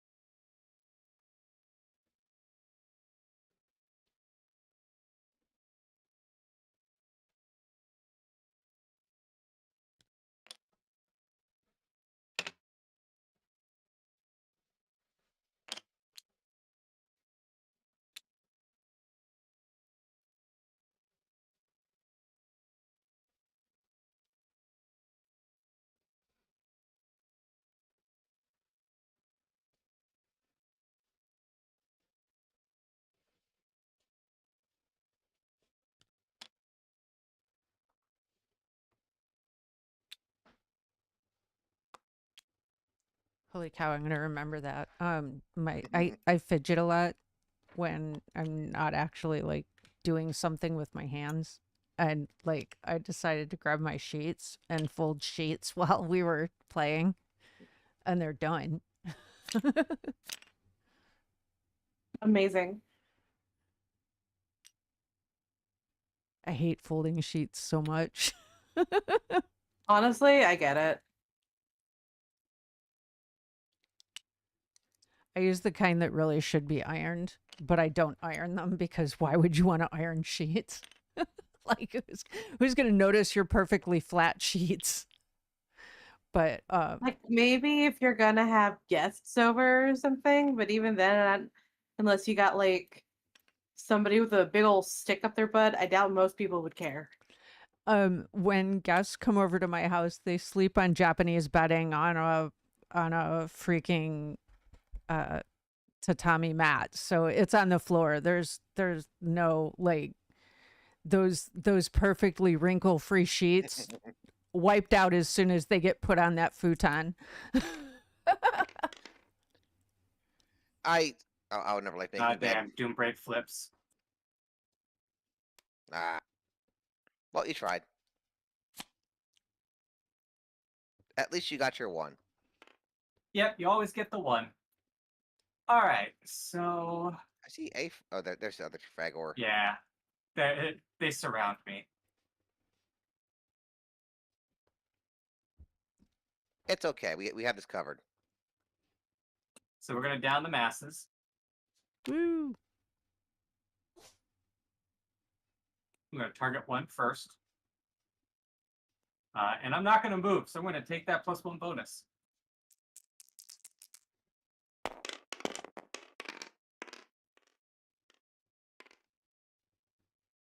I like how that thing kind of hover on the edge right there. They have a fucking defense of 13 now. So that's a 12 with my +1 from not moving. That's 3,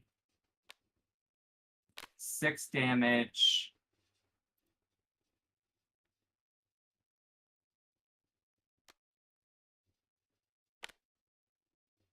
And then he's got to roll conviction versus 11. Because they're not immune to poison. So somebody roll the Fragger's conviction. Yep. Oh, he passed. Okay. All right. Now for my attack on number 2. Oh, dang. Out of time, you're not allowed to roll for the enemies anymore. Works for me. Claire, I'm rolling way too hot. Clearly. Okay, so that's a 16. That's a 3 over. So I get 3, 4, 5, 6, 7 damage.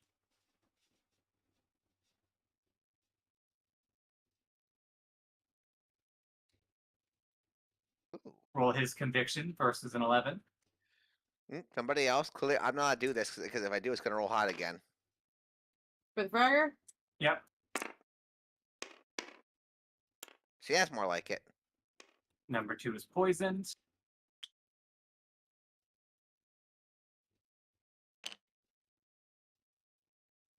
With the 2 books, I'm going to move 1 space.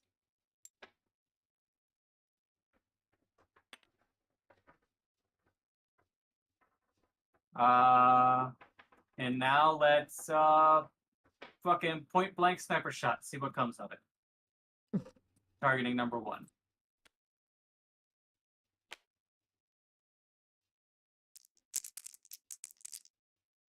Kill shot. Kill shot. Kill shot. That was all fucking trash. We'll reroll the 4.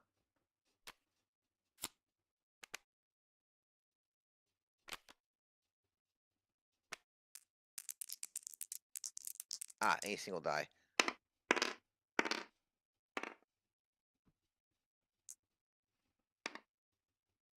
That is an exact hit. Because I have the +1 for not moving. For 1 fucking damage. Oh, that was bad.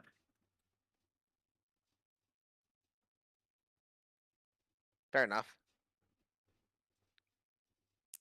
Also, you can probably move again without breaking attacks. You have ghost canister still. Yeah.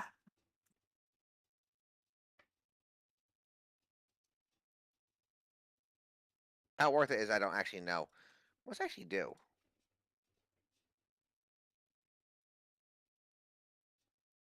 Oh.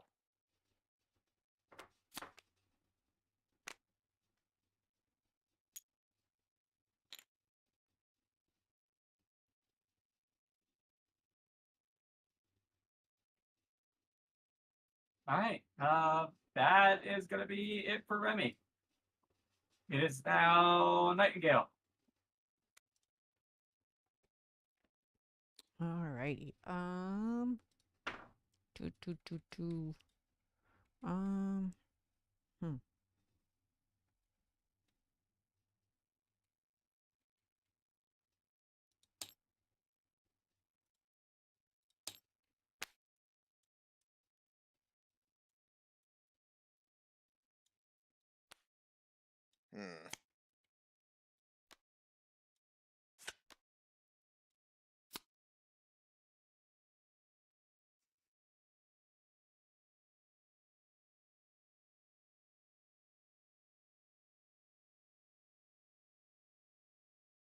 Okay. And a gore shot, animate 1.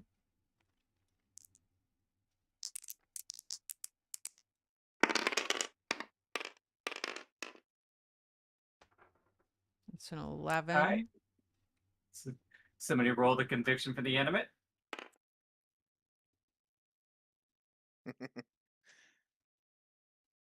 Clicky. Why not jump really high? All right. I'm not touching those anymore.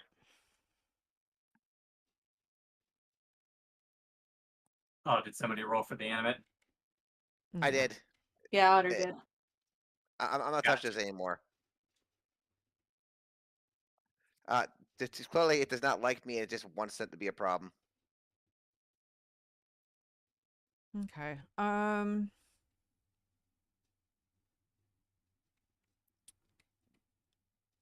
This is against Fragger number 2.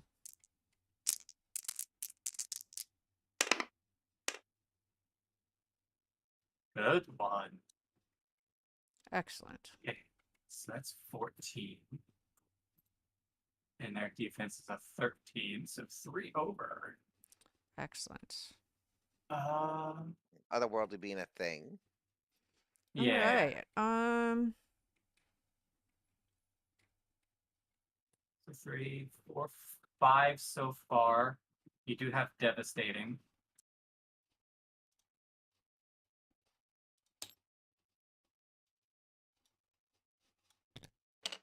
Oh, that's the wrong one.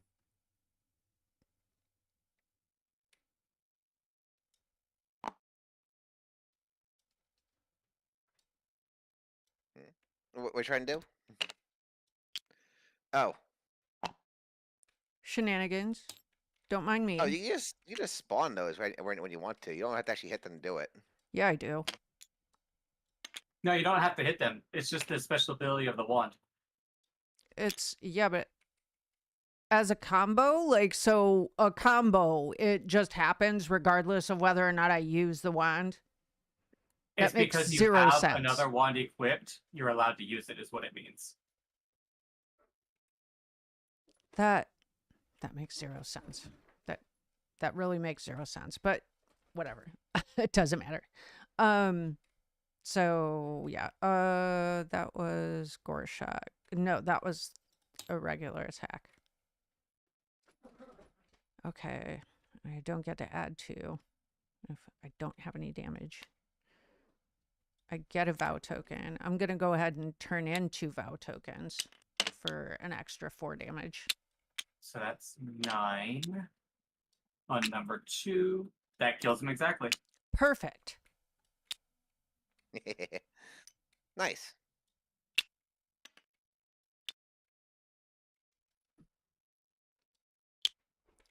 And I'll stop there.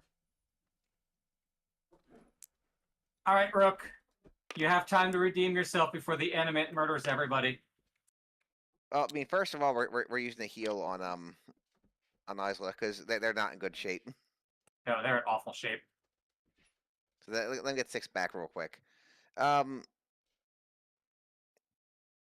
got 3.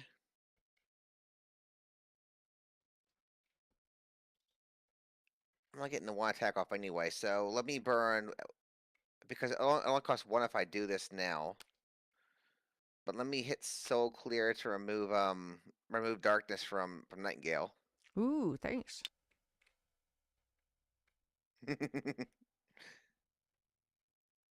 Then I'll have to get the Moo Burger wrap because Pup wants one.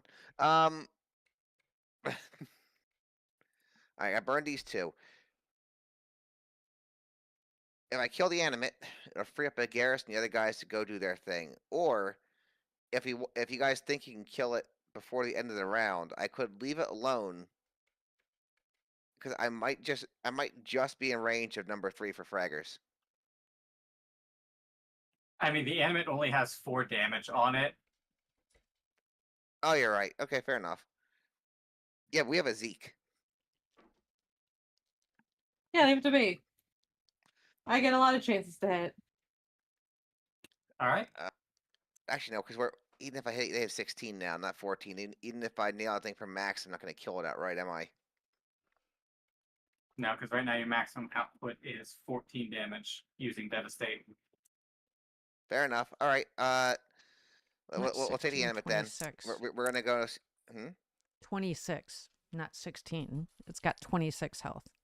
You're just talking about the fragger. Oh, sorry. Yes. They have 16 health? Yeah, They they're Holy the, cow. they're the uncommon version now. Everything's stronger. Definitely now.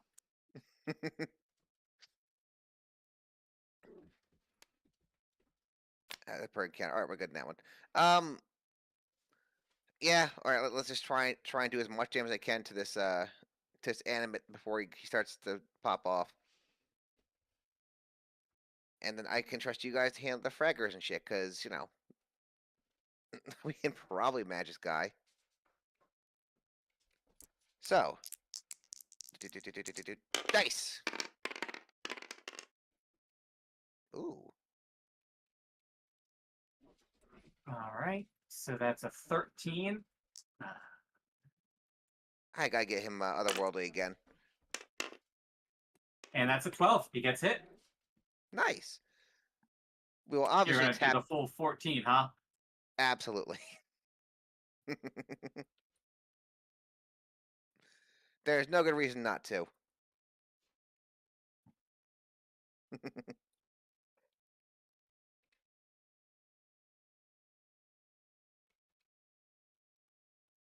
Just I gotta flip it over because it doesn't work right otherwise, and that's good. And that is all I can presently do. All right. It's the animate. He's going to heal 4. And then roll You know, for poison. Yep.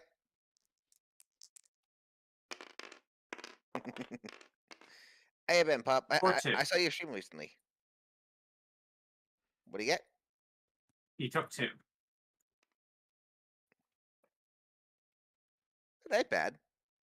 All right. So there's somebody adjacent. So he's going to hot swing on Agaris. First time he attacks, he gets to empower. Since now Otter Time is barred, I'll roll for the enemies again until I get barred. All right, now roll for the black die. I would like to do something for Agaris when I get a chance, but I gotta just grabbing a burger for somebody real quick. So 2 shields, 2 books. He does hit by 1. So He has he'll one more do, armor. Armor shenanigans. He has 1 armor. Wait, what do you mean 1 armor? He gets +1 armor because I have armor shenanigans. What do you? Oh, your shield. My shield. Yeah. Okay. Sorry, you confused me because I was calculating defense. Like armor's not defense. I am confused. Nope. It's just gonna matter for his Okay, damage. so that's 1 over, and then every shield is 1. So it's 1, 2, 3. All right. He absorbs that damage, but he did make contact, so Chains of Perdition allows him to attack again. Yep, and that's why armor. And he misses. Yay. So that is it for the animate. Zeke, you're up. He's almost dead, Zeke. Get him.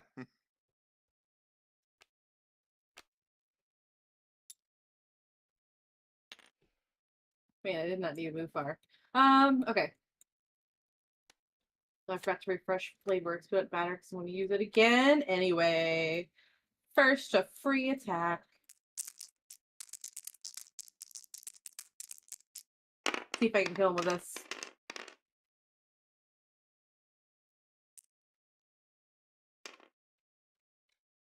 That's a 13. Does 13 hit the animate?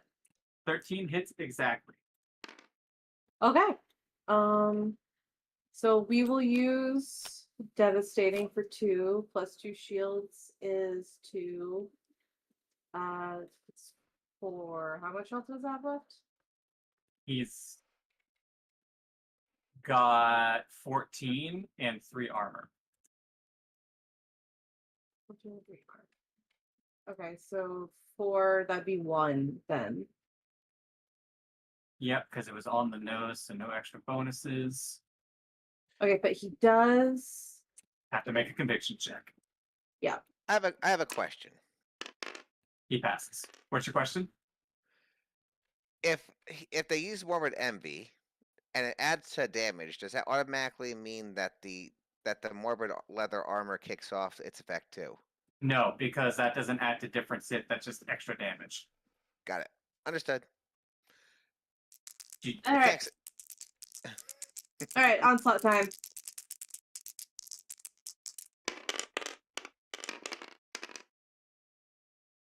I'm re-rolling that 4.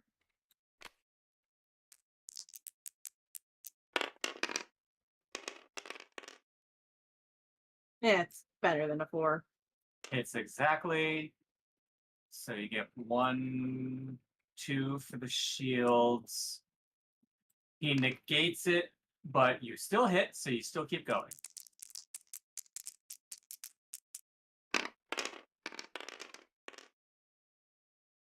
I'm gonna re-roll that 5.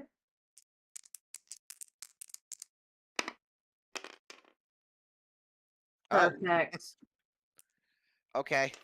So that's a 16. That's a 3 over. 4, 5, 6. You have +2 from the armor for 8. Plus an additional 8 for morbid envy. So that's 16. Reduce it by 3 is 13. It kills him exactly. So you can use the star for a dodge token. Sweet. And then draw the loot. Man, I love morbid envy.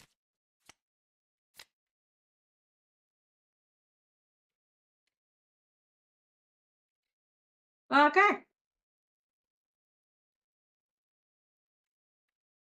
Okay, that brings us to Isla.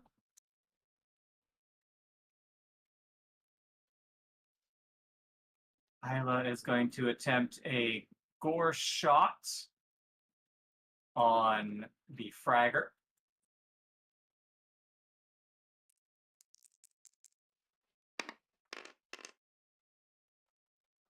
That was almost on an 80. All right, somebody roll the conviction for the fragger.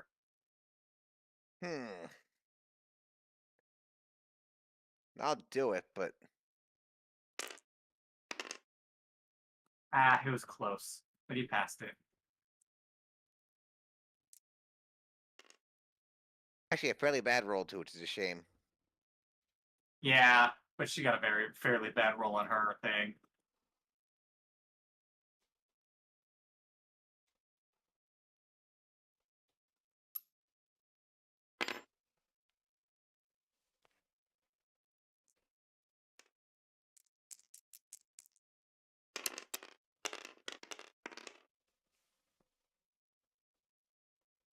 Ooh, what are those dice Okay, for? so she's attacking now. Oh, She has 2 reds. yeah, it's a red. I was looking at her conviction. I was rolling her conviction. You almost robbed her. Not really. Same numbers on both of the dice. All It's right. just different symbols. So she hits with a 2 overage.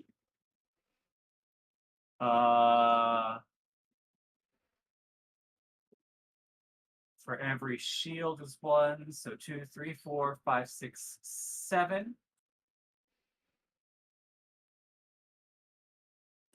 Just has 2 more life left. So she's gonna try and kill him. Let's go.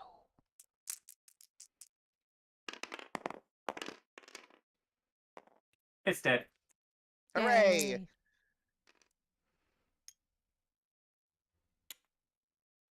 All right, now for Agaris.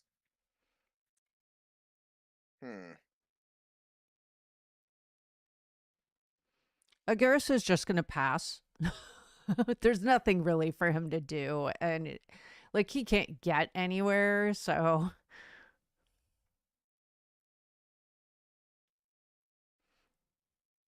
I mean, unless you want him to, like, he can't do objectives, right?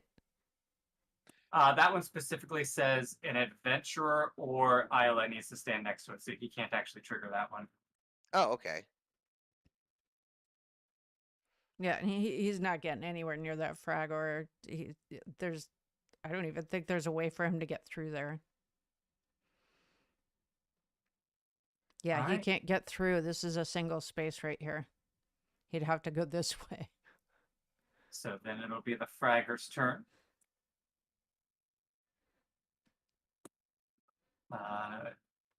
No one is adjacent. No one is within range 6. Can it move adjacent to an opponent? So it will just move.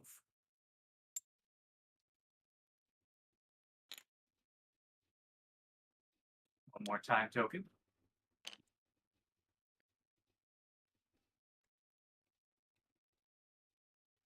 All right, Zeke.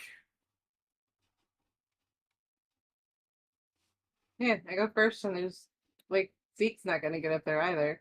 Eh, just move the stockpile. Oh, no, it doesn't matter. There's It's gonna also end the up blue doing objective. that, right? Yeah, you Yeah, could that's head just towards. what I was gonna head to, was the blue objective. Oh yeah.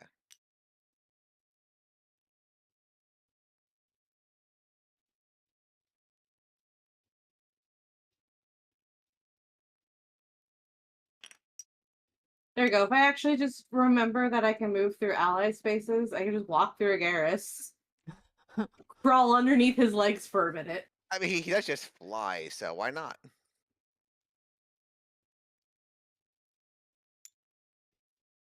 Do we want me to go ahead and activate the blue objective? It just triggers when you move adjacent to it. You don't have to activate it. Okay. The ground explodes, sending rocks in all directions. Spawn in Earthloa on the space this token occupied. Oh my god, you were This guy's gonna bleed serious? out. This guy's gonna bleed to death. And I'm not allowed to heal him apparently. So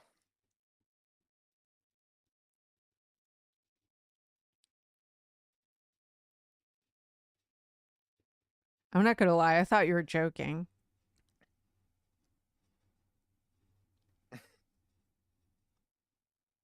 damn us for being completionist. It's okay. We make this work. It's fine.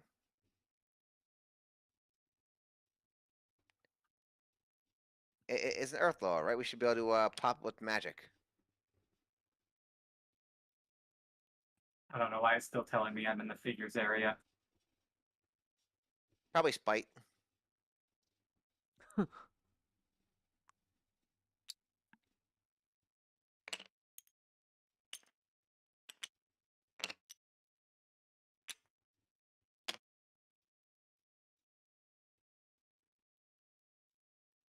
I mean, on the bright side, Zeke gets to hit the Earth law a bunch.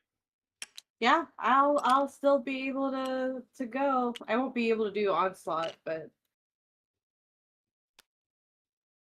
Oh, you have 2 left, right? And a beer. well, this is poison. But I do have the MF fortitude to gain an SP. Tastes How did like. labor first? That was alcohol. I mean, I guess it was a beer. I mean, beer is alcohol, so Yeah. it's nondescript alcohol. Legally distinct alcohol. I'm gonna reroll a 3.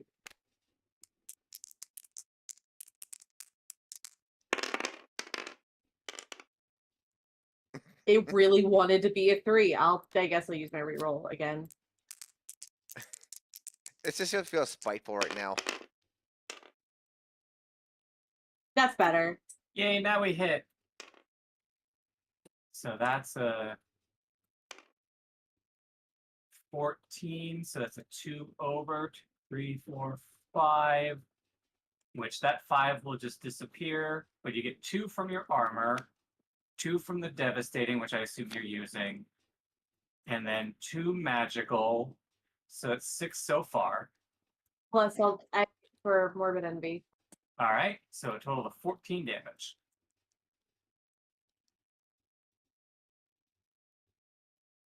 He's got 24 left, 22 left.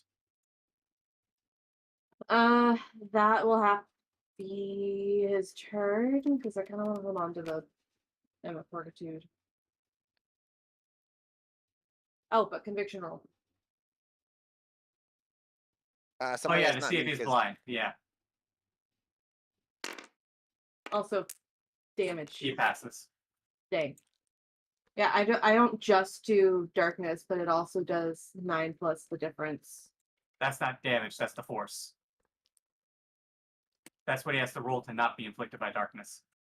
Oh, okay. I thought that was also like additional damage. Nope.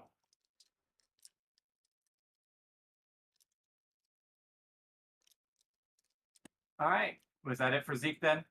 Yeah, that's it for Zeke. Does he have to roll once for darkness and once for the poison? Zeke doesn't do poison anymore. I haven't activated it. Oh, okay. I thought you were using the thing. Never mind. I have That's not what I thought you activated were it rolling yet. for. Alright, Damn. Violet is next. No, my sword has a chance to inflict darkness every time I use it. Does it? That's So cool as literally shit. every attack, yeah, it's a follow-up. Whenever I hit, I have a chance to Oh. inflict darkness. That's cool as shit. I love that. It's one of the reasons why I really wanted it. Alright, let's go to Gore Shot.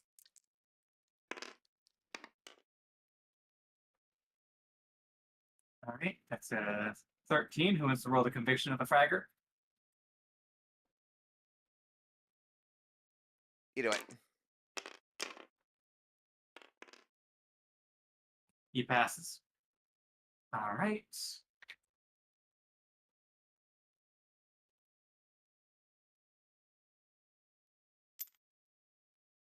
Have they used their whatchamacallit? Their once per encounter thing yet? No, not yet.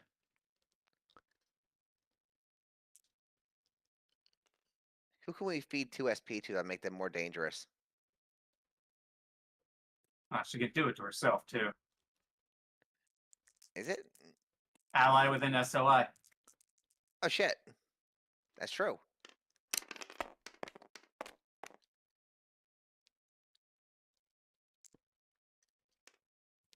Alright, so that's a 14, so that's 1 over.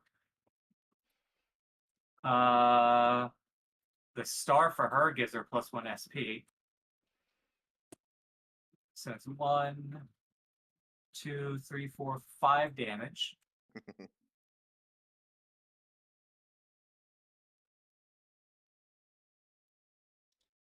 She's going to use her once per encounter to give herself 2 stamina, and she's going to burn it for an attack.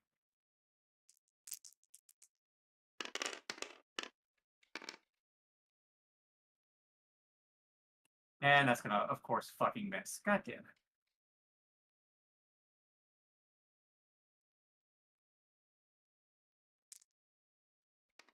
Oh, we didn't even read something that was important on Isla. What? Read that first part. The hostile aura. But she hasn't taken a physical attack yet. All that damage she got was getting fucked in the ass with magic. Damn. All Yeah. this shit. Okay, Yeah, never mind. because she got hit with the Exalted Esper, which was all magic. Oh right, Jesus Christ. No, I did not forget about that ability. She just can't use it. God damn, man. All right, it's now Nightingale's turn.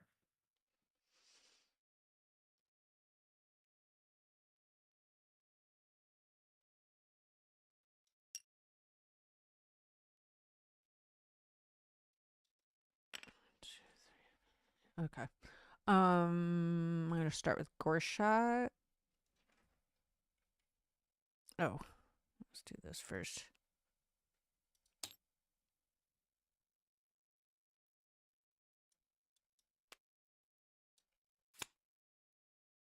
Okay.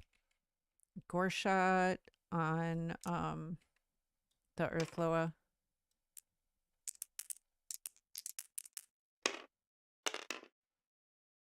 Oh, son of a bitch. But by the way, if you do keep forgetting to use the wand's ability if you want to also roll your conviction dice. Oh, right. So there's your red one. If you want, you can go ahead and roll your conviction dice. Yeah, it's Yep, all All and right, so that's an remember 11. because your 2 wands now, you can also just put water places because screw them. not on Gore Shot, but yeah. No, I mean period. It's exhaust, isn't it? Oh, yeah. Yeah, the water tower could just be dropped anywhere. All right, so he's got an 11 that he has to beat. but rolls a 13.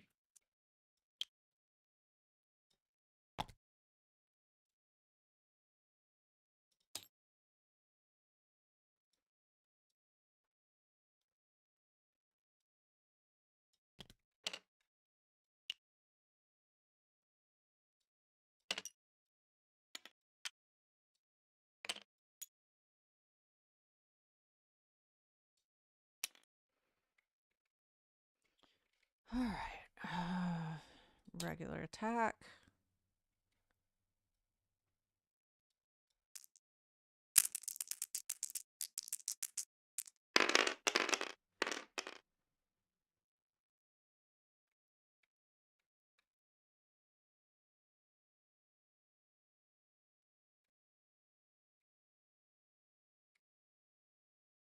You can't regular attack the Earth Loa.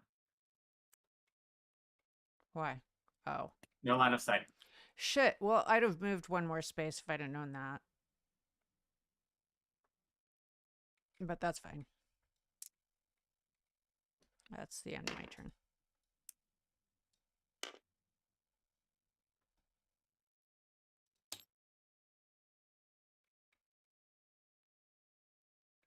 You can do some movement and attack the Fragger if you wanted to.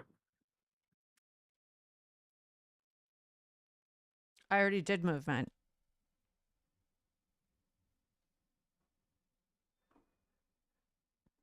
Oh, yeah, okay. I didn't realize you moved.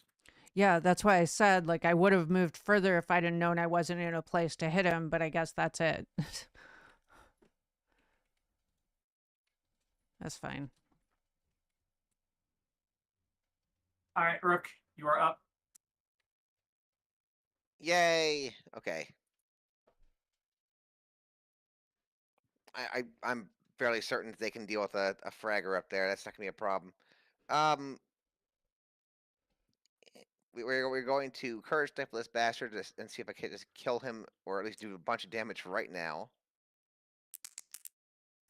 I can't kill him yet, but I can certainly make it hurt.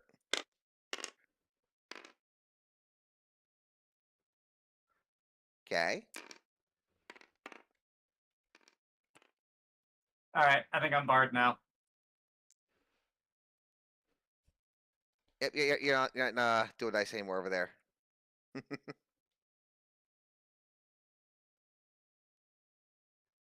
I can't force a reroll with anything I currently have. Well, shit. Oh, I can actually on tap that now.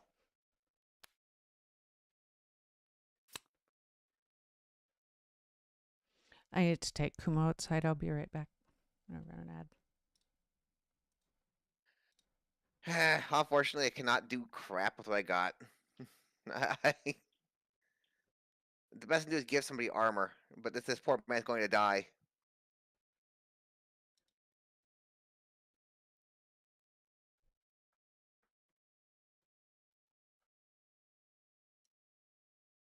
Because even if, with the one I have left, I can't get anywhere to make a difference.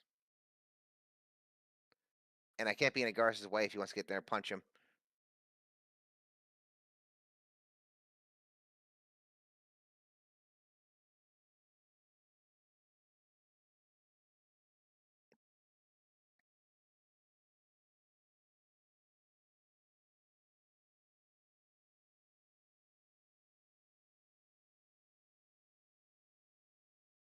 Well, shit. All right. I can't do nothing else. All right, Agaris will be next, but Aonyx stepped away. All right, this isn't exhausted anymore because turn came up. Well, on the bright side, is give somebody armor now if I need to. We're gonna have to call it here soon. Yeah, I'm sure we're almost done these two. Then we're done, right? It should be the end of the encounter once these two are dead.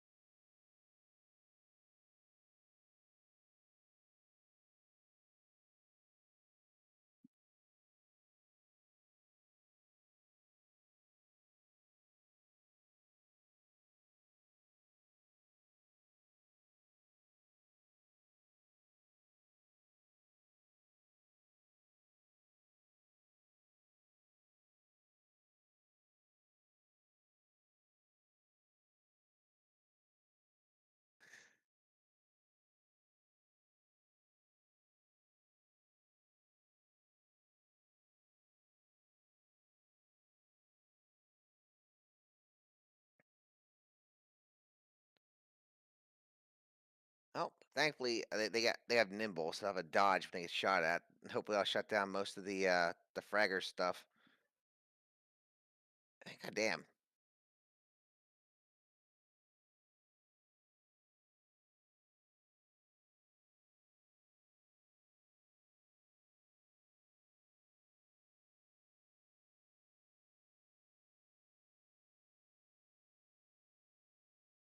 Welcome back. It's Agaris' turn.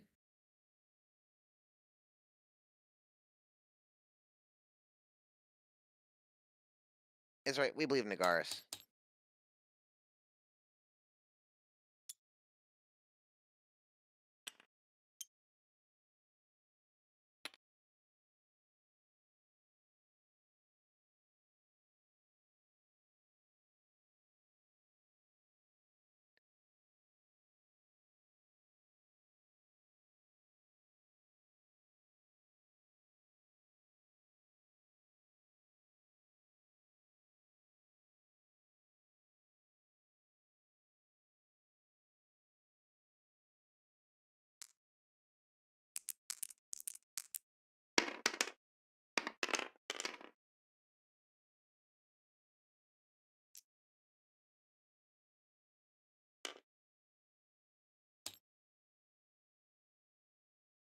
On Loa?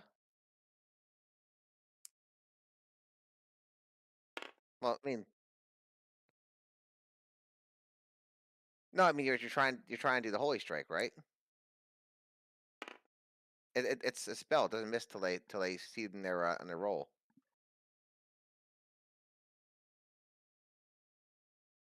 On Loa? They barely got an 11.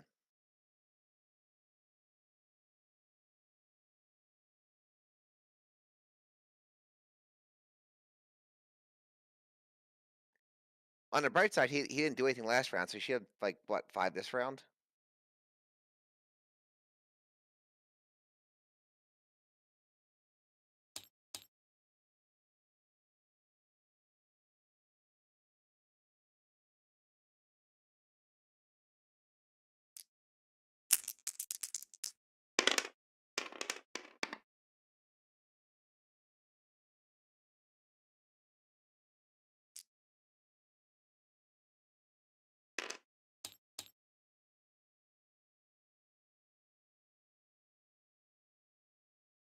Would that miss him?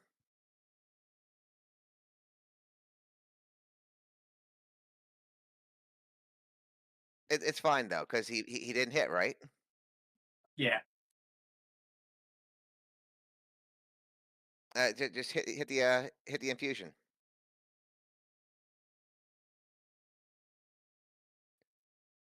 Oh yeah, Garrus has that thing that if he misses, he can spend a stamina to roll a purple die to add it to it. And you've only missed him by 2, so.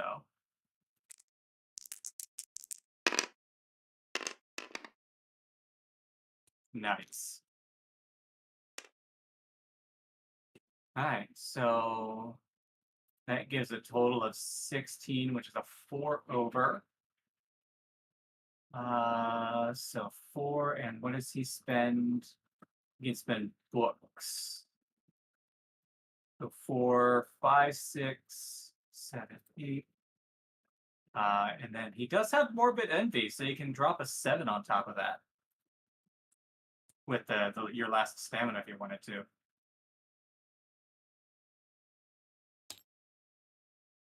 All right, so that was 7 on top of 8 Hi, Dark. is 15. He does have armor 5. Still 10 points of damage. He's got 12 left.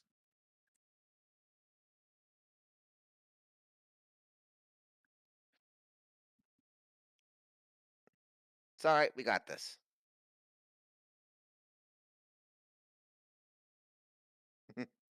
Is it?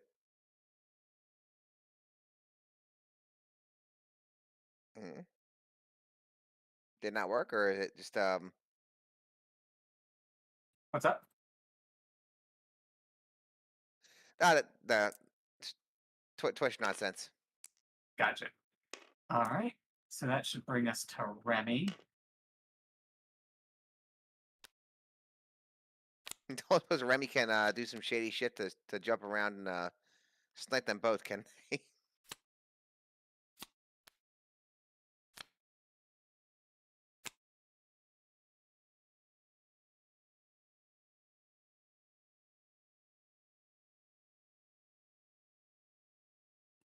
So let's see. I'd have to do quite a bit of maneuvering, but I might be able to pull it off.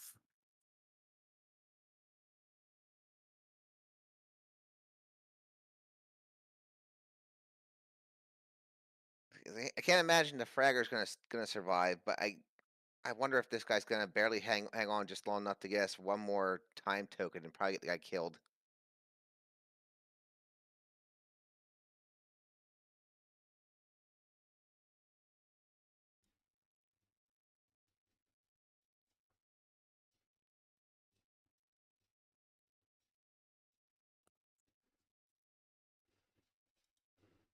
All right, so we're gonna start with just the precise strike to try and kill the Fragger.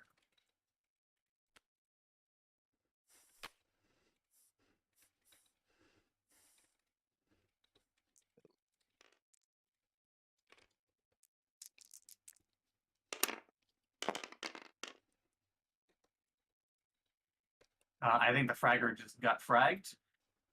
So that's a 16, so that's a 3 overage. I don't get the bonus 5 because it's only a 3 overage. Yeah, So but that is dead. yeah, how much damage does it have left?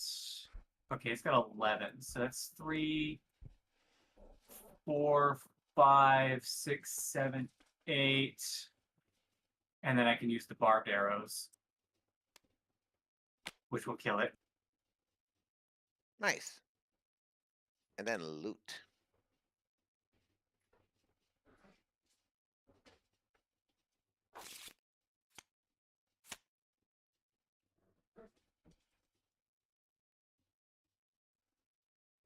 All right, now I'm going to spend stamina to move.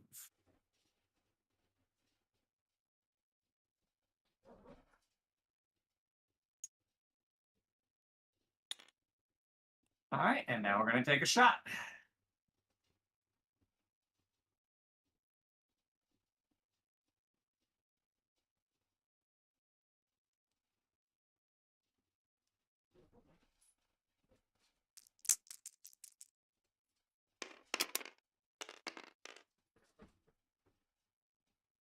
We're going to re-roll that red die. Man, it could have been like one lower, it'd been perfect. There you go, Like it's that, one right lower. there. That's perfect. Nice. So Remy's going to kill the messenger.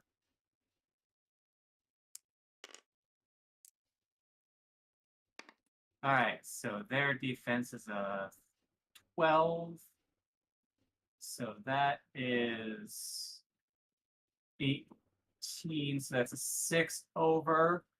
I have armor piercing of 2, so only 3 of that disappears. So that's a 3, 4, 5, 6, 7, 8, 9, 10, 11, Oh, yeah, 12 12. plus 2 from the armor. So 14.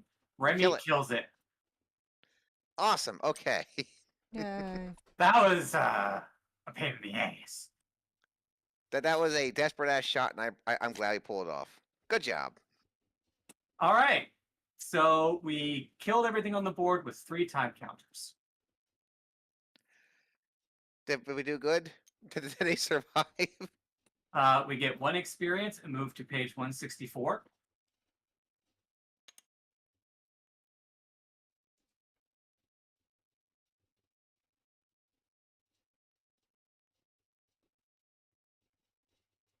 I've added everyone's experience.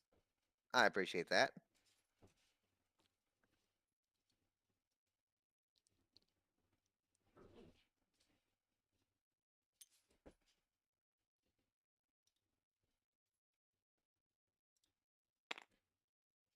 All right, so we go to 164, freed from this realm. Okay. Okay, Oh. but I'm going to do a save here, and we will go through this post dialogue, and we'll cliffhanger on the fate of the bleeding guy. Hooray! Will he survive? Found out next time on. Just because it's late and I need to go hop in the shower. Fair enough.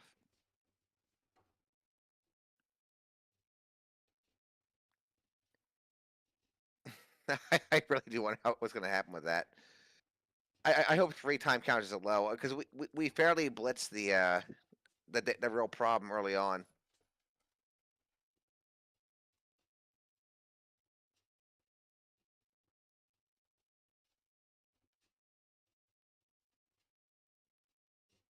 Yeah, I feel like we did good. Like 3 rounds to wipe out shit that just kept showing up. But we are all saved, so whomever wants to flip the table, feel free to flip the table. Flip. Flip. It disappoints me that it doesn't actually flip. I know. One day maybe.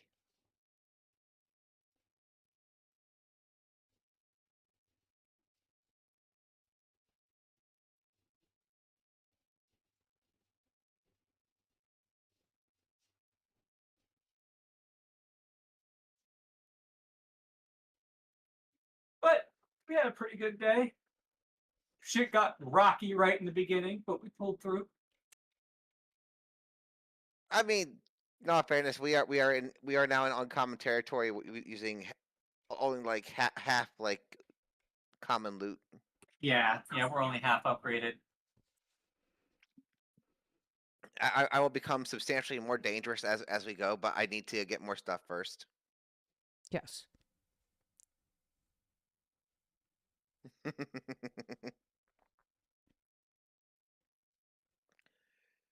So then we had the question of who would you guys like to raid out to?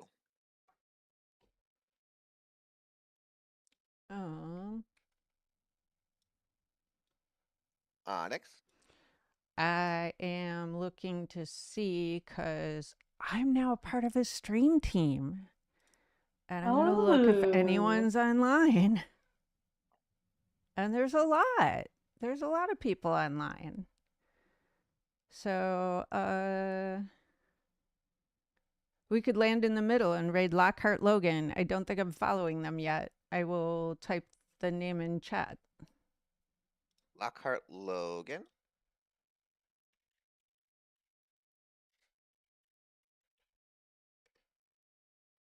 Just like that.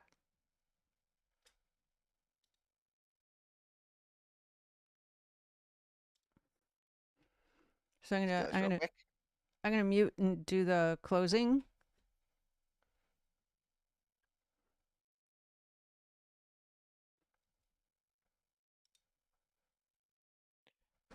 Oh crap, Percy Eve. Okay, this will be interesting.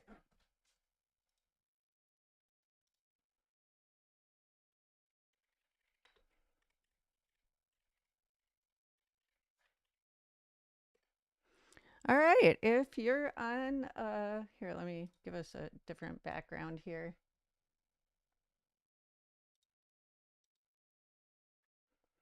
If you're on YouTube and you like the video, smash the like button. If you're not subscribed and you want to be, hit the bell icon. Choose the top option to be notified every time I go live or post a new video. If you're on Twitch and you're not following me but you want to be, hit the heart icon to drop a follow. Thanks so much for joining me, you guys. I really appreciate you all. I would not be streaming if not for y'all, and I really appreciate you. I hope you have a great rest of your day, and I love you all. And let's get some raid messages going. This one's free, and if you're subscribed, you'll be able to use this one. I really appreciate all my subscribers, but if you are tight on money, do not give me your money. Use it to get yourself into a better situation, 100%. I do appreciate my subscribers, though. Thank you so much. I appreciate all of your support. Let's go raid Lockhart Logan. Give him some love. Let's go.